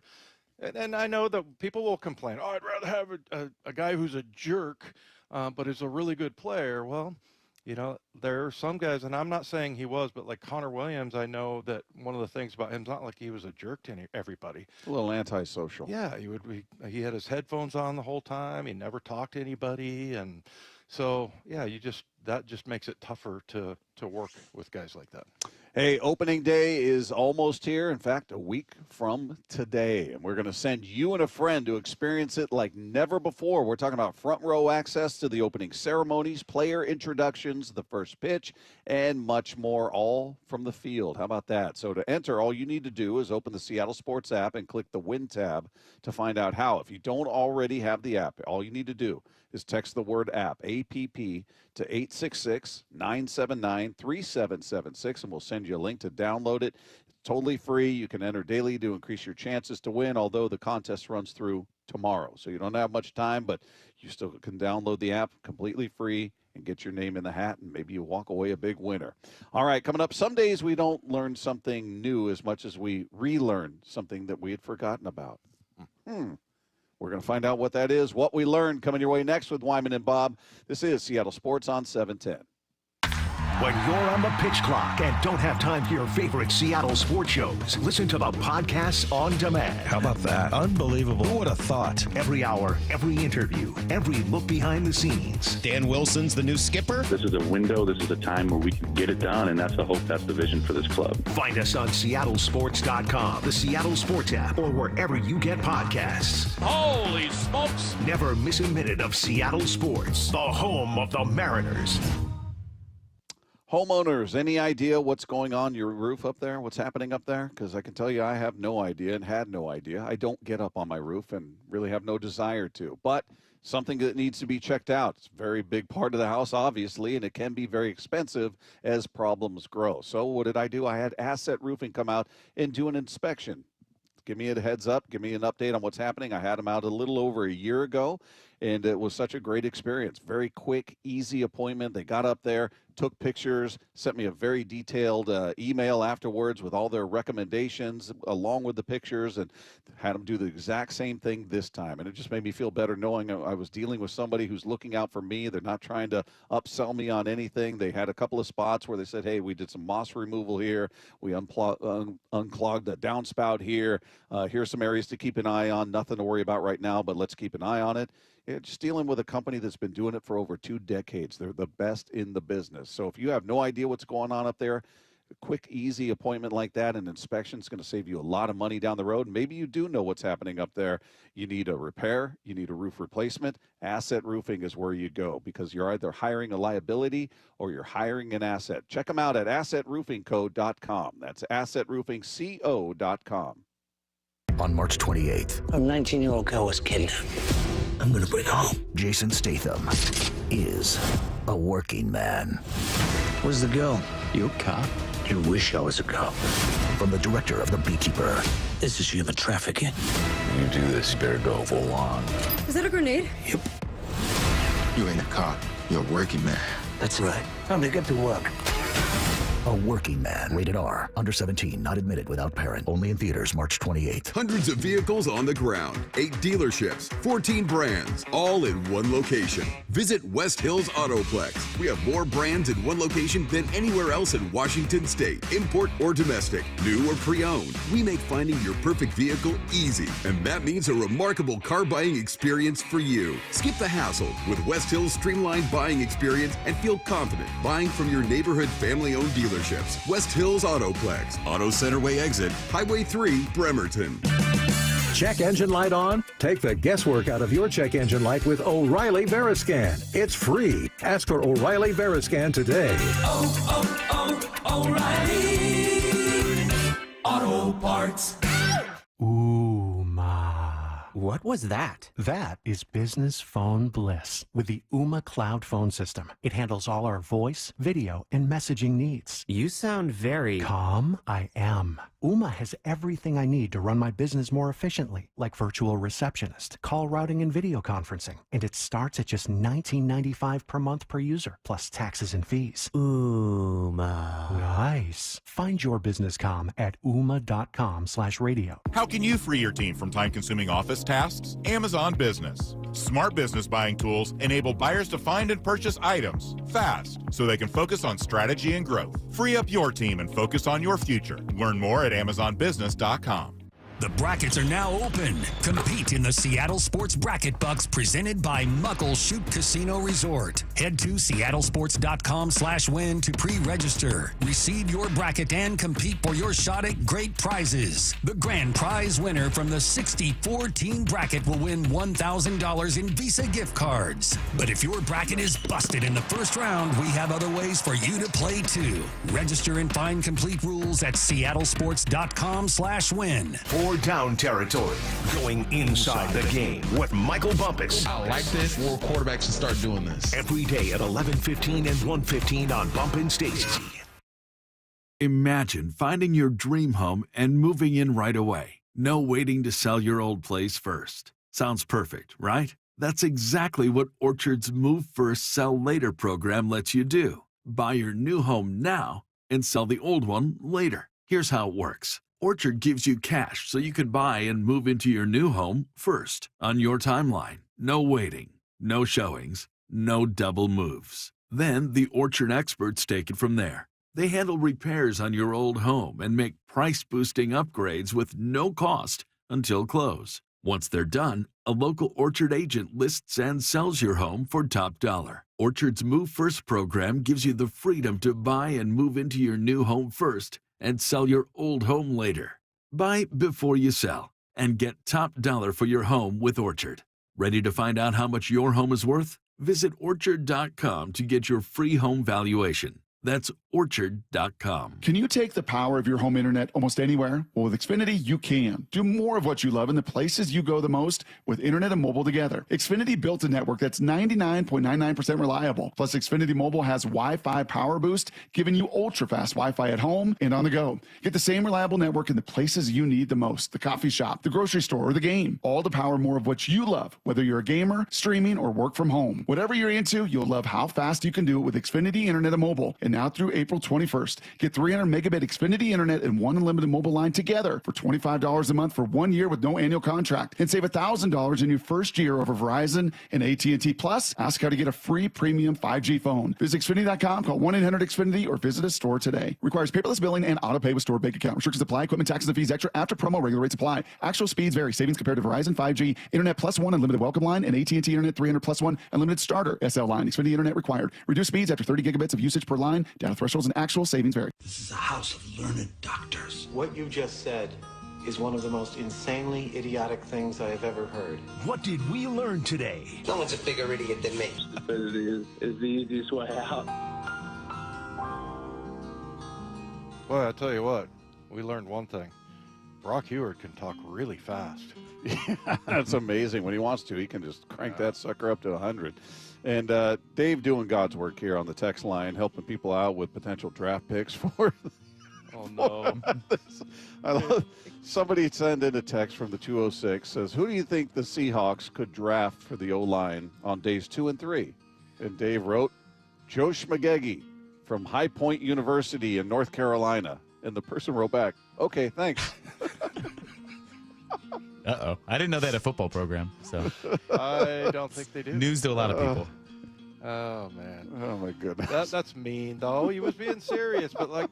Gave you a sincere, okay, thanks. I'm sorry, we're going to have to get back to you on that. Dave's 2 and 3 in the draft. Now this guy's going to be looking online. Who's Joe Schmagegi? I don't see his name. Well, I put the little question mark with the SP, Spelling. so maybe you can try other spelling. Oh, goodness. What did we learn today, Lefko? That one is good. I don't think we're going to learn anything as good as that. But yeah, so I can't say honestly that we didn't know this already because we did. So it's not something new, but we did kind of relearn that, if Wyman and Dave Craig get together, then they're arguing about something. He gets up to the line and he's looking over at me and everything, and I'm just trying to ignore him because I know he's going to have a lot of nonsense. But anyway, he does this, shift thing, and then he looks over at me like, huh? What are you going to do now? And so then I was like, move, and I made this other move, that we had to shift counter in. it, yeah. And then they ran a play, and I actually ended up stopping it, me and others, because it was a run play, and it went for like 1 yard. And he goes, we almost had you there. I saw you were surprised when I made that shift. And I'm like, yeah, but we adjusted, Dave. I think when we had him in studio, we talked about that, and I think he said the same exact thing. Like, yeah, I think I almost had you there, Dave. The look was so comical.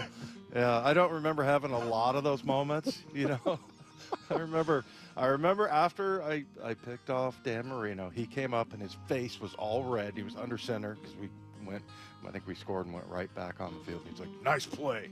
Like he was screaming it. Marino did? Yes. Yeah. And I remember John Elway, my rookie year, like winking at me. Like, you son of a... Because I was like scared to death. It was my first game in the NFL. And then I remember that. I mean, other than that, there wasn't a lot of, back and forth, but Dave Craig. Was he talking to you? Yeah. Yeah. And he was like, oh, what do you think of that, huh? And then he would like throw little things that we used to say in Seattle out. I love it. Dave was always one of my favorites on as far as a teammate goes. He's a gem. Yeah, he's just so unique and just. Oh yeah, there's nobody like Dave Craig. Every story about him is hilarious, and then when you meet him in person and talk to him, he is that guy. It's not hyperbole. He's quirky. He's a quirky dude. But speaking of, you said hyperbole. I want to say he called that hyperboil one time. It was something like that. Of course he did. Yeah, he's something like that. What else did we learn, Lefko? Well, kudos to you, Bob, because we learned today that you had to overcome kind of a lot of obstacles just to get there, to be doing the show with us today. Trying to read through our show sheet here, Dave. I've got extra big font. I had an eye exam today and had my eyes dilated, so everything's a little fuzzy right now. Let me see. Bob's got some creepy, beady eyes going right now. It's all black. Little things are a little fuzzy, so it's like a shark. Yeah, doll's eyes. He has shark or Lou Pinella. He has just one giant pupil. Yeah. But yeah, so hopefully I won't confuse Sam Bradford and Sam Darnold today. That was traumatic for a lot. That wasn't because you I just misspoke. I just misspoke. But because you've been on the radio with me for too long.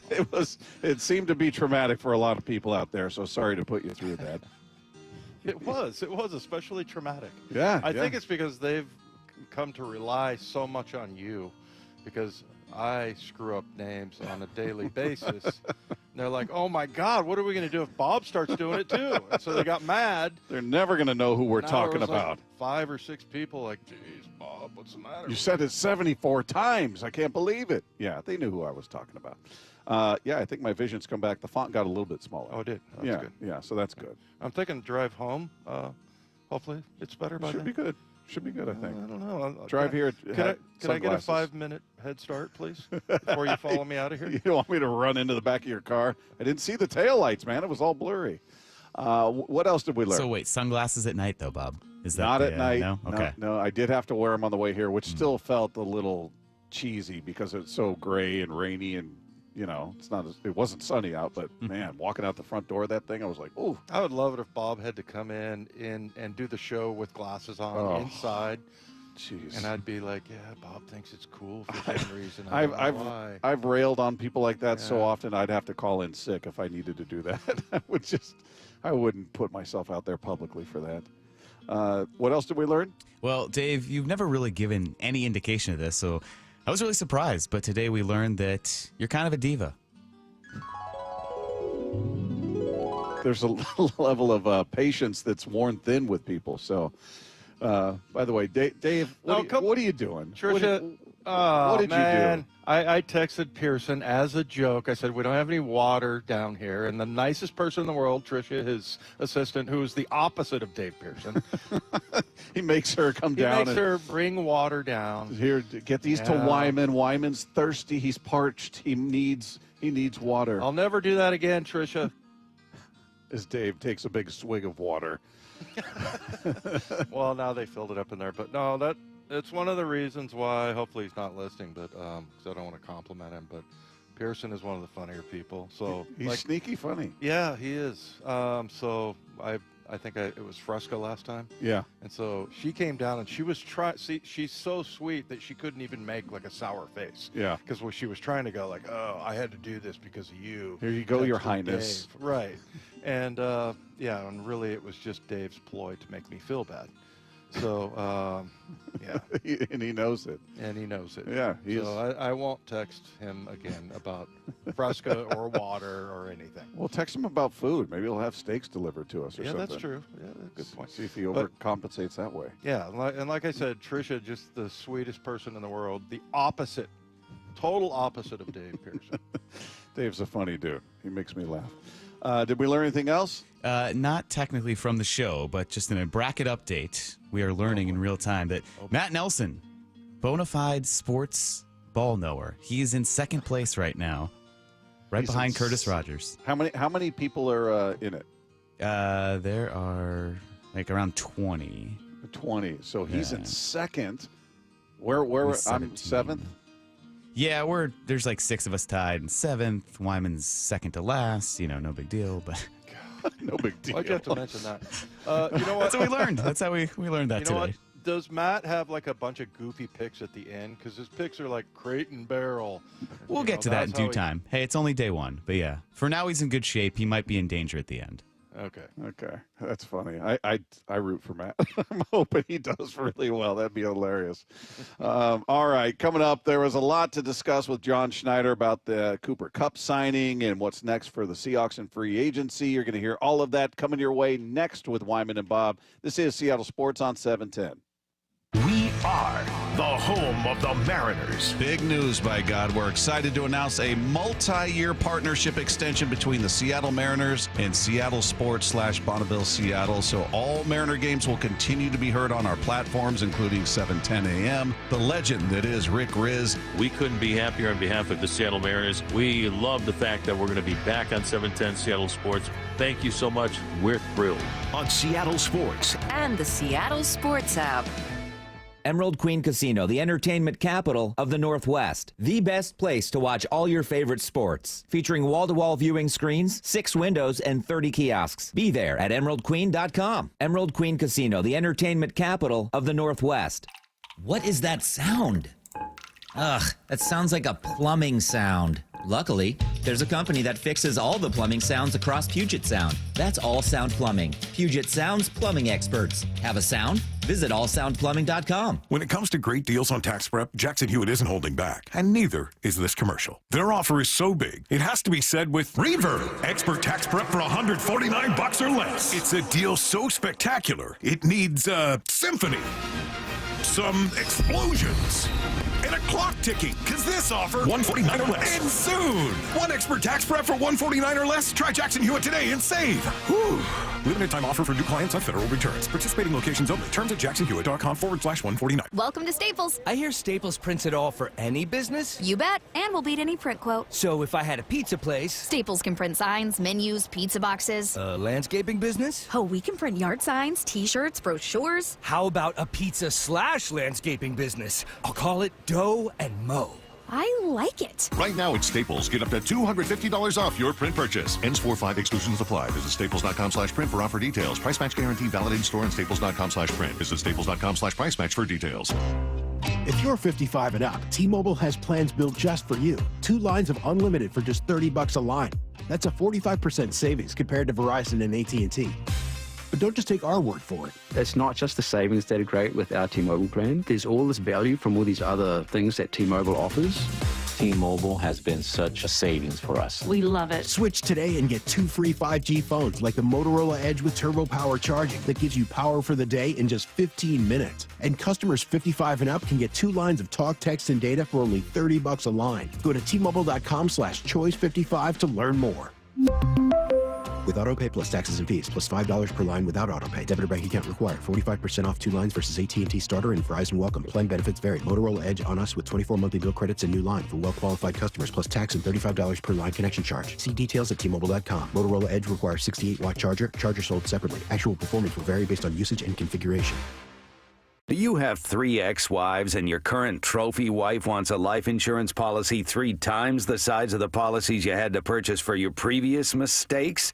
If so, you need to call Big Lou at Term Provider, 800-444-2013. Big Lou is intimately familiar with your problems, and if you're 50 or 60 years old and in reasonably good health, a $1 million policy should only cost about $100 to $200 per month. Big Lou may have a solution for your previous policies as well. You may even save enough money to lighten the load on your new $1 million policy. Remember, call Big Lou. He's like you, except he's only on number 2. Call Term Provider at 800-444-2013. That's 800-444-2013 for $1 million in term life insurance that you can live with. Call Big Lou at 800-444-2013. 800-444-2013. What's up, everyone? It's me, the Mariners Gatorade Cooler, and I wouldn't trade my view from the dugout for anything. Watching Logan Gilbert mid-shutout, taking a breather right beside me, he is calm, collected, and fully locked in.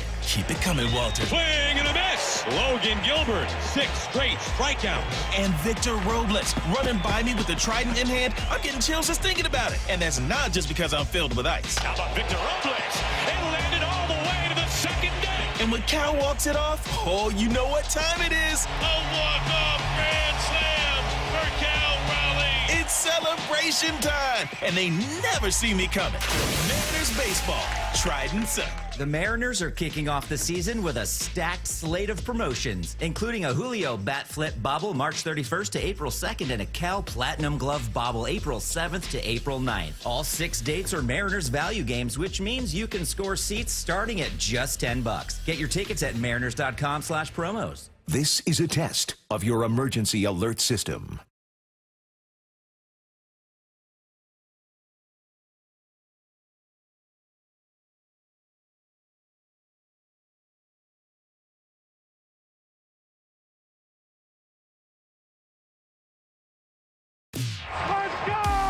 This is Seattle Sports. Streaming through the Seattle Sports app. KIRO AM Seattle. KIRO FM HD2 Tacoma. Home of the Seahawks, Mariners, and everything Seattle sports. The John Schneider Show on Wyman and Bob every Thursday until draft day with Seahawks President of Football Operations, John Schneider. Brought to you by Pizza Hut. It is time, everybody. We are live at the Virginia Mason Athletic Center with Wyman and Bob, Seattle Sports on 710. And you heard the open right there. It is time for the John Schneider Show with the one, the only John Schneider, President of Football Operations and General Manager of your Seattle Seahawks. How are you, man? Good. How you guys doing? Good. Great. Nice. We were wondering, would there be a surprise guest, or is it just going to be? I was kind of hoping Adam Ray would be on. I got in the car yesterday to run an errand, and I'm like, is that? I know that voice. Yeah, you heard him going stream. It's funnier than his Dave, stream of consciousness. Bob. Yeah, I hope so. He's making a living doing it. He's killing it right now, isn't he? Yeah, he's doing very well. That's awesome. He's doing very well. Yeah, he got a kick that we mentioned him last time. Oh, really? Yeah, he was texting me, where in the podcast is it? I'm like, I don't know. Listen to the whole thing. You'll find it. That's right awesome.